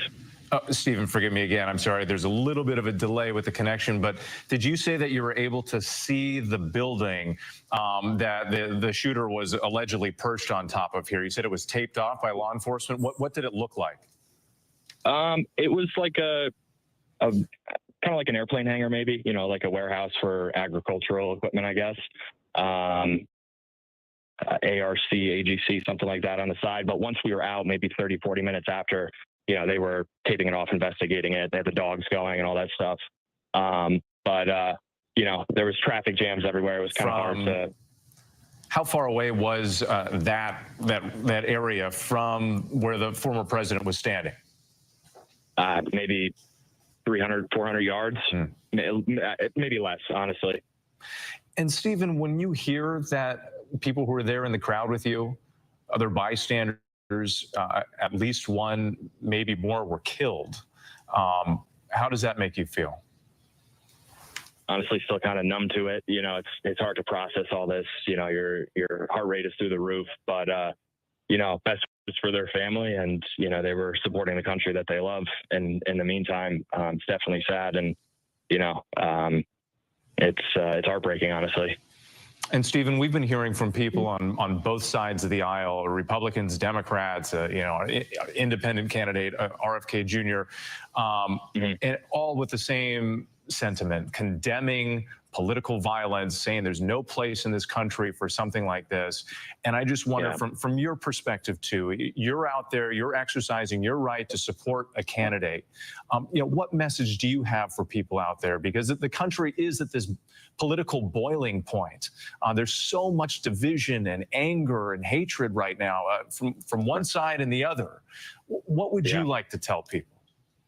At the end of the day, whether you're on the left, the right, the center, or you don't believe in politics at all, we all still put our pants on in the morning. We all breathe the air and go to work, and a lot of these issues, in 10 years, no one even thinks about them or cares about them. So we're all people. It's not worth taking someone's life over political beliefs or whatever. It's just senseless. Senseless indeed. All people at the end of the day, all Americans at the end of the day, trying to get through this tragedy. Let's get back to Mary Bruce at the White House, our chief White House correspondent. President Biden has arrived. Mary, come on. Yeah, just moments ago with the president now back at the White House, of course, cutting short what was his plan to spend the weekend at his beach house in Rehoboth Beach, Delaware. Instead, he is now back monitoring all of this as it is unfolding. He has been continuously being briefed and updated on all of these developments and will continue to be so tomorrow morning. As we've been saying, he'll be briefed by his Homeland Security team, law enforcement officials. The president, we know, has spoken to Donald Trump, though we don't know much about what that conversation entailed. Of course, the president, earlier in the day said that he was sending his prayers to the president and to the other victims of this horrific attack. The president was shouted at by reporters asking for how that conversation went. He did not want to engage the press, ignoring them and walking up the stairs to Air Force One and back down.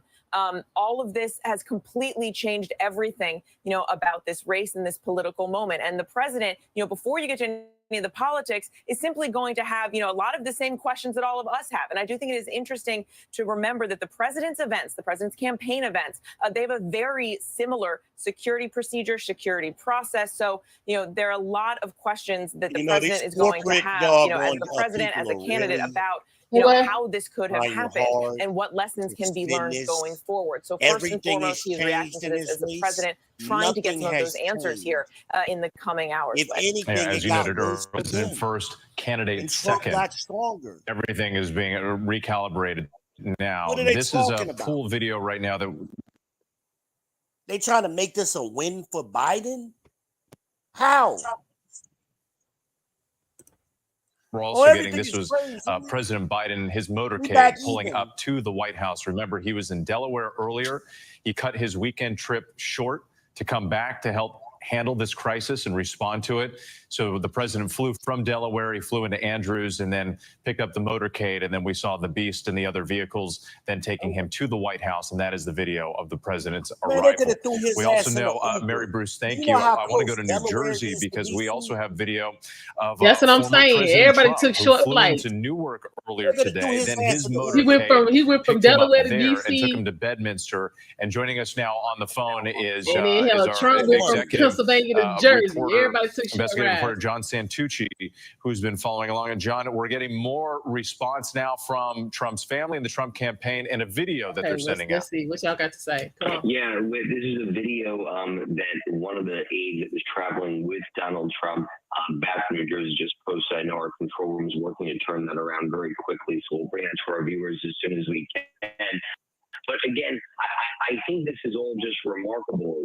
As we've been reporting for the last several hours, as you've been leading our coverage with, the routine has really been learning everything in real time. I can tell you that I have been speaking to members. John, forgive me. I'm interrupting you just for a moment here because I just want to make clear to our viewers what they're seeing right now. This is video, the first video that we have seen of former President Donald Trump since the shooting earlier today. This was released by a campaign official.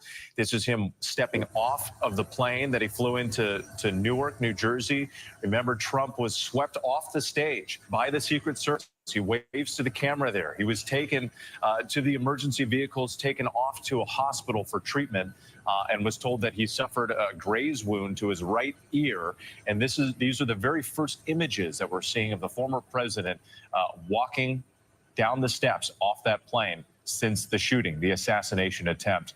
John, sorry again to interrupt. I just wanted to point out what the viewers were seeing. But again, you have been in touch with the Trump family throughout the course of the day. Yeah, and with that image, I can tell you something that, at the end of the day, look, Donald Trump, we all know, right, is larger than life, if you will. But for his children, he is dad. And, I can tell you that none of the children were with him today in Pennsylvania. They were all scrambling to reach their father, to get an update. They were actively in touch with Secret Service.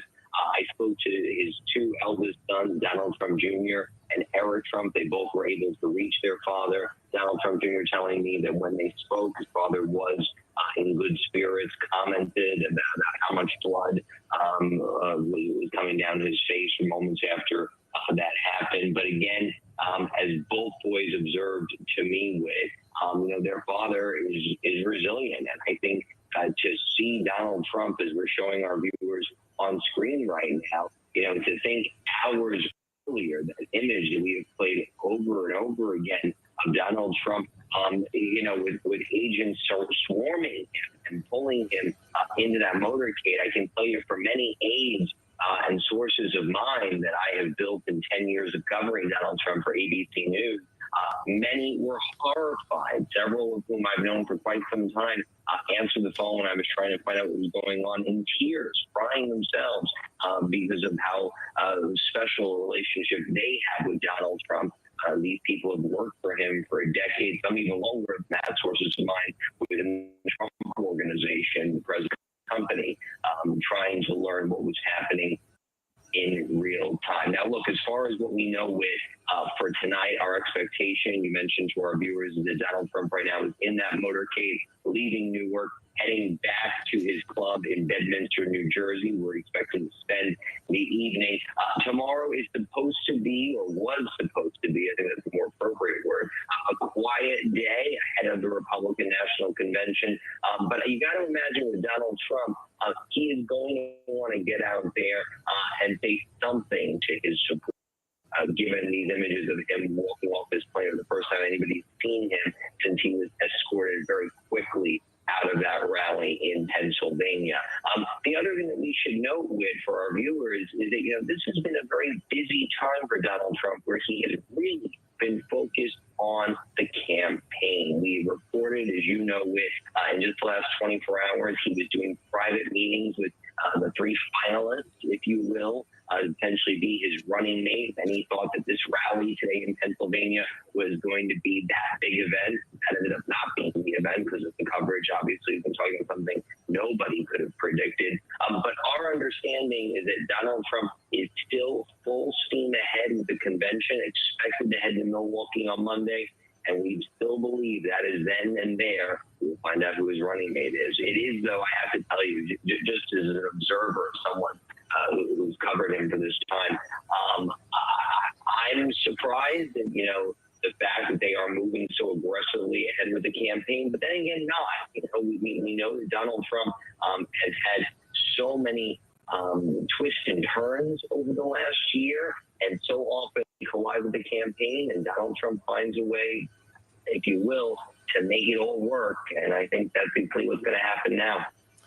Absolutely, John. And you're seeing this remarkable split screen right here. Jim, thank you again. On the left side of your screen, that is that image that we discussed, the first images that we've seen of the former president after the shooting, stepping off the plane and then heading to Bedminster, New Jersey. On the right, those are the earlier images of the motorcade after he flew into Newark, then escorting him to Bedminster. And joining us now, I believe on the phone, is Rachel Bate, our political contributor. Rachel, we've had many conversations in recent weeks about the state of the campaign.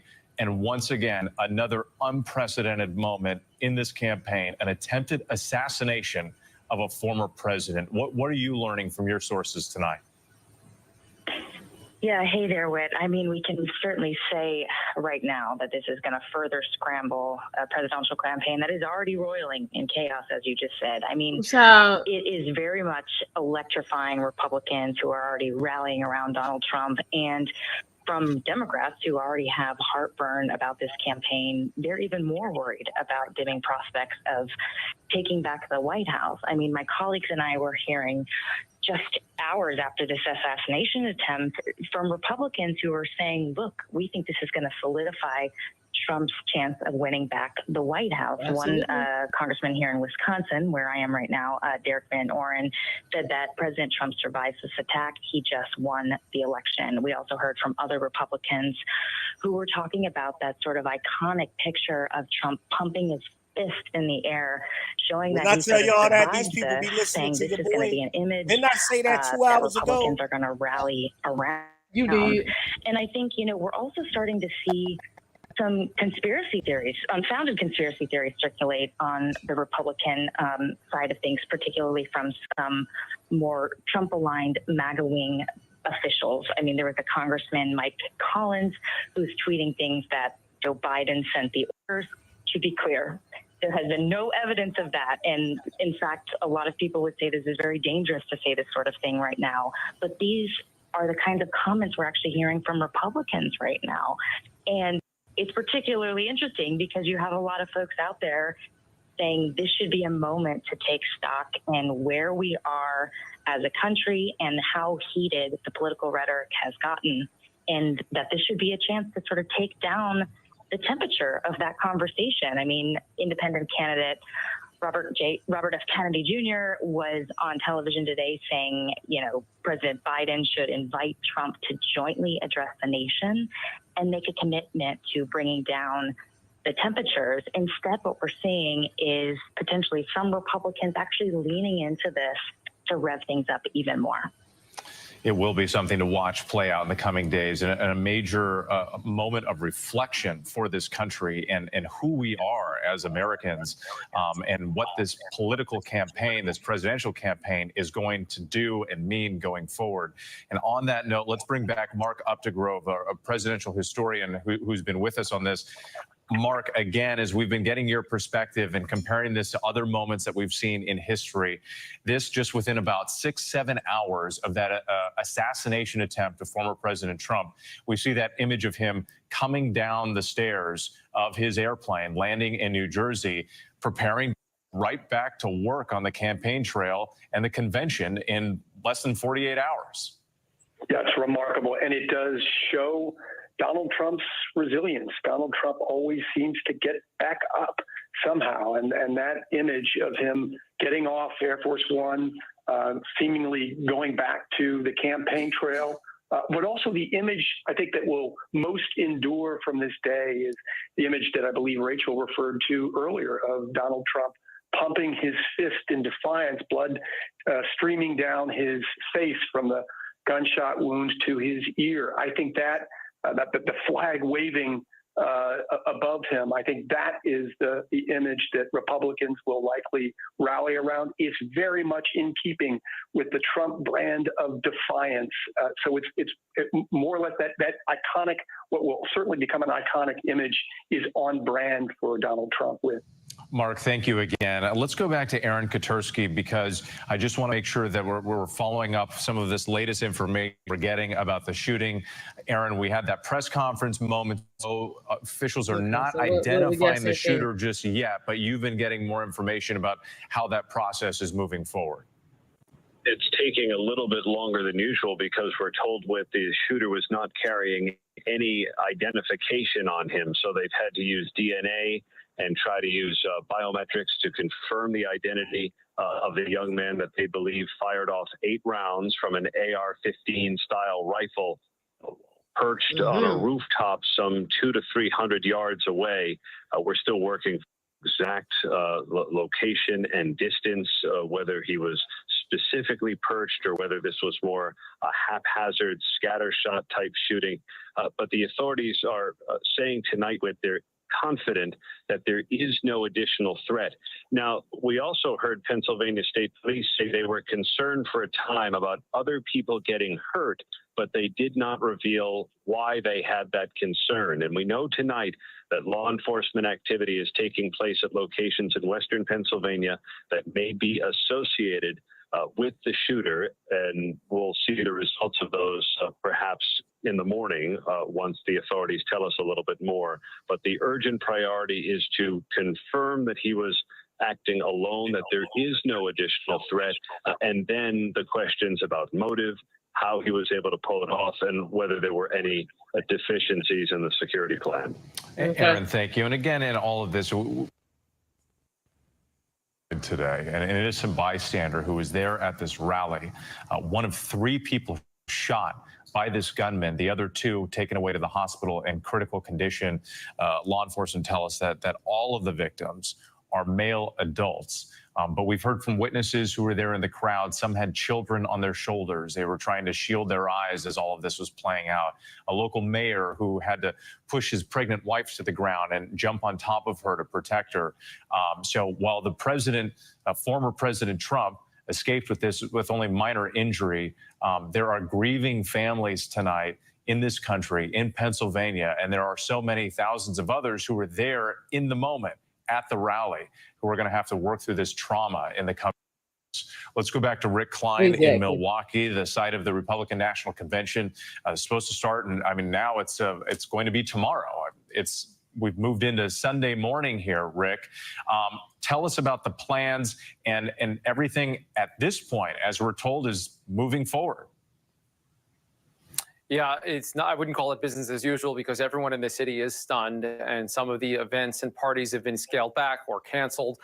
This is obviously the only topic that anyone is talking about right now and all concerned about. And I've been hearing from delegates all day say that their thoughts, their concerns, their prayers are with Donald Trump. And it strikes me on this day of just a sad and stunning manifestation of the nation's divisions that in one way it's heartening to see that Donald Trump can walk down those stairs, go back to his home, and I think good for Americans to know that he is home, as is President Biden, who returns home now. But the moments and the hours and the days ahead are extremely tenuous. The divisions that led to this moment and the fallout from this horrible incident that occurred just hours ago, it's going to be felt in Milwaukee in the coming days, where this convention is planning to go ahead as scheduled starting Monday, and it could be felt throughout the rest of this campaign and beyond. This has just cast a pall over all of America and American politics, and in closing out this really, truly sad and horrific day.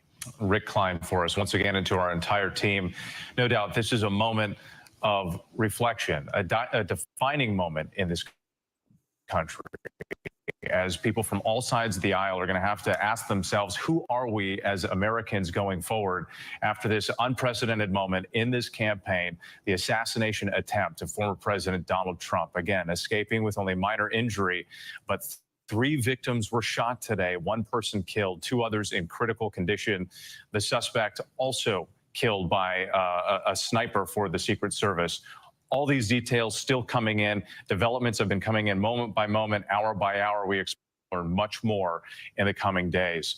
For now, I do want to thank you, and all of you have been with us throughout the course of the day, followed by these major developments that we've been tracking this evening.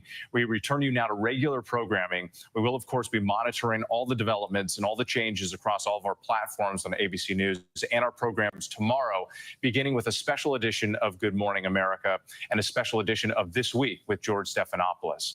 We leave you now with this image here that we noted earlier, the American flag still illuminated, still flying above that stage at the side of the rally in Butler, Pennsylvania. For now, I'm Whit Johnson in New York. Have a great night.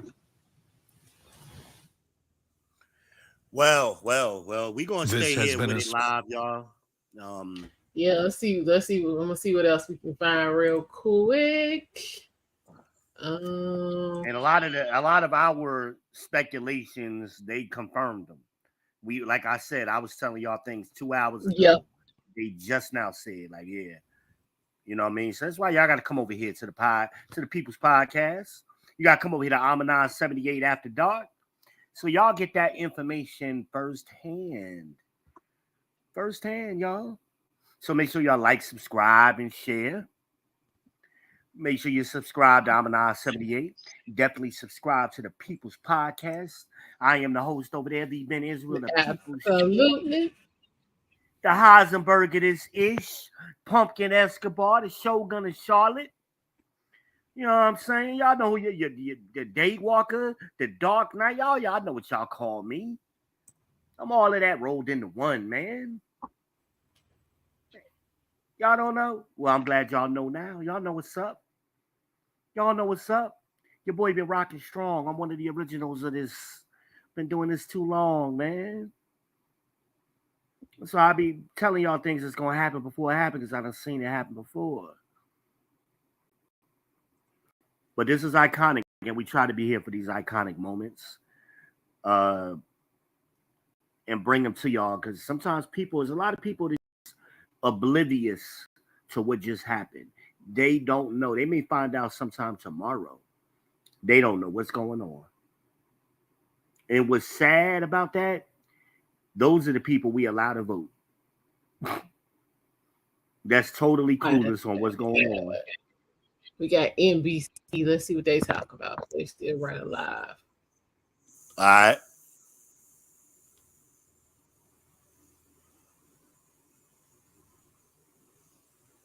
Let me see.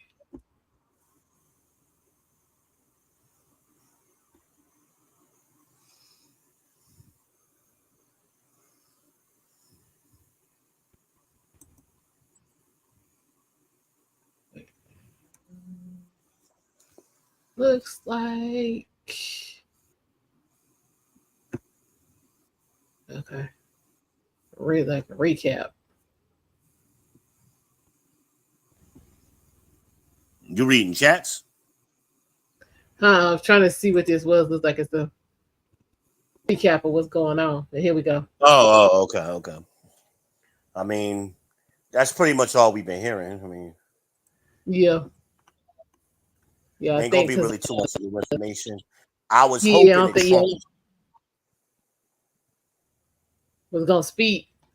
Yeah, I was hoping that would right have part happened. of his right ear, describing a whizzing sound and hearing shots. 2 rally attendees were critically wounded. Pennsylvania's governor says Trump has left the area where the shooting occurred, and Trump's campaign says he looks forward to joining the RNC convention in Milwaukee tomorrow.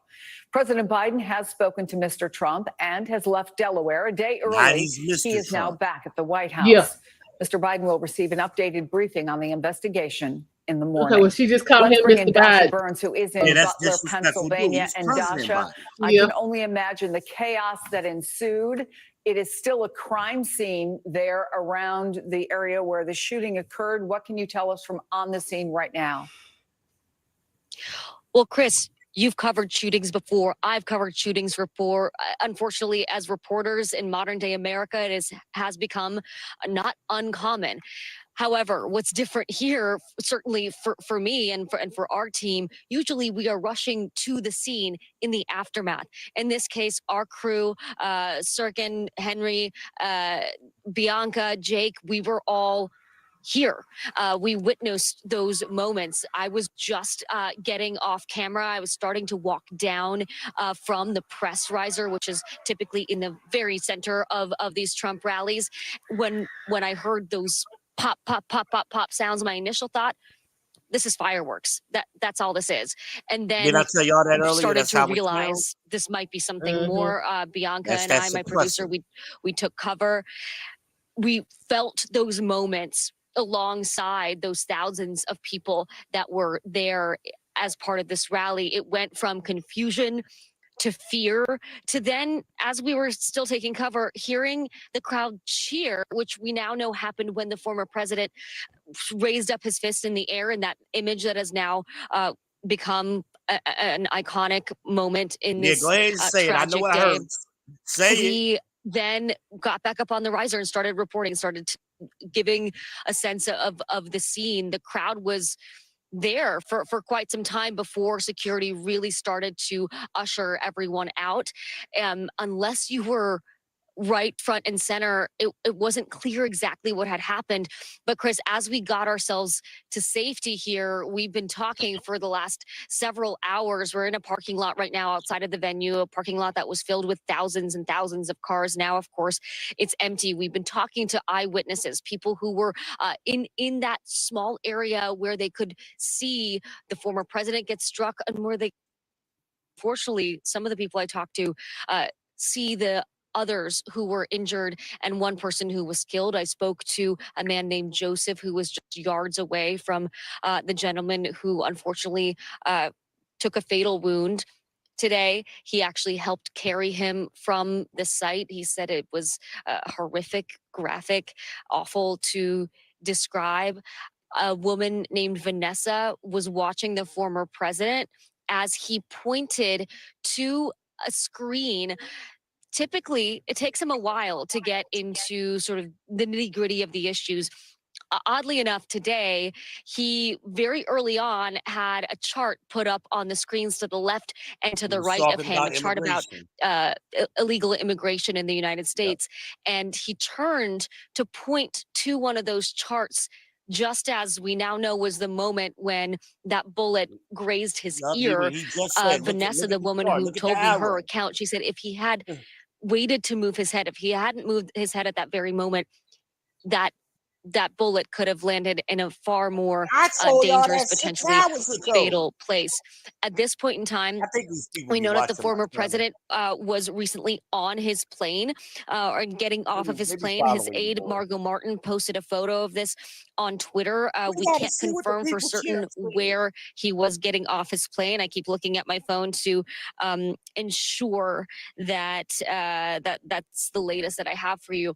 Another bit of reporting, the former president has authorized a GoFundMe page for the victims and the families of the victims who were injured or killed today, as we all are trying to come to terms with what we just witnessed and what that is going to mean for this country, for this election, for this campaign. Of course, the Republican National Convention starting on Monday. It's possible that that is the first time we will hear from the former president, an event that in itself has been a security concern, has been an intensive security operation. All of that now heightened, of course, and so many of the people that I've talked to today, Chris, are beside themselves, are just shocked that our politics has come to this point where they were coming today to a campaign rally. They were excited to see the former president. The music was blasting. People were buying merchandise, eating food, and then suddenly this completely turned into something that none of us, when we go into these rallies, when we go through the intensive security procedures, none of us think is going to happen. And unfortunately, today it did. Chris? And you talked about the fact that you and I have covered many shootings, and certainly we have seen in the immediate seconds following a shooting, it is often confusion. People will freeze sometimes in a state of shock. You described hearing what you thought might be fireworks. I've heard other people say, oh, it sounded to me like a car. We even heard the president say, the former president Trump say, it wasn't really until he felt something on his ear and he knew that he was bleeding that he had a sense of what was really happening.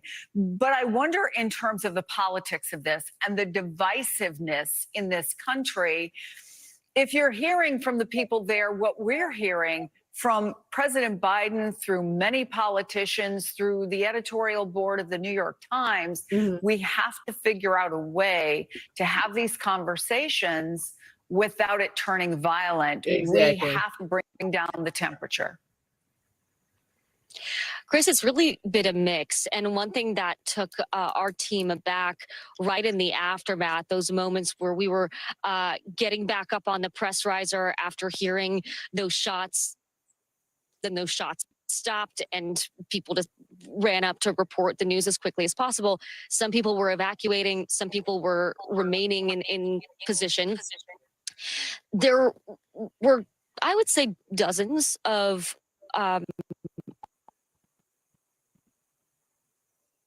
who came up to the press risers and started to scream at the press, started to blame us for what happened, feeling like the media was at fault for in fanning the flames of division, and it got heated. And you can imagine emotions are absolutely heightened after something like this happens. There's still confusion. We didn't have any of the details confirmed that we have now, but that was a reaction from some of the people coming up to where we were on those press risers. And then as I was talking to people here in this parking lot, as people were had a moment to come up for air to start to process what they just witnessed, I did hear a lot of people stating that, you know, the country has come to this place. We should come together. This isn't Republican versus Democrat. This is an American issue. Political violence should not be something that happens on this country's soil. So a mix, but I do worry, Chris, seeing that initial reaction from some of those people that some might want this to be a moment to come together, and others might not, Chris. Dasha Burns, thank you for that. We really appreciate it. I know it has been a very difficult as well. I want to bring in NBC News Justice reporter Ryan Riley, and Ryan, we mentioned the press conference that happened earlier. A couple of things I think that are notable. One is that they were unequivocal. They call this now an assassination attempt. They also say there's no reason to believe that there is any other existing threat. But tell us the latest you're hearing and what your headlines are from that press conference. Yeah, really remarkable press conference and really remarkable moment. Of course, it looks like we were just inches away here from extreme tragedy, and this will be a marker in American history. And those images are going to stick with people who lived through it for a very, very long time.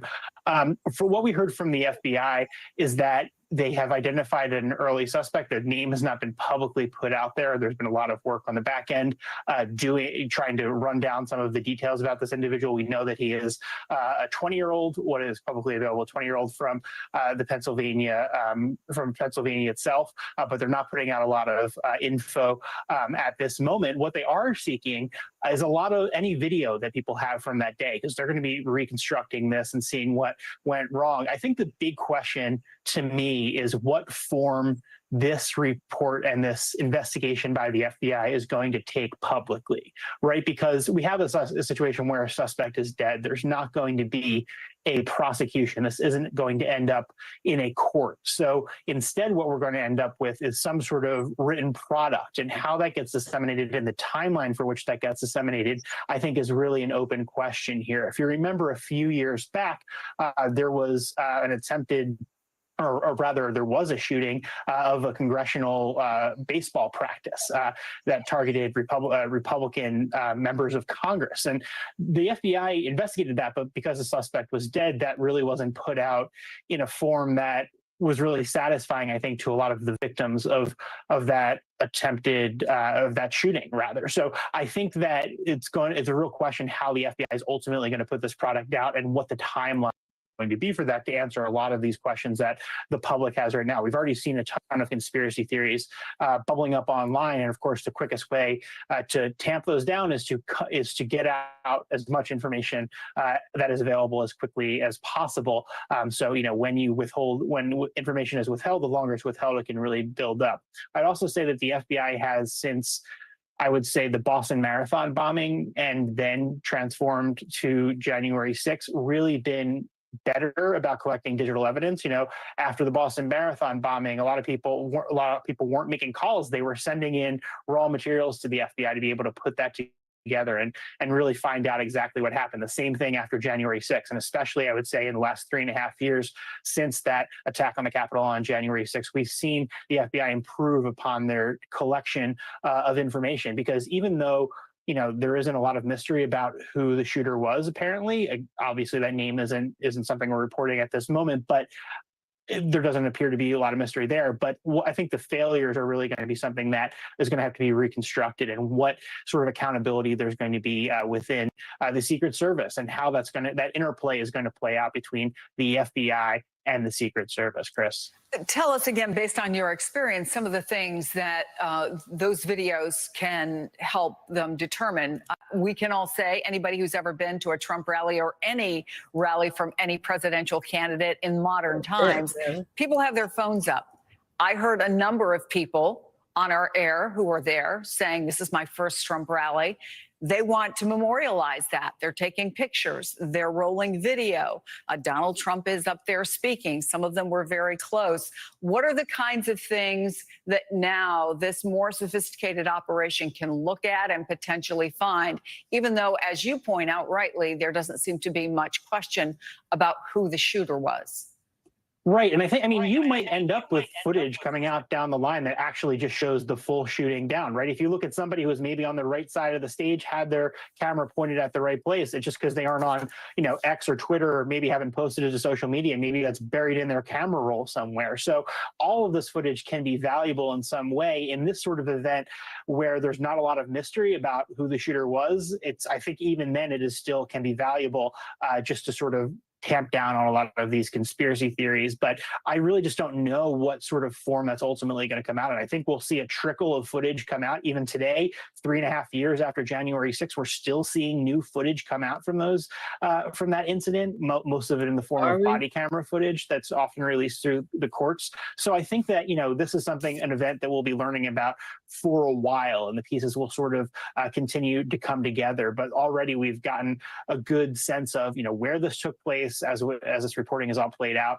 The distance, there's already been, the New York Times had a sound analysis that used the microphone from that, and then had an expert come in and say this is about how far away the shot was. So there's all these really incredible things I think that open source researchers can do, and the FBI is sort of catching up with in the 21st century to really piece this together and give a story about what exactly happened that day, Chris. Ryan Riley, thank you so much. Your experience is invaluable with this. Also joining me now, retired FBI Special Agent Kenneth Gray. He is now a distinguished lecturer of Criminal Justice Department at the University of New Haven. Thank you so much for joining us. Where does this investigation go now? So, Chris, there's going to be in the interviews of people that were there at the rally that may have seen something that will help put together this picture. There is going to be the forensic evidence. After all, you've got more than just President Trump being shot, so you have several other individuals that have to be processed.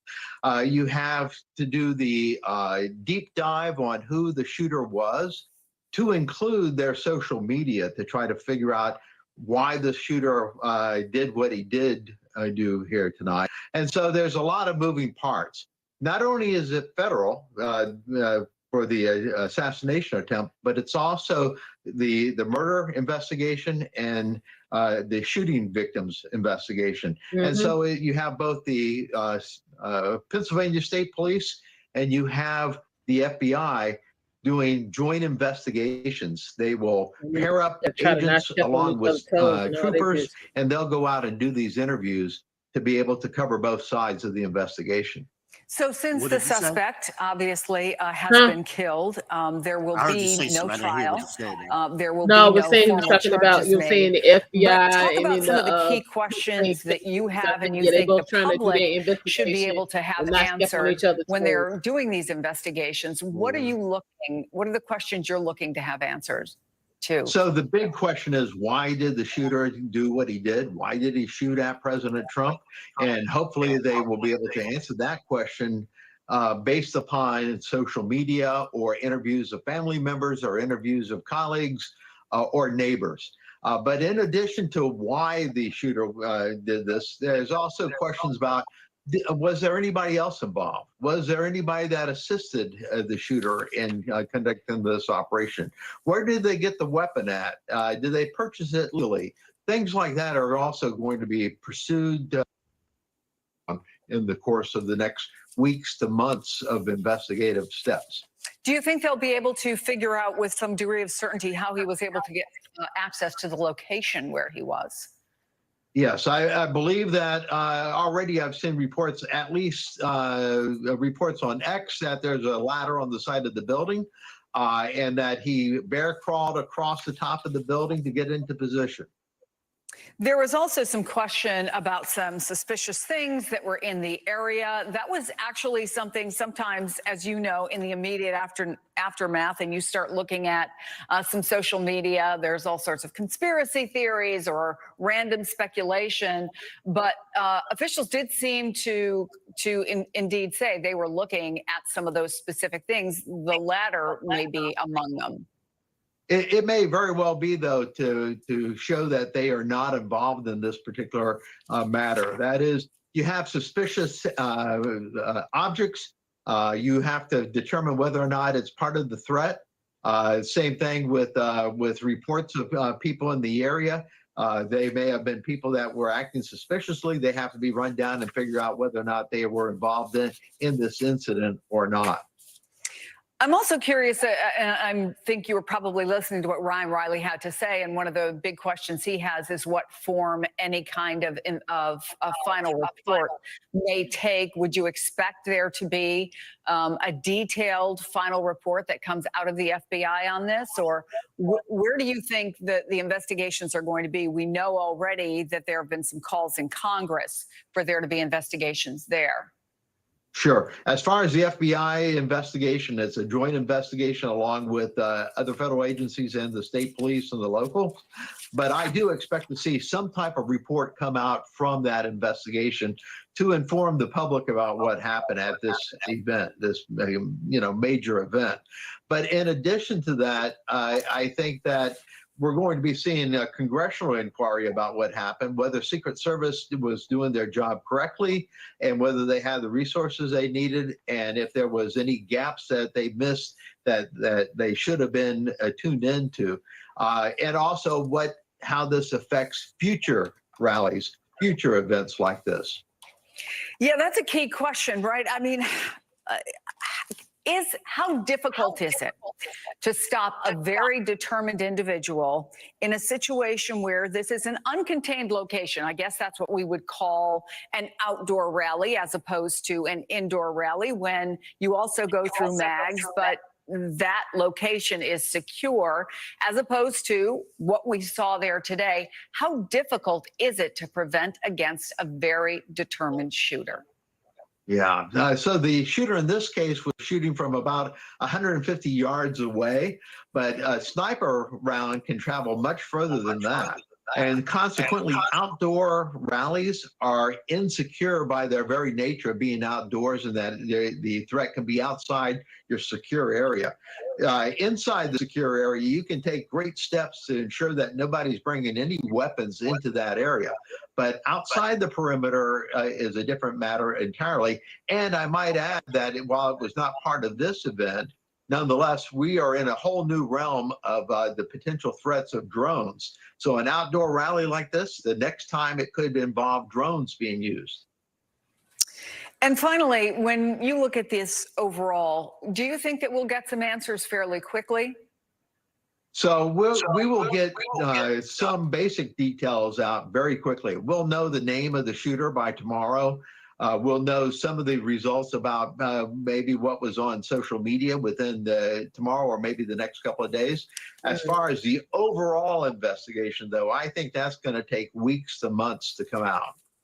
Retired FBI Special Agent Kenneth Gray, thank you so much for taking the time, especially so early in the morning. It's appreciated.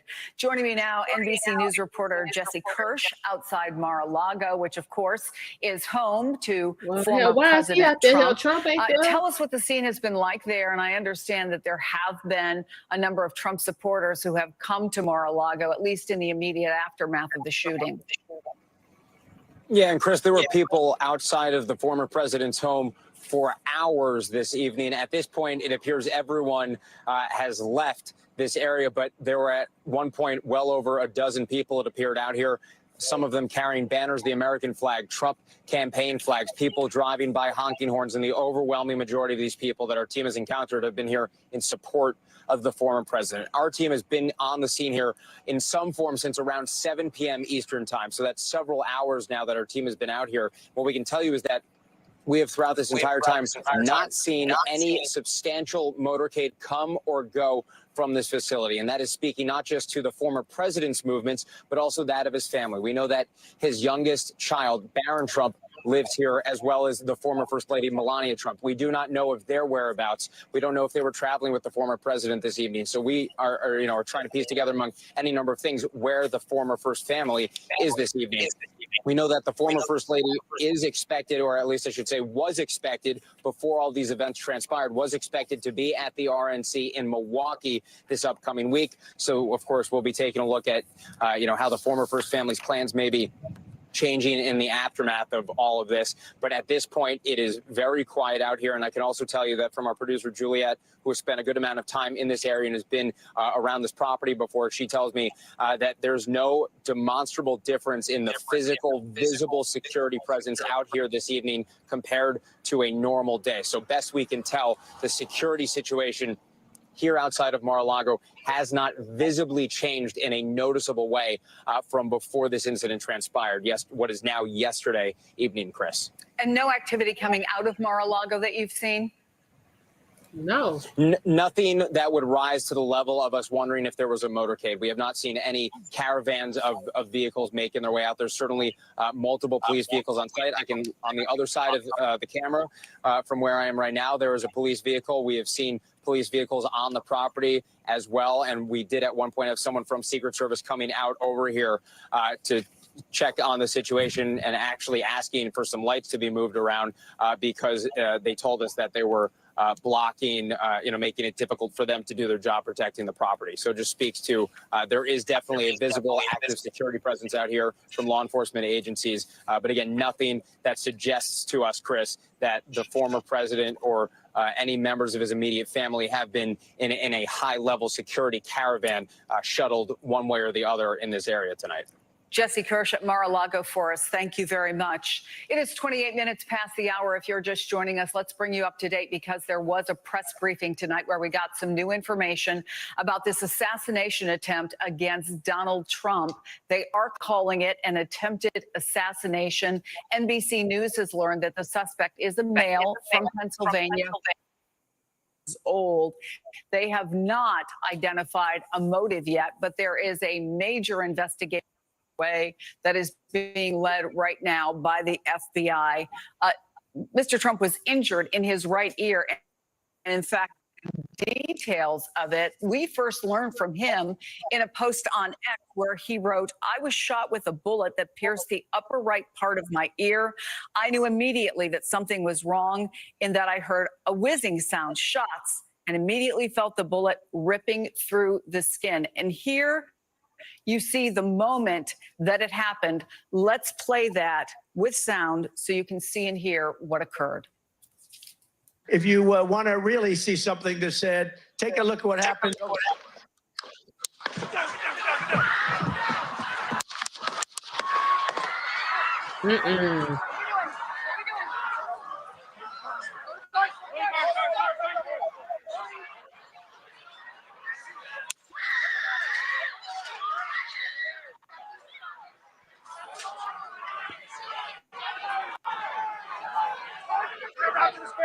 Moving the spare. Hold. When you're ready. On you. Move.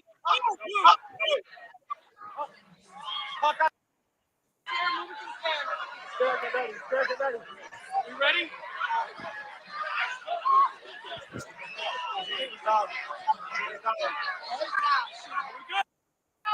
Shooter's down. Are we good to move?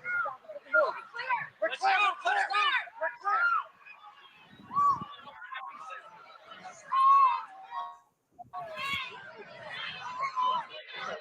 Come on. Let me get my shoes. I got you, sir. Let me get my shoes. Hold on, you're ready. Bloody. So we gotta move to the class. Let me get my shoes. Okay, watch out. Wait.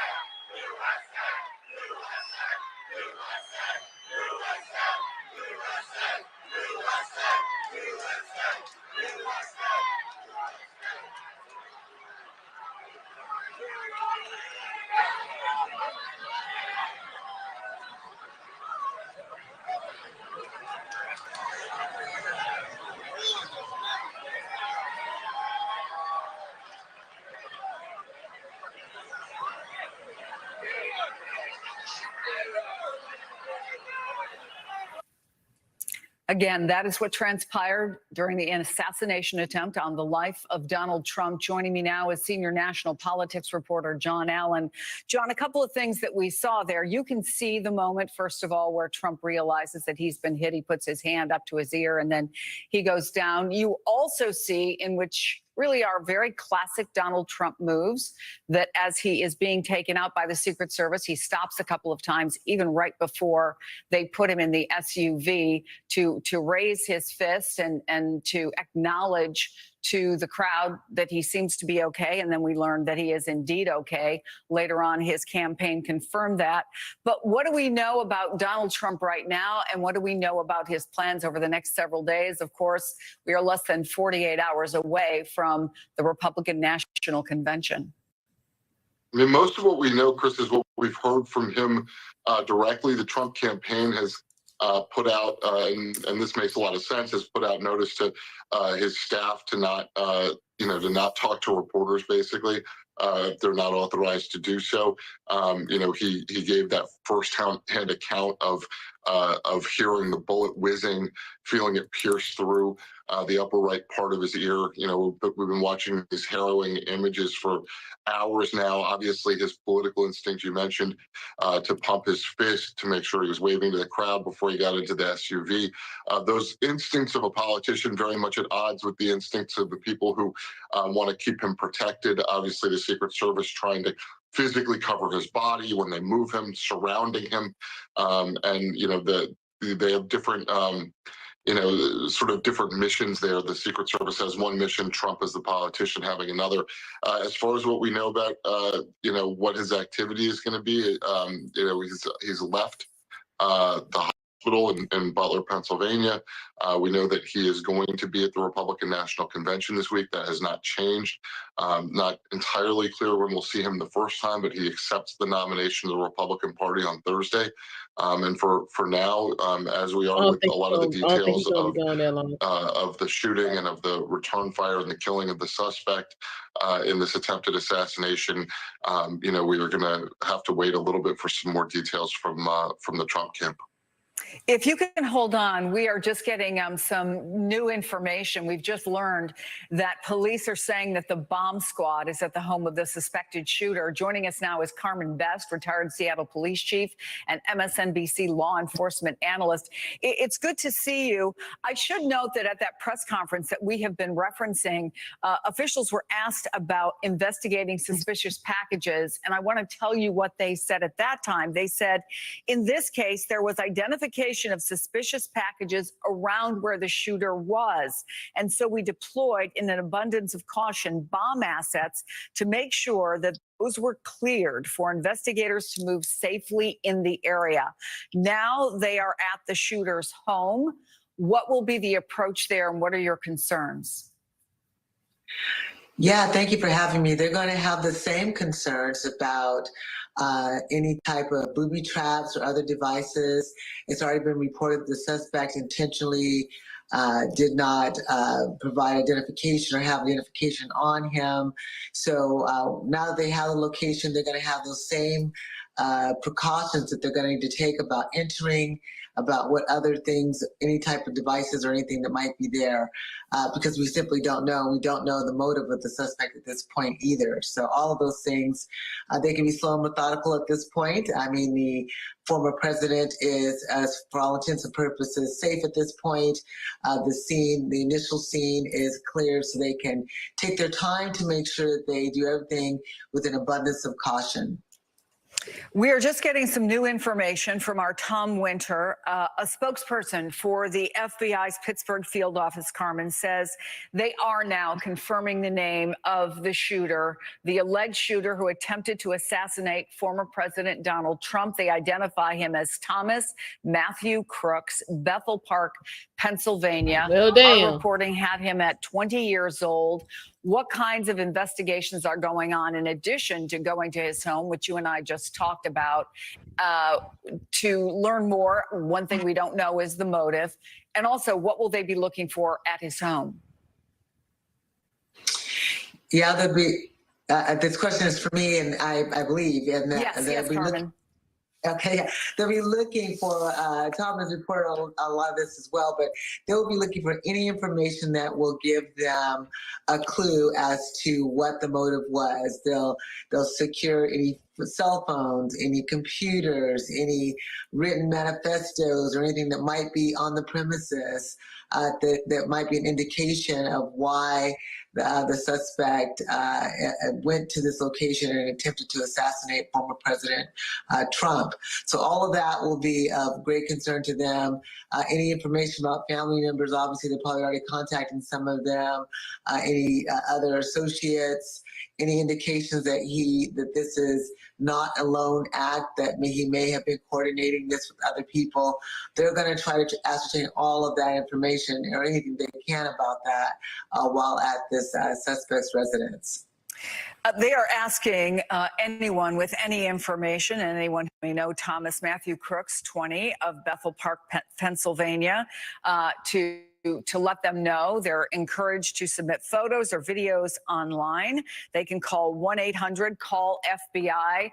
How useful has this been as in this modern day, people not just who know him personally, but may have had online interactions with him or who may have been at the rally, Carmen?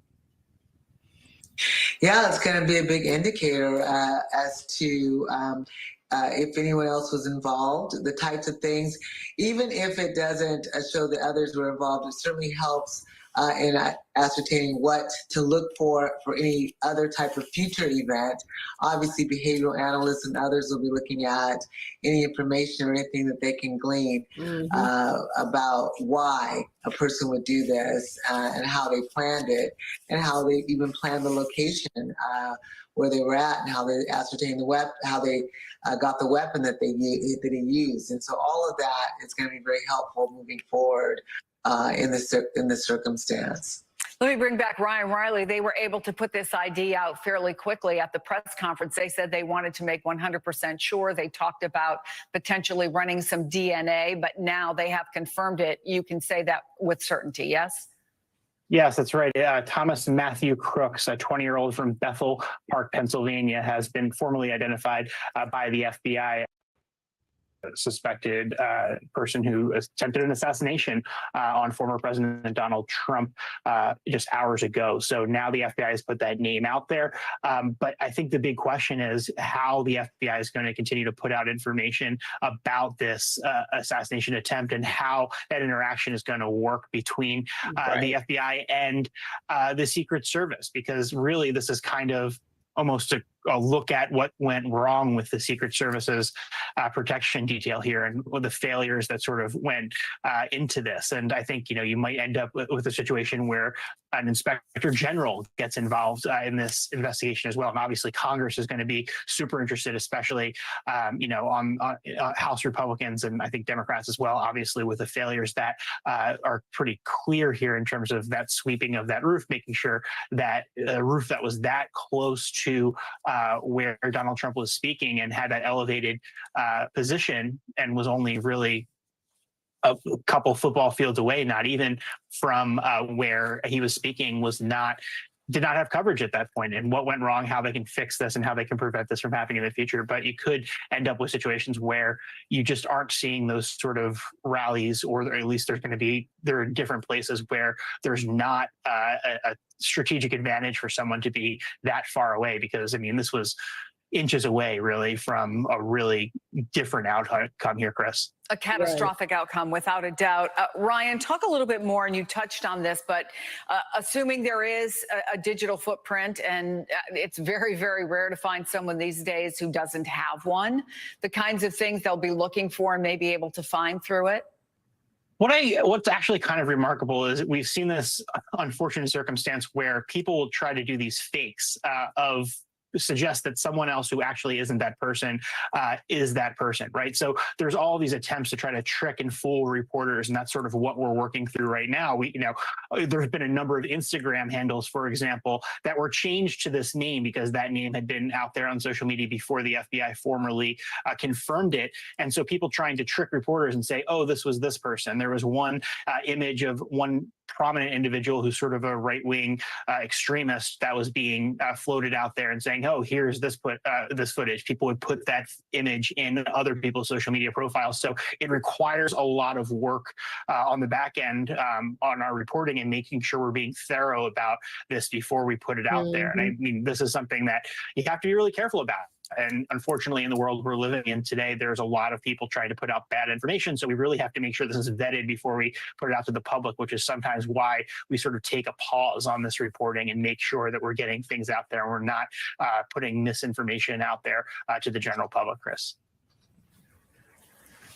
I also want to bring in NBC's Erin McLaughlin. She is in Bedminster, New Jersey. We don't know the exact whereabouts of former President Trump right now, but the original plan was we thought perhaps he would be heading back to Bedminster, New Jersey, one of the places where he owns homes. But what's the scene as you have seen it tonight around Bedminster? Well, Anna, what we do know is that around 12:37, about an hour ago, his plane did land in Newark, New Jersey. There was that video showing former President Trump deplaning under his own power, briefly waving, giving no statements. That was tweeted out on X by an aide. And we know here Bedminster is about a half-hour drive away. It is where he has the Trump National Golf Course. Earlier today, hours after the shooting, we saw a substantial security presence around the entrance of that golf course, about 4 police vehicles near the entrance, lights flashing. In the last hour or so, we saw a number of security vehicles, including state security vehicles, exit down that way in the opposite direction of the golf club, followed by a number of private vehicles. So it is possible that he is staying there tonight. Again, we do not know for sure. His aides are being very tight-lipped in terms of his whereabouts. We know that he has been in contact with some of his children, including Donald Trump Jr. Donald Trump Jr. Tweeting tonight that he's doing very well. Anna. Thank you very much for that. Appreciate that update. Let me go back to you, Ryan Riley, because it occurs to me that this is really the first assassination attempt that we have had in this era of social media, and certainly the level of digital access. Obviously, if you want to go back to President Kennedy, the assassination of Martin Luther King, RFK, the attempted assassination of Ronald Reagan, we were in a very different media universe. The things that we have today did not exist then. How much faster does that make these investigations go? Or as you were talking about before we went to Erin, because of the fakes that can happen, because of the misinformation, is it always faster?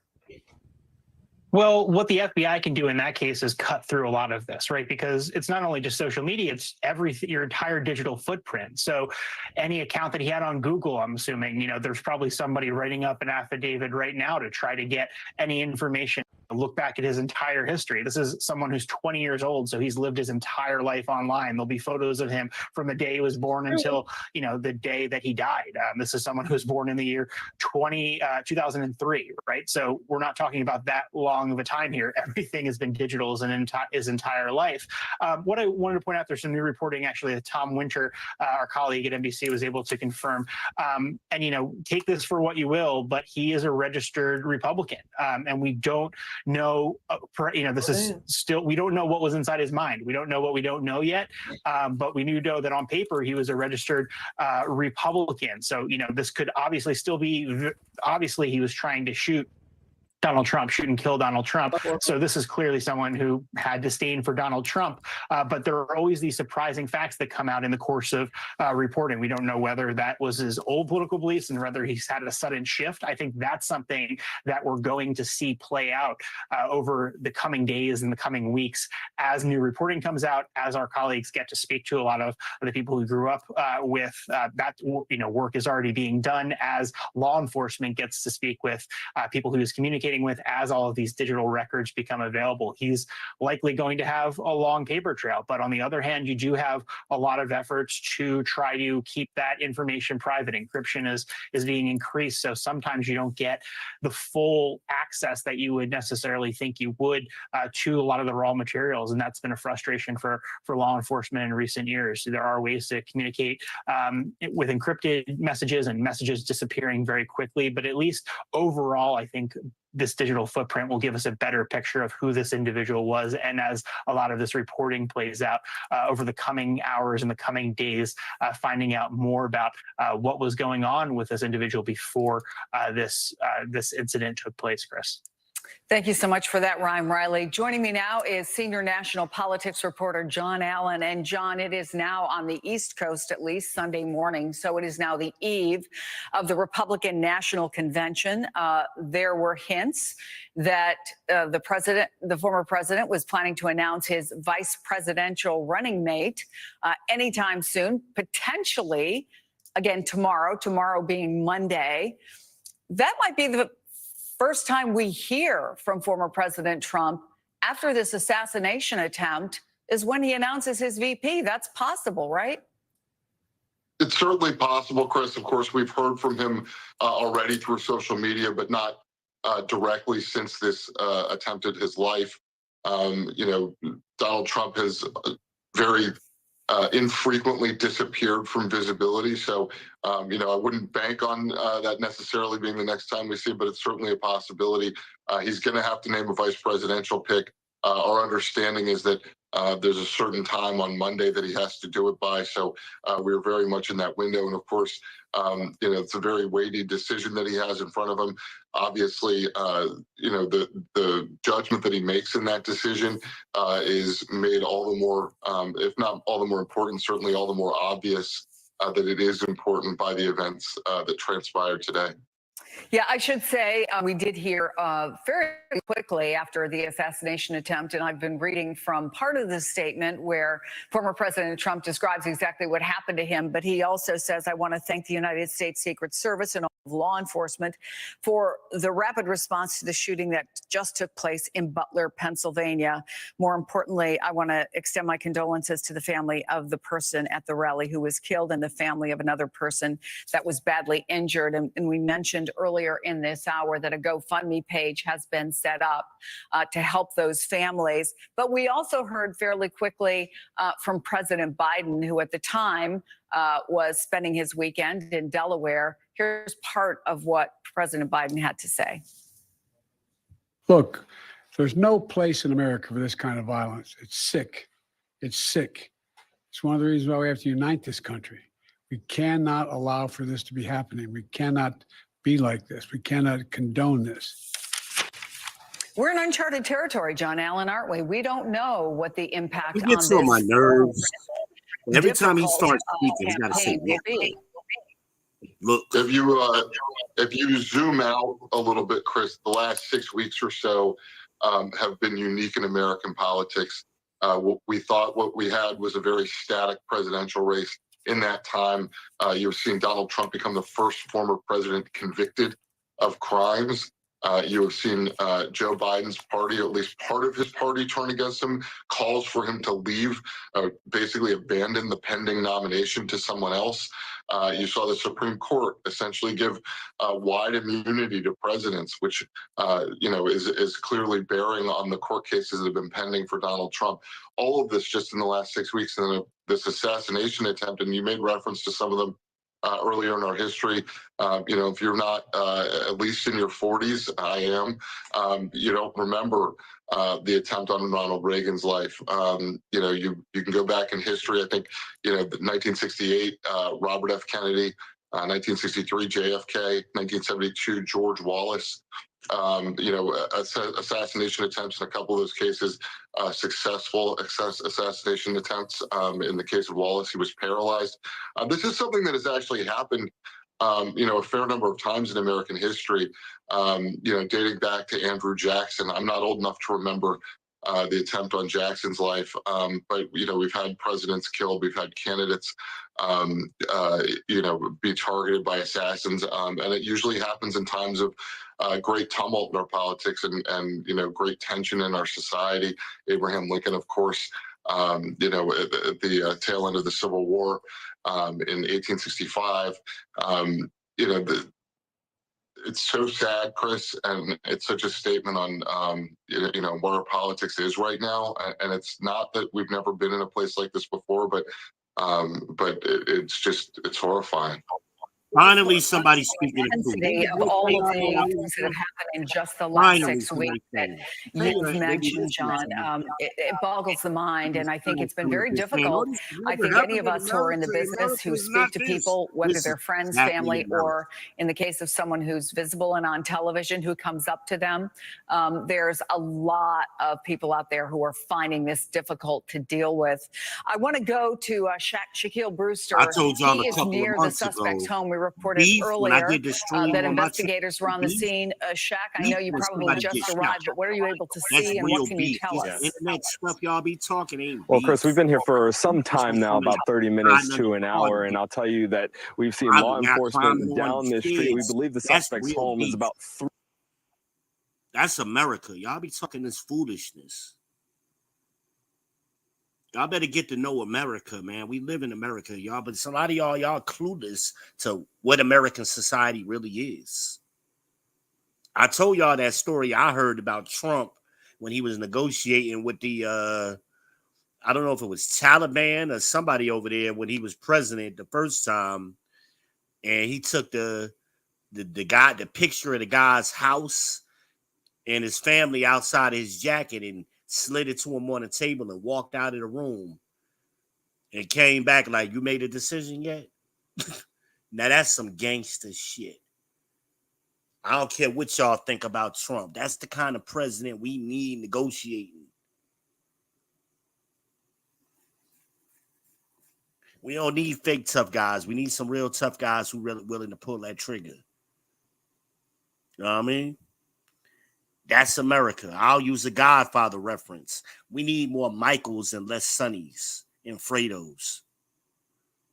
Oh, Lord. Okay. We need Michaels. Michael gets you killed. Michael ain't play no games. And he took his time with you, too. Oh, okay. Oh, you going to smack around my brother? Oh, okay. All right, we're going to see about that. Because that's how Vito was. He learned that from his father. Vito was like, okay, I'm only going to ask you once. And he cut that dude horse off and the horse's head off and left it in the bed. Vito didn't play them games. But see, Sonny wanted to fight. He wanted to just beat people up. Like, dude, you supposed to be the Godfather, the heir to the Godfather. You got to think a little bit. You can't do everything yourself. You got to send people. You got to be able to make that call, man, you know? Yeah, he was on that hothead type of time. Huh? I said he was on that hothead type of time. Yeah, he was a hothead. And I think Biden is a hothead, but he ain't got no heart. He just a shit talker. Oh, I'm going to take you behind the barn and beat you. Nigga, you 80 years... You 150 years, you like 200 years old. Damn, really? I mean, shit. They said that in, what was that, Coming to America? Mm-hmm. When they was talking about Rocky Marciano in the barbershop. Rocky Marciano was every time he says that he added on about 50 years. Mm-hmm. Shout out to Cuba. Shout out to Cuba Gooding Jr., who was the kid in the chair getting his hair cut when that scene was playing. Y'all don't know me, man. Y'all know y'all boy is a movie buff. Y'all know y'all boy is a movie buff. Nah, I mean, I know one person is happy right now. One person is happy right now. Shout out to Diddy. No Diddy, y'all. No Diddy is happy right now because ain't nobody talking about him. For real. Before he, Fannie Willis might be happy too. He about ain't nobody to get talking indicted. about her right now. We letting Fannie breathe a little bit right now too.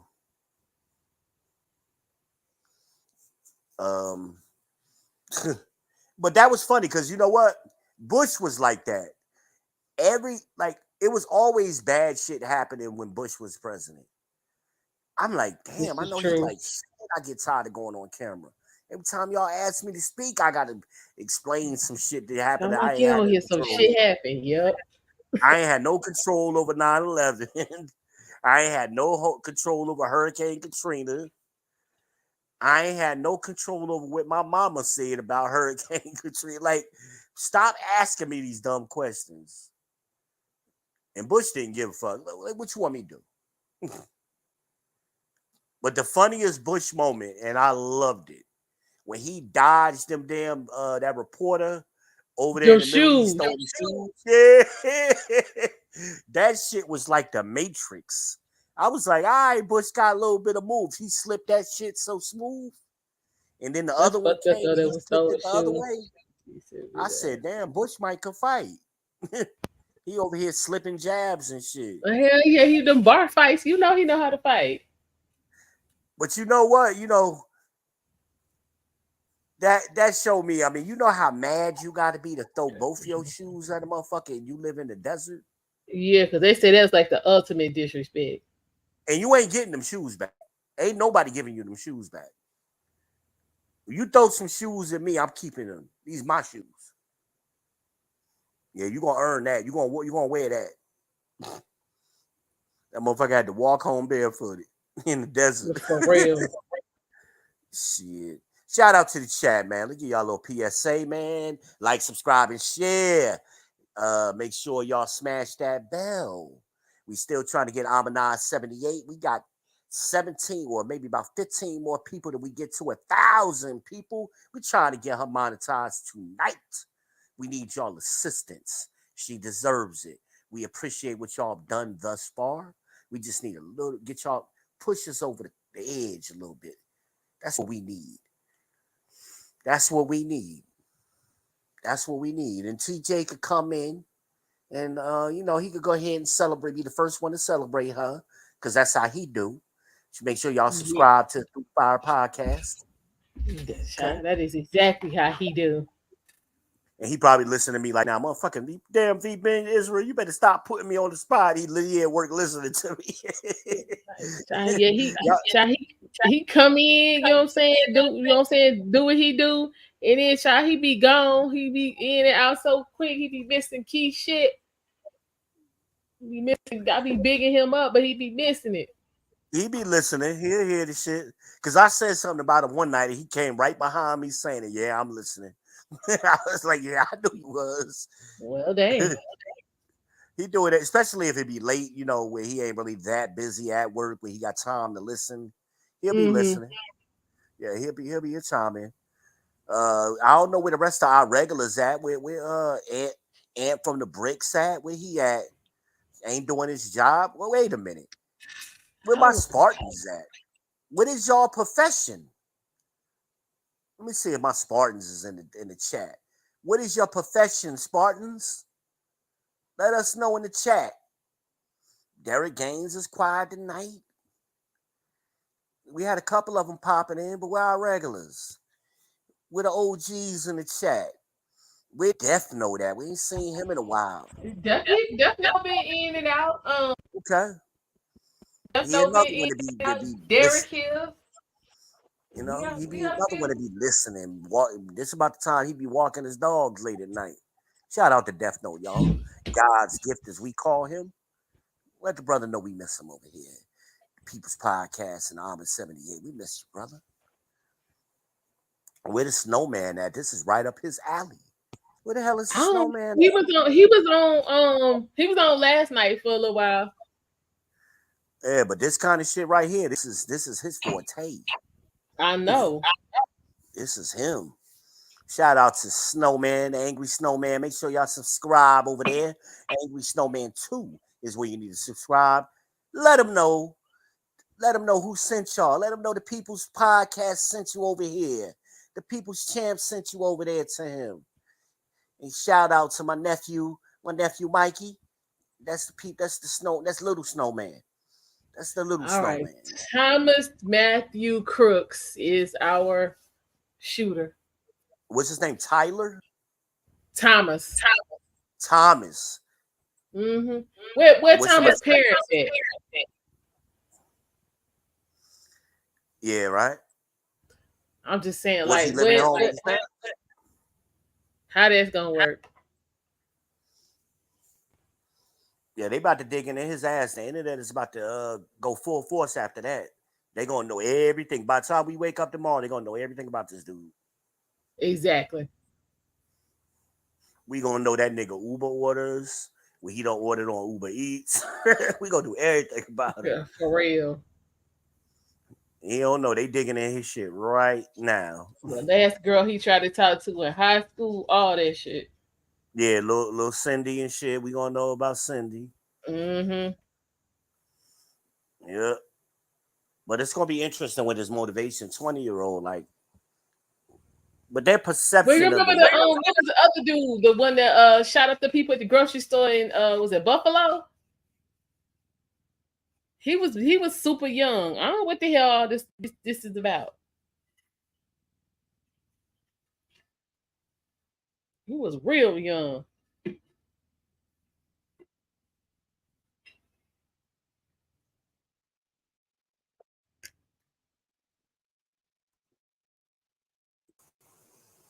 Yeah, I can't Buffalo shooter's name, but I know who you're talking about. Yeah, I don't know why they want to ruin their life. Yeah, I mean, it's deep trauma, with a lot of people. Like I said, that mama trauma, that daddy trauma, and that shit eats away at these young men, and they really don't have too many outlets. And when they finally unleash it, it's destructive. As the Bible would say, it's like a bull in a net. A wild bull in the net. It's a lot of destructive energy, and that's why we got to bring competition back. See, competition allowed young men to get a lot of their aggression out. It gave them a venue, but ain't no venue for them no more. They can't do nothing with their hands. They can't go compete. So they get angry and they want to kill somebody. That's their first reaction. They get triggered. They want to kill somebody. I ain't gonna be fighting these young boys out here. That's why I got a little, I keep a sharp knife on me. I'm just gonna poke them, Oh Lord. Fuck off. I ain't playing no games with these young boys. I ain't got the energy for it no more. Shout out to the chat. I heard y'all live up in the chat. Let me get a 1 in the chat if y'all still rocking with us, please. Let me know y'all here. Let me know y'all here. Y'all content creators that's in the chat. Let us know y'all where your channel is. Drop the links. We want to spread the love. I know I had we had Bulldog House in the chat earlier, so I subscribed. So we spread the love with him. But it's some more y'all. Let us know y'all here. We don't know you are content creators if you ain't never been here before. Yeah, put a 1 in the chat if you're a content creator. Yeah, definitely that. And your link. Drop that link. If they don't have a wrench, they can't put their link. Oh shit. I forgot. That's why I said put a 1. Put a 1 in the chat and we'll put your link in for you. Yeah, just let us know you're here and we'll do it. That's right. We usually got our mods on deck or whatever, but the mods is getting their naps and shit, I guess, tonight. We kept them up too late last night. We had great conversation last night. Yeah. I hope some of y'all take time to go back to that. It was good, just good talk. Sometimes it ain't really about the topic. It's just about having dialogue. And there was a lot of topics and discussions and rabbit holes we went down, but it was all productive, I thought. Like I said, we didn't have no triggering, we had one triggering moment, but that got resolved.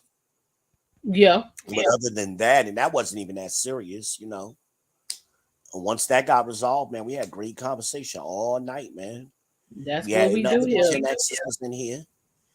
We had some older Gen Xers in here. The brothers was in their mid-50s, so we got a little wisdom, a little seasoning last night, as you will. I'm in my late 40s, so you had Got a little bit of seasoning. You know what we call it, the ghost peppers and the reaper peppers. Just a little spice. Exactly. Okay, y'all, So, yeah, just a little bit of that. This is what we do. Shout out to the Carolina Reapers for y'all who don't know. That's the hottest pepper you can get. My man was like, "With the ghost peppers." Nah, the Reaper is hotter. Reaper brother. hotter than that. Hotter. We got a lot of special shit down here in North Carolina. I bet y'all ain't never heard or seen purple honey. Yeah, I ain't talking about no honey that was dyed purple. I'm talking about natural, pure honey. It's only available in North Carolina. It comes out of the Asheville area. So if you ever see it, buy it. It'll last forever. I ain't been to Asheville in a minute. Yeah. What Derek say? He say, VB, I appreciate you and the other brother for bringing me back into focus. Who said that? Derek. Oh, he in the chat? Mm-hmm. Yeah, well, again, brother, like I said to you last night, you know I always fuck with you, but I meant that what I said is that was a real man shit what you did when you came back in and said, hey, I'm wrong. And a lot of brothers can't do that.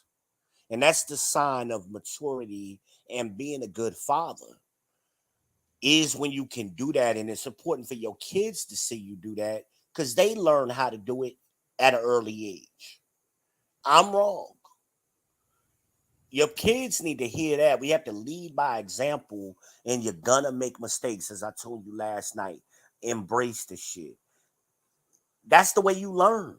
You don't learn if you don't make mistakes, and you're gonna make mistakes. Guess what? I ain't broke one of my kids yet, and I've been trying to break these motherfuckers. I'm telling you, I've been trying actively. They ain't broke yet. my kids is tough as hell. I be actively trying to break them. Shout out to Sunday Yada, y'all. That's my youngest son.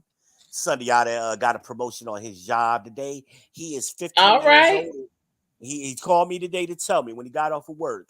He works at Chick-fil-A. Congrats. And he got a little promotion. So he is up to $11 an hour now. All right. I said, go ahead. Go ahead, Sunday Yada. That's his real name. We call him Bam usually. Mr. Bam. Listen, we got a comment here in the chat from Real Brooklyn. Welcome, Real Brooklyn. Appreciate you for checking us out. Says, I don't know about niggas in their 50s having wisdom. I'm 52 and I got some friends that has common sense in a deficit. Well, okay, I wasn't them not having common sense. What that got to do with you? You know what I'm saying? Having wisdom.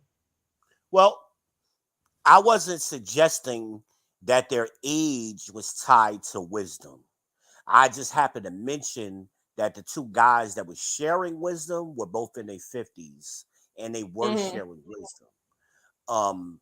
David was a young man. King David was a young man who had wisdom at a very young age. The Bible also talks about old fools. So you got a lot of old people. They just been wrong all their life. They ain't got no wisdom. They got long days, as the Bible says, but long days don't mean wisdom. So I don't want to make sure I don't want to suggest that there was comparing Trump to Jesus. Who is comparing Trump to Jesus? Who doing that?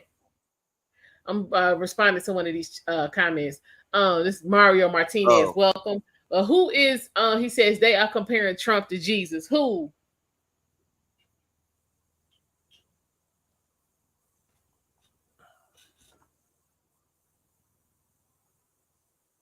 Who doing that?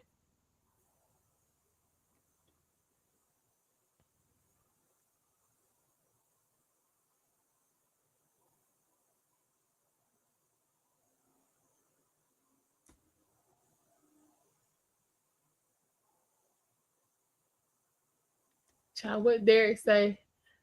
Baby Yoda, I have some hot sauce that is made from the 3 hottest peppers. It's called regret. He say, oh, damn hot. I believe it. It sounds hot. Derek, my grandmother used to make a cha-cha. I don't know if you know what that is, but that's a southern thing. It's a relish, basically. It's a hot relish. And my grandmother would make a cha-cha they would call it hot cha-cha. She would make a hot cha-cha that would blow your head off. And she would grow all her own peppers and cabbage and all of that herself. My grandmother was the cook of all cooks, man. But that damn cha-cha, that was fire. Okay, Steven's telling Mario, he said, name names. It's time to put up or shut up. What he Thank said? you, Steven. Put up or shut up. Time. He says, put up or shut up, and you on the clock. You over here on the People's Podcast. We don't play them games over here. We name names over here. We call motherfuckers out. So yeah, Steven is exactly right. Don't drop no subliminal round they this. Who the fuck is they? If you're gonna say it, say it. Stand on your shit. And we'll address it. Or we'll go investigate it. But don't do that bitch shit, man. That's bitch shit. Oh, so now he comes back. He says, so you've never seen people call Trump a savior?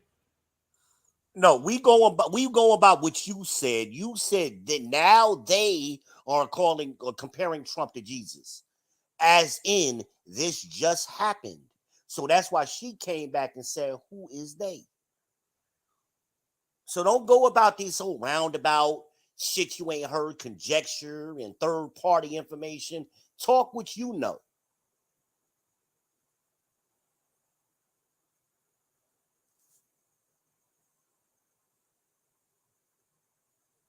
Yeah, you over here on the People's Podcast. You over here on Amanaz 78. We will shut the whole show down and pause the shit to address some bullshit. We don't do that bullshit over here, man. There's plenty of places to be out here in these YouTube streets for that. Not over here, though. Not over here. And we've been letting y'all go in the chat with the conspiracy theories. We've been letting y'all flow. You know, we've been letting y'all flow. We ain't trying to censor nobody, really. But when you making a statement like that, you got to support it. We need to know who the they is. Sound like old ninja talk. Old ninjas, they always talk about they and them and shit. Well, that's what they said. Who the fuck is they?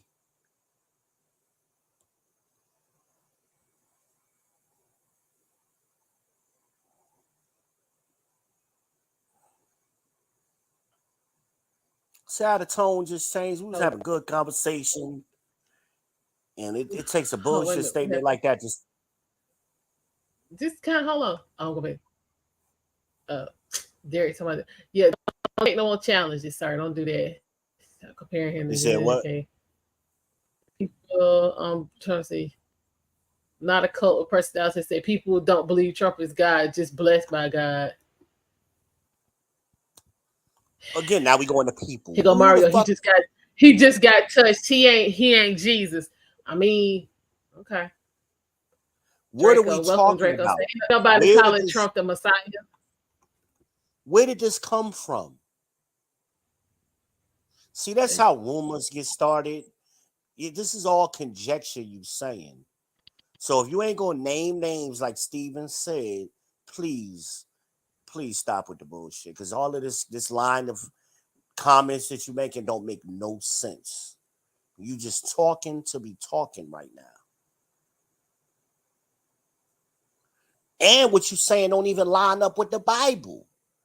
Jesus never got his ear cut off. His people cut off the ears of the soldiers. What are you talking about?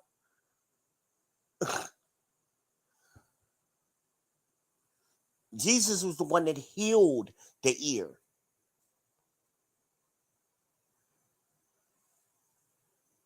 He made it grow back.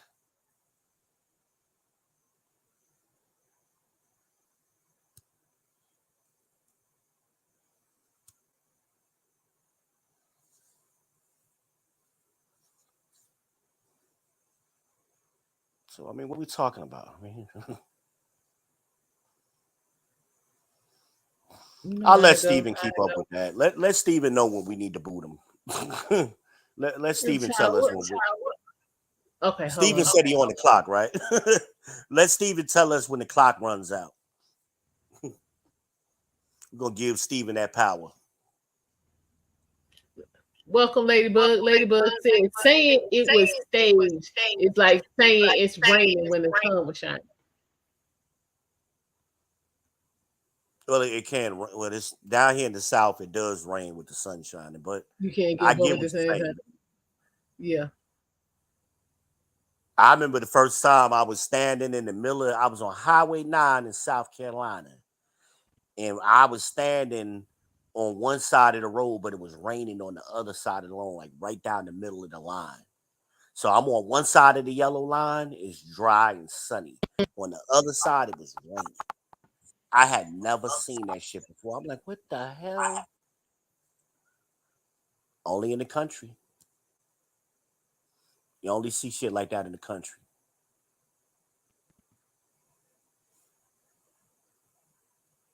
And it was sunny the whole time. It was never cloudy. Happens. What else we got? Did we get our ones in the chat? I didn't really see any. Hold on, what's this right here? This kind of long. Let me see. Here go Derek talking about, so are we doing 8 hours? You just did 7. No, we're not doing 8 hours. I think we did that shit by accident last night. I don't think it was on purpose. Yeah, that was not on purpose. Yeah. I think the conversation just kind of flowed. And next thing we know, it was the roosters was out here crowing and shit, you know. Yeah. That's what made me look and pay attention to what time. When I heard that rooster, I was like, oh shit, is it really that time? Mm-hmm.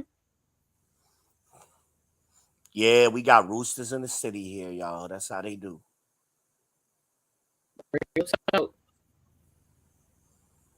Yeah, I got my little Cheerios and I went on and got in the bed. Just like I ate said I that would bagel. be. Did the same thing.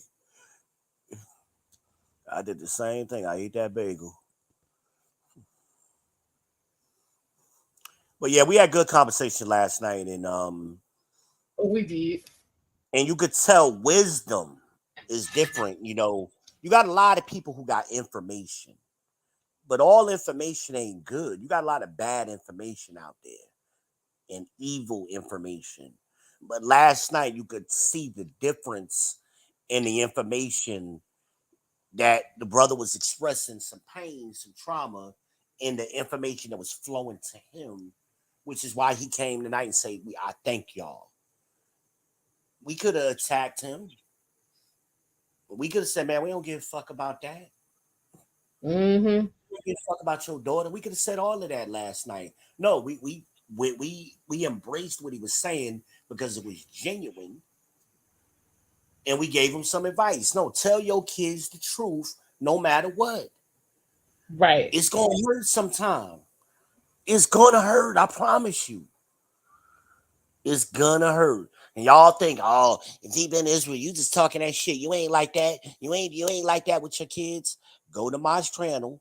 There's plenty of times I've had my kids on a live stream with me. And they said it for themselves. So a lot of things that I say, y'all think I'm bullshitting on. My kids like, nah, that's my dad. They say it for themselves.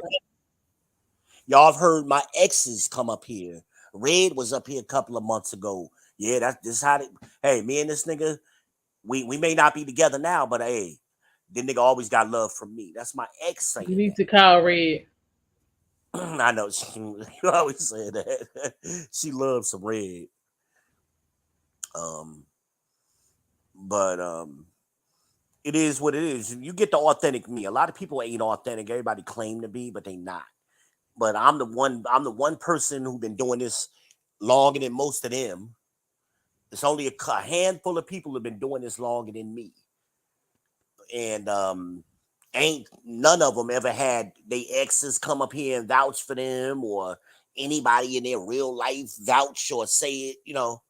That's why I tell y'all, go outside sometime. Y'all don't be seeing these dudes outside. Every time they're on the podcast, they up in their little studios talking shit. How many times have I gone live on the street? Time after time and time again. And I tell y'all all, I can't find no women. I gotta go overseas with my goofy ass and try to go to the Philippines, right? Kinu and shit. No, we ain't doing it. You got to do the Kinu Oh, shit. no, that's what I meant to tell you. Remember, Aaron, the coworker? Yeah. They knocked up the chick up in the DR. Yeah. Well, he back. He got pictures. Yeah. Of course, he got pictures.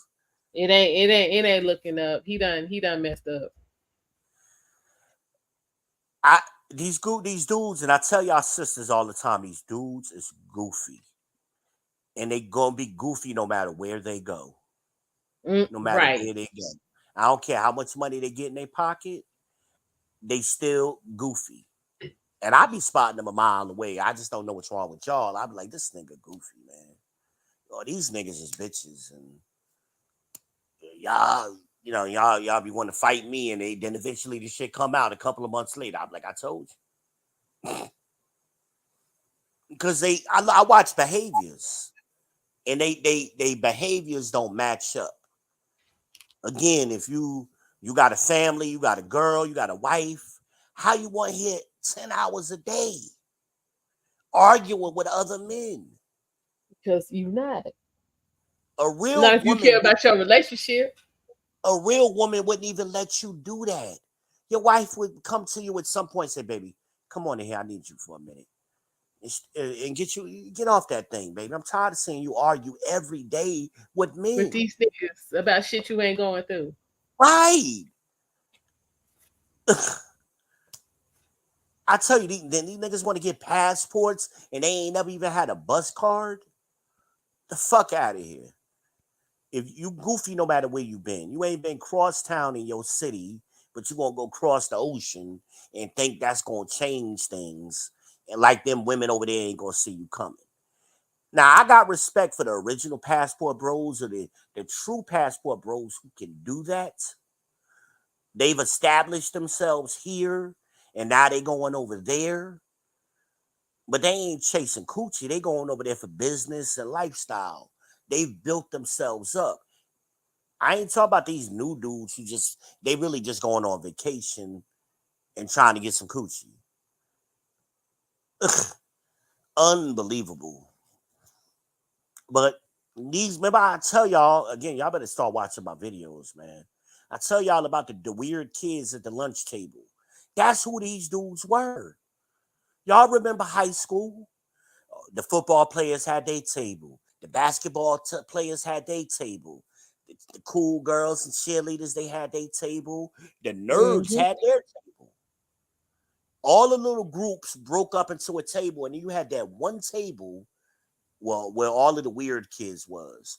You ain't know their name, really, but you seen them, Well, guess what happened to the kids after high school? They graduated.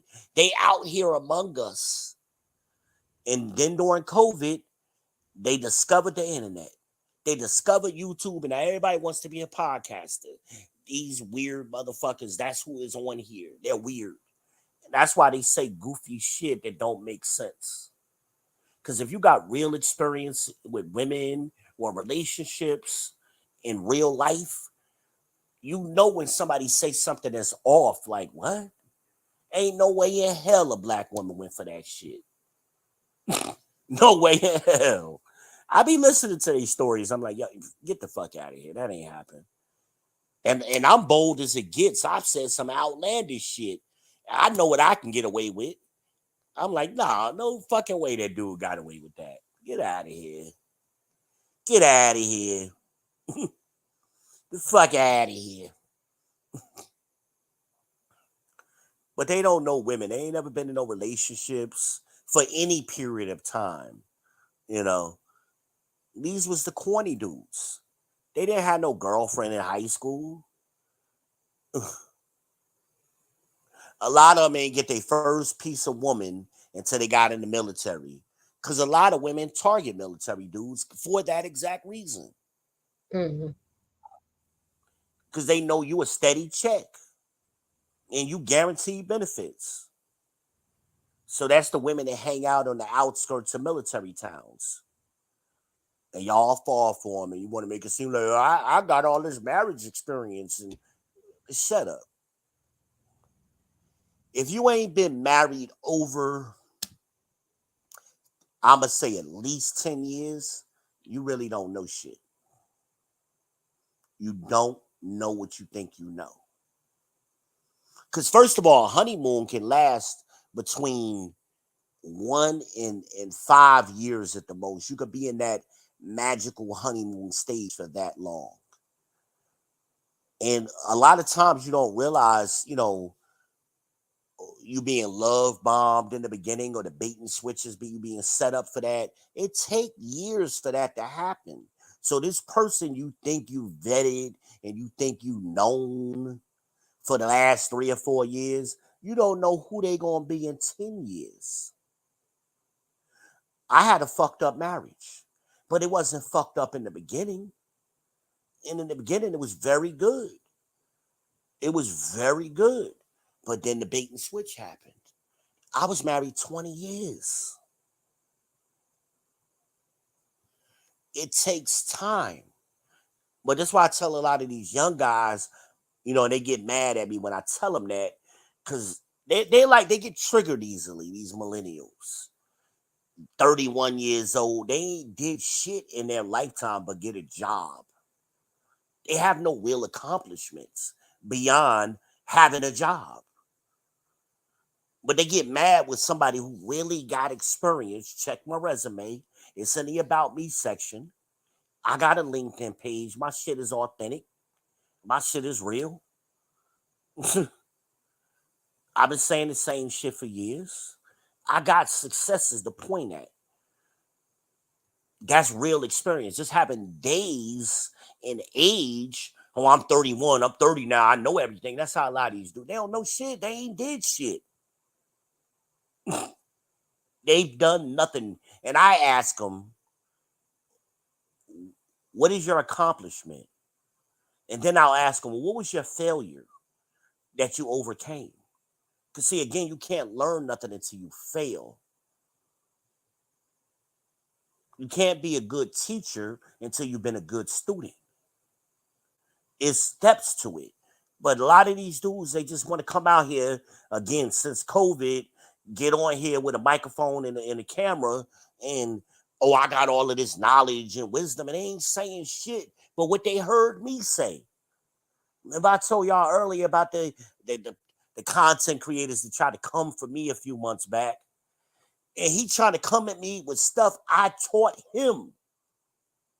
I'm like, nigga, are you serious right now? You're the same dude who didn't know what the Louisiana Purchase was, and you live in Alabama?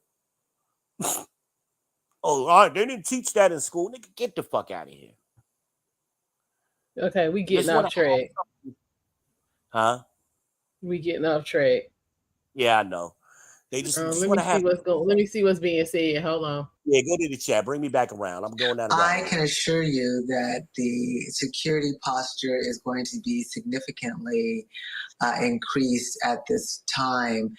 There's no way, given the fact that the former president, there was an assassination attempt on the former president, and that he'll be there in Milwaukee tomorrow, that isn't going to intensify the level of security from all aspects, not only on the former president directly, but any other participants, any delegates, anyone else attending, any other political figures. You would just have to increase the awareness given what happened, because you don't know who else might be involved. You don't know if there's going to be retaliation or copycats or all sorts of other things. So while there was already going to be a high level of security, it will definitely be intensified. Obviously, there are adjustments that could be made in terms of the president's schedule, but ultimately, the former president himself will have great influence on that. Would you expect everything, given that these are indoor venues, not outdoor venues, that, as you say, already have high security? There will be mags there will be other security in place and things that people can't even see that are there, that they would be able to feel confident about going ahead with the schedule? Well, I imagine so, that they'll want to continue to go forward. We don't want every any incident to preclude us from participating in our democratic process. That said, they will make sure that they're all hands on deck, so to speak, that every mechanism and everything that they can have in place will be in place. And with a higher level of intensity. I mean, they're already going to be very alert to any other suspicious activity. But given that we've just had an assassination attempt, there is going to have to be increased intensity on the security measures. And given the fact that this last attempt was on a rooftop, it was an outdoor venue. So different venue, different type of venue, but they'll still want to make sure that all of the aspects are being covered: ingress, egress, the neighborhood, the areas, the airports, all of it will be affected.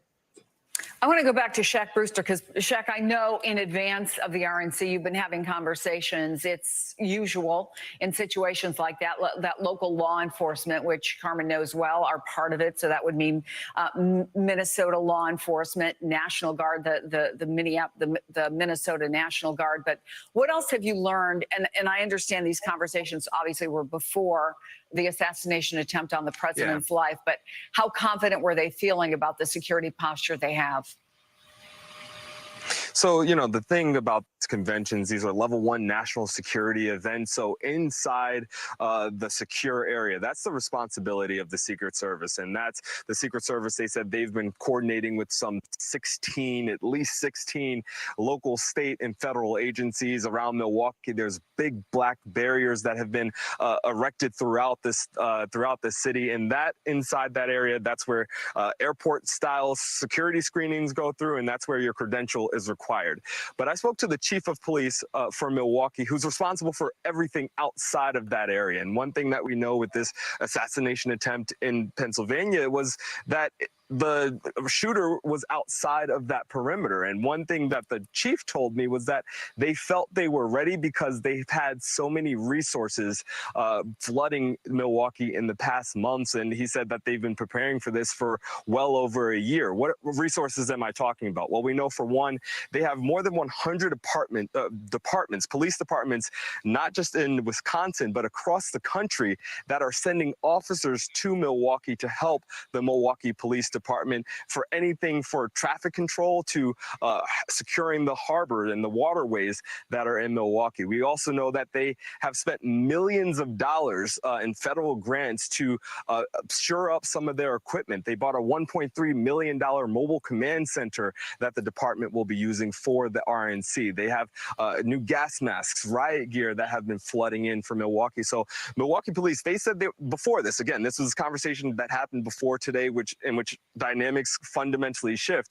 But before today, they said that they were confident that they were able to control the security outside of that perimeter, which is their responsibility. They say that, yes, you may think Milwaukee is a small city, but they pointed out that they've had pop-up protests since the start of the war in Gaza that they've learned a lot from, that they have huge festivals. It's known as a city of festivals, the summer of festivals in Milwaukee, that they have prepared for and that they have secured. And one thing that they kept pointing back to was that Bucks championship run about 2 or 3 years ago at this point, where you had estimated 75,000 people flood the downtown area. They were able to keep the city secure there. So when they talk about crowd control, when they talk about getting ready and preparing for this convention, they feel very confident and felt very confident before this happened. Of course, things will fundamentally shift and new measures will go in place. But I think when we look at that security posture, a lot has already been made, and you have a lot of resources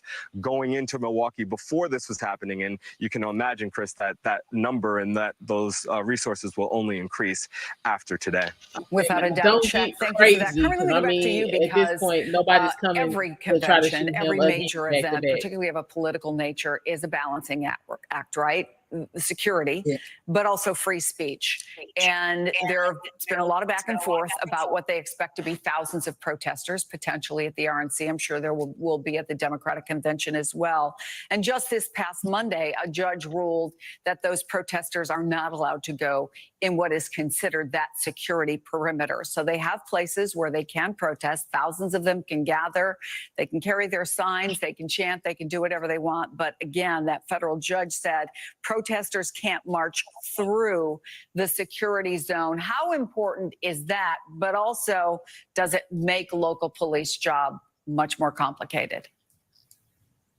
Well, it's critically important that people who are there to disrupt, I mean, there will be protesters and obviously they have the right. And as you mentioned, it's a very fine balancing act because, of course, you want to respect and even support people's First Amendment free speech rights, but you also have to protect the safety of all the people involved, including those who were there to demonstrate or to protest. So having designated areas or having the ability to cordon off certain areas certainly will help that effort. And of course, making sure that people stay safe in and around those zones is going to be critically important. So I think that they'll feel much better that they have certain designated areas. They can be there. Law enforcement's purpose and point there, again, is to facilitate free speech for everyone involved. Often it can become very tricky as you have a opposition, different opposing sides in the same area. So you have to be very careful about those types of issues. But that court ruling has made it much easier to contain, certain elements. Carmen Best, thank you again. Appreciate you taking the time. The assassination attempt on former President Trump is reverberating through the halls of Congress as well. There's new video that shows the presumptive Republican nominee exiting a plane in New Jersey. That was just maybe an hour or so ago. He left Pennsylvania after being checked out at a local medical facility. In fact, he posted on social media that he was fine, but he did say a bullet pierced his right ear during the assassination attempt. The suspect, as we have been reporting, was killed. He's identified as 20-year-old Thomas Matthew Crooks of Bethel Park, Pennsylvania. Lawmakers on both sides of the aisle have condemned the attack. Democratic Senate Majority Leader Chuck Schumer of New York writing this: I am horrified by what happened at the Trump rally in Pennsylvania and relieved that former President Trump is safe, adding, political violence has no place in our country. Republican House Majority Leader Steve Scalise, who survived a politically motivated shooting back in 2007, offered these thoughts. It's difficult to watch. It brings back a lot of emotions. My first thoughts were to pray for President Trump. Early reports, you really weren't sure what happened. You saw blood coming from his ear, but as we see now, it was a clear assassination attempt. I think there was maybe some divine intervention in preventing that from being much worse than it could have been. Mm-hmm. Joining us now, Michael Schnell, congressional reporter with The Hill. We were talking about this earlier, Michael. This, unfortunately, is not new to members of Congress, not just Steve Scalise, but also Gabby Giffords. And then, of course, many people who felt their lives were under threat on January 6th. What kind of reaction are we hearing from Capitol Hill tonight in the aftermath of the shooting? Yeah, Chris, from both Democrats and Republicans this evening, it has been folks expressing their thoughts and prayers for the former president, expressing thankfulness that he was not seriously injured, and all throughout that, condemning this act of political violence, underscoring that political violence has no place in American politics in the United States of America. We're really hearing that unanimous message from both Democrats and Republicans up on Capitol Hill. Let me ask you about some calls that I've heard for an investigation, a congressional investigation. What kind of responsibility or ability does Congress have in a situation like this? And what are we hearing from the Speaker? Yeah, we're already hearing a lot about that, a lot of teases of what is going to come in terms of congressional investigations. Of course, Congress has oversight ability, and right now, top Republicans are expressing that they are going to flex that ability very much so. First off, we have a statement from Speaker of the House, Mike Johnson, saying, quote, the House will conduct a full investigation of the tragic events today, and we're already hearing that from some of the leaders of those key committees. So first off, for the House Oversight Committee, led by James Comer Comer sent a letter, I guess, last night, this morning, to the director of U.S. Secret Service requesting that she appear at a hearing on July 22nd. That invitation officially went out today. That hearing will take place a week from Monday, which is the first time Congress returns to session after this current recess. And I'm told that also the Oversight Committee has requested a briefing with the Secret Service, which I'm told the Secret Service has agreed to. The specifics of that are still being worked out in terms of when and where. The House Homeland Security Committee is also getting involved in the aftermath of the event today. House Homeland Security Committee requesting a briefing with the Secret Service. We'll have to follow there what happens there. So absolutely, lawmakers are expressing their thoughts and concerns for the former president, but quickly springing into action, showing that they are going to fully investigate this with their oversight authority. We also heard from the Sergeant at Arms. Obviously, there are concerns in a lot of different places that don't involve the location or, frankly, the location of the RNC. And one of those places is Capitol Hill. What's the Sergeant at Arms saying?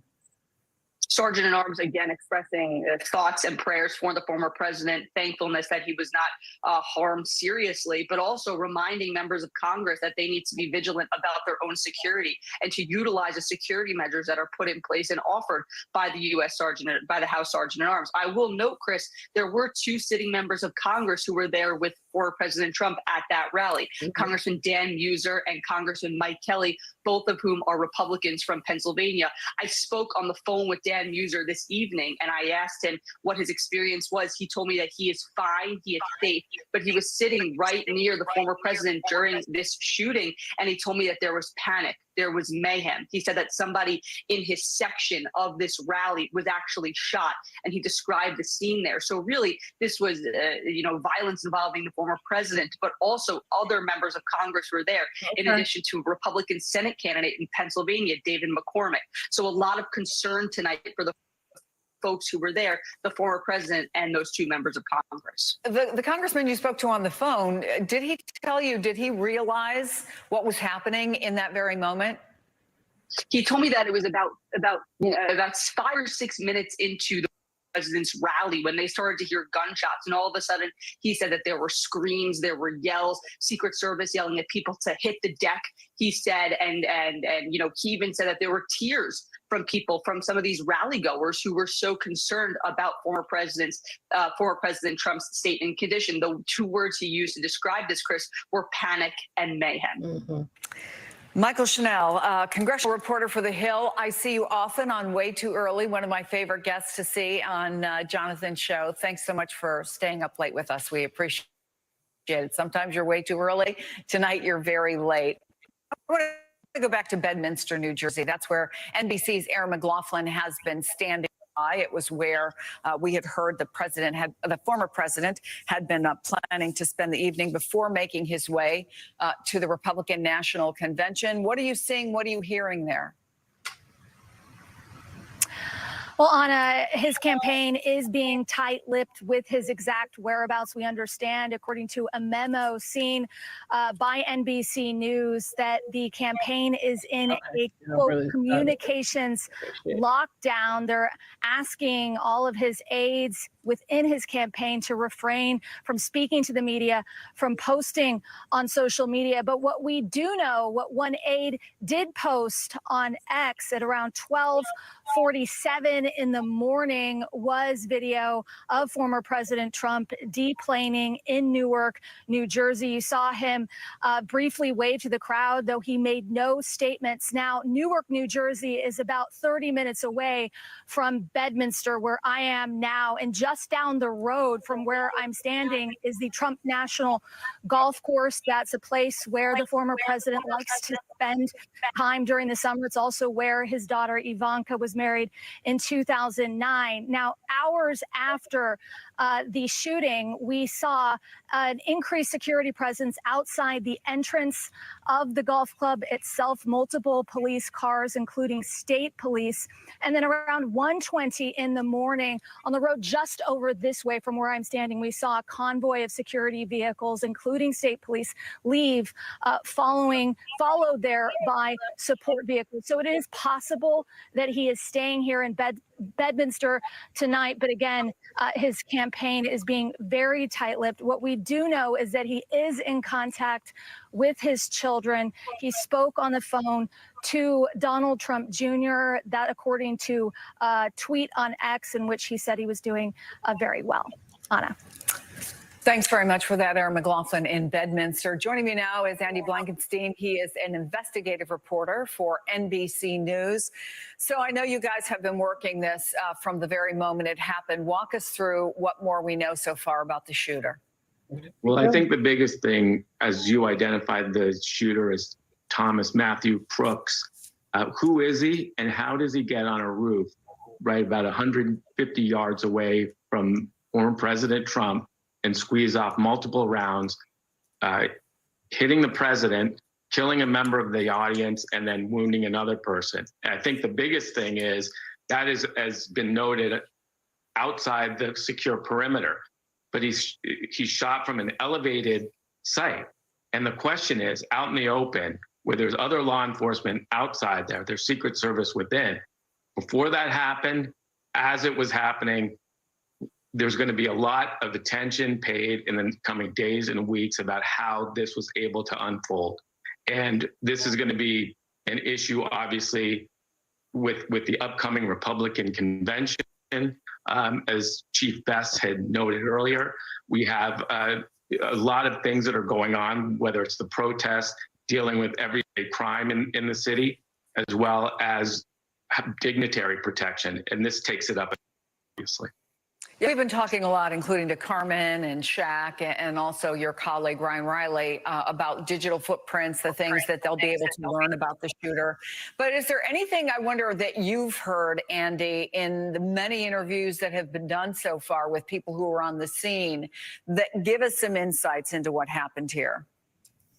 Well, I think this is kind of the focus, Chris. We talk about the immediate crime scene, the vehicle, the home, in terms of searching for evidence. What does that look like? DNA, cell phone data. What were the weapons and ammunition obtained? How? Was it legal? The digital footprint has been noted. Emails, accounts, email accounts, apps, search, social. All these things are going to play into how they paint a picture of this particular suspect.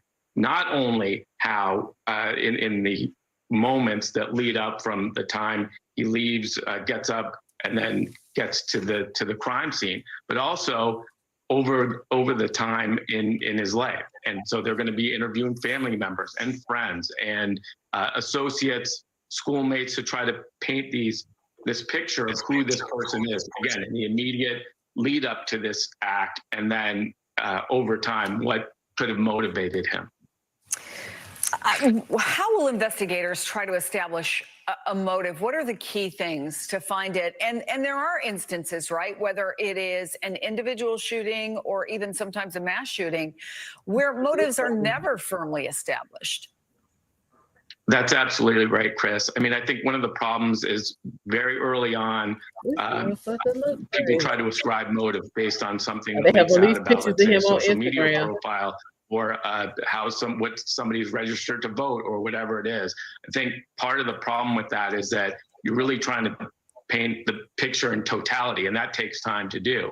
And so there are times where things are either missing or contradictory, and that has to be accounted for as we're trying to discuss what led this person to do this.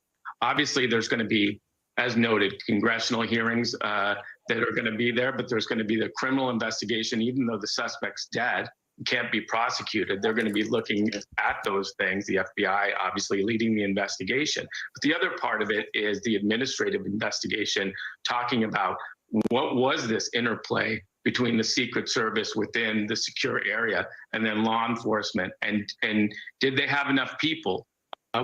What was the communications like? All those things are important to giving us a sense why something like this could happen, especially even in an open area, even accounting for the things that make it difficult to protect a president or a dignitary, a president-elect, whoever it might be. These are the things that have to be taken into account. And it's bad enough if somebody gets in proximity, but to be at elevation in the open and then to do this is going to be, and law enforcement people I've talked to across the country and my colleagues, including Tom Winter and Jonathan Deans, have been saying the same thing. I think there's really going to be a reckoning here in multiple ways. Andy Blankenstein, and I know you'll continue to follow it, as will other members of our investigative team. Thank you so much. We appreciate it. Joining me now, MSNBC correspondent Gary Grumbach, who's following the White House reaction. We did hear from President Biden. He was in Delaware before making his way back to the White House earlier than anticipated. What are you hearing from the White House and from the president? Hey there, Chris. Yeah, President Biden cut his weekend in Rehoboth Beach short. He is now back at the White House, but he learned about this shooting while he was at church. He's often at church on Saturday evenings, and he was at church in Rehoboth Beach, Delaware, when he learned about this. As he was exiting church, reporters asked him if he was briefed on the shooting. He said no, he had not been officially briefed yet. Right after that was briefed by the FBI, by the Department of Homeland Security, and he decided he wanted to get in front of cameras as quickly as possible. And that's exactly what he did. He called for unity for the nation, and he called the actions tonight sick. Here's what he had to say. Look, there's no place in America for this kind of violence. It's sick. It's sick. It's one of the reasons why we have to unite this country. We cannot allow for this to be happening. We cannot be like this. We cannot condone this. And after he spoke to America, we are told he did speak to former President Trump. We do not know how long they spoke or exactly what they spoke about. We presume we'll get some more information about that tomorrow. But we do know they did make contact while the former president was in Pennsylvania and the current president was in Delaware. Then President Biden moved back to Washington. Of course, you can be president from anywhere. They have the capabilities to have briefings and anything like that anywhere you are as president. But of course, the White House is certainly the safest and most convenient place to do that. He will be having a briefing tomorrow with some of Homeland Security officials and officials from the Department of Justice as well. Chris. Thank you, Gary Grumbach. We appreciate that with the latest from Washington, D.C. And joining me now is senior national politics reporter John Allen. John, I'm on the website of the Republican National Convention, and 21 hours and 8 minutes until the start. So we are less than T-minus 1 day to go. What do we know about any meetings or conversations that are being had? Any changes that we've heard about at all? Yeah, we haven't really heard about big changes yet, Chris. I think speed ahead for the Republican convention. I think as you've heard from some of the other guests, the expectation is that there will be changes to security. Probably there will at least be a review of if the former president's personal security detail, and then obviously a review of everything that they have planned for the convention in terms of trying to keep not only him safe but other convention goers and dignitaries. So I think we'll have to wait a little bit to find out what those things are going to be. Obviously, most of the people involved in, or a lot of the people who are involved in that security for former President Trump are pretty occupied today with, obviously having to protect him and get him safely out of the rally today. But we're at a moment typically in politics where a candidate's party is rallying around them. And given the events of today, I think, what we've seen from Republicans, whether in interviews on television, on social media, in phone interviews that aren't on television, is a huge rallying effect right now for Trump that is accelerating the unification of the Republican Party right now. I'm looking at a statement that's put out officially from the Republican National Committee, and it says, President Trump looks forward to joining you all in Milwaukee as we proceed with our convention to nominate him to serve as the 47th president of the United States. I guess one of the key things we'll be looking for as journalists is how what happened in Butler, Pennsylvania, the terrible assassination attempt affects the messaging there. As you pointed out, it may indeed accelerate what conventions are meant to do, which is build excitement for the nominee. But I'll be listening closely, and I'm sure you will as well, for how this impacts the speeches. Yeah, Chris, I think what a lot of this sort of plays into, what President Trump's message has been. And so you may hear it more amplified in terms of, here's somebody who, who has said that he's been politically targeted. And now you've seen physical targeting of former President Trump. And so, I would be shocked if you didn't hear those things put together, basically, without even necessarily doing what, what some of his allies did today. J.D. Vance, the senator from Ohio, Vivek Ramaswamy, the former Republican presidential candidate, where they explicitly blamed Democrats for the events of today, with, of course, without any evidence of that.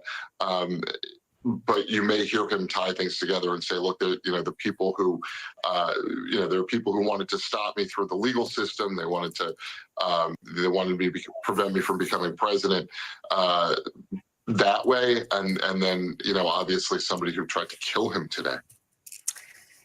Jonathan Allen, thank you so much. Saturday, July 13th, a day that will go down in history as the day that there was an attempted assassination of a former president and presumptive nominee of the Republican Party. The suspect is dead and has been identified. That is going to do it for me. My colleague, Ana Cabrera, will continue our breaking news coverage right after a quick break. All right, guys, and this is where we are going to go ahead and break for the evening, morning, depending on where you are. The plan is to be back for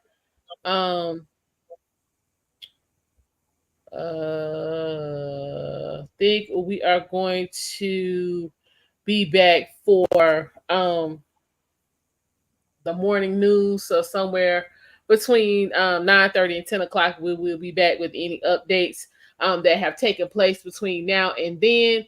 I do want to thank everyone for stopping by. Thank you to all the new subscribers. Thank you to everyone who was commenting in the chat, keeping conversation going, bringing different points of view, questions others of us hadn't thought about. We truly appreciate that. And we will VB and myself on our respective channels. So if you subscribe to one and haven't subscribed to the other one, definitely go ahead and do that. If you subscribe to one, just make sure you got all your bases covered. You got your notifications on. Now, if anything happens between now and when we come back on around, like I said, between 9 and 10, we will definitely keep you guys aware. If we need to do a short or a quick live, we'll definitely get y'all that information. Anything major breaks, we will let you know. Again, thank you to everyone for tuning in. We truly appreciate you, and we will see y'all later on in the AM. For those of y'all where it's still nighttime, we'll see y'all in the morning. For those of y'all that's in the morning, we'll see y'all later on this morning. Again, thank you so much, and you guys take care.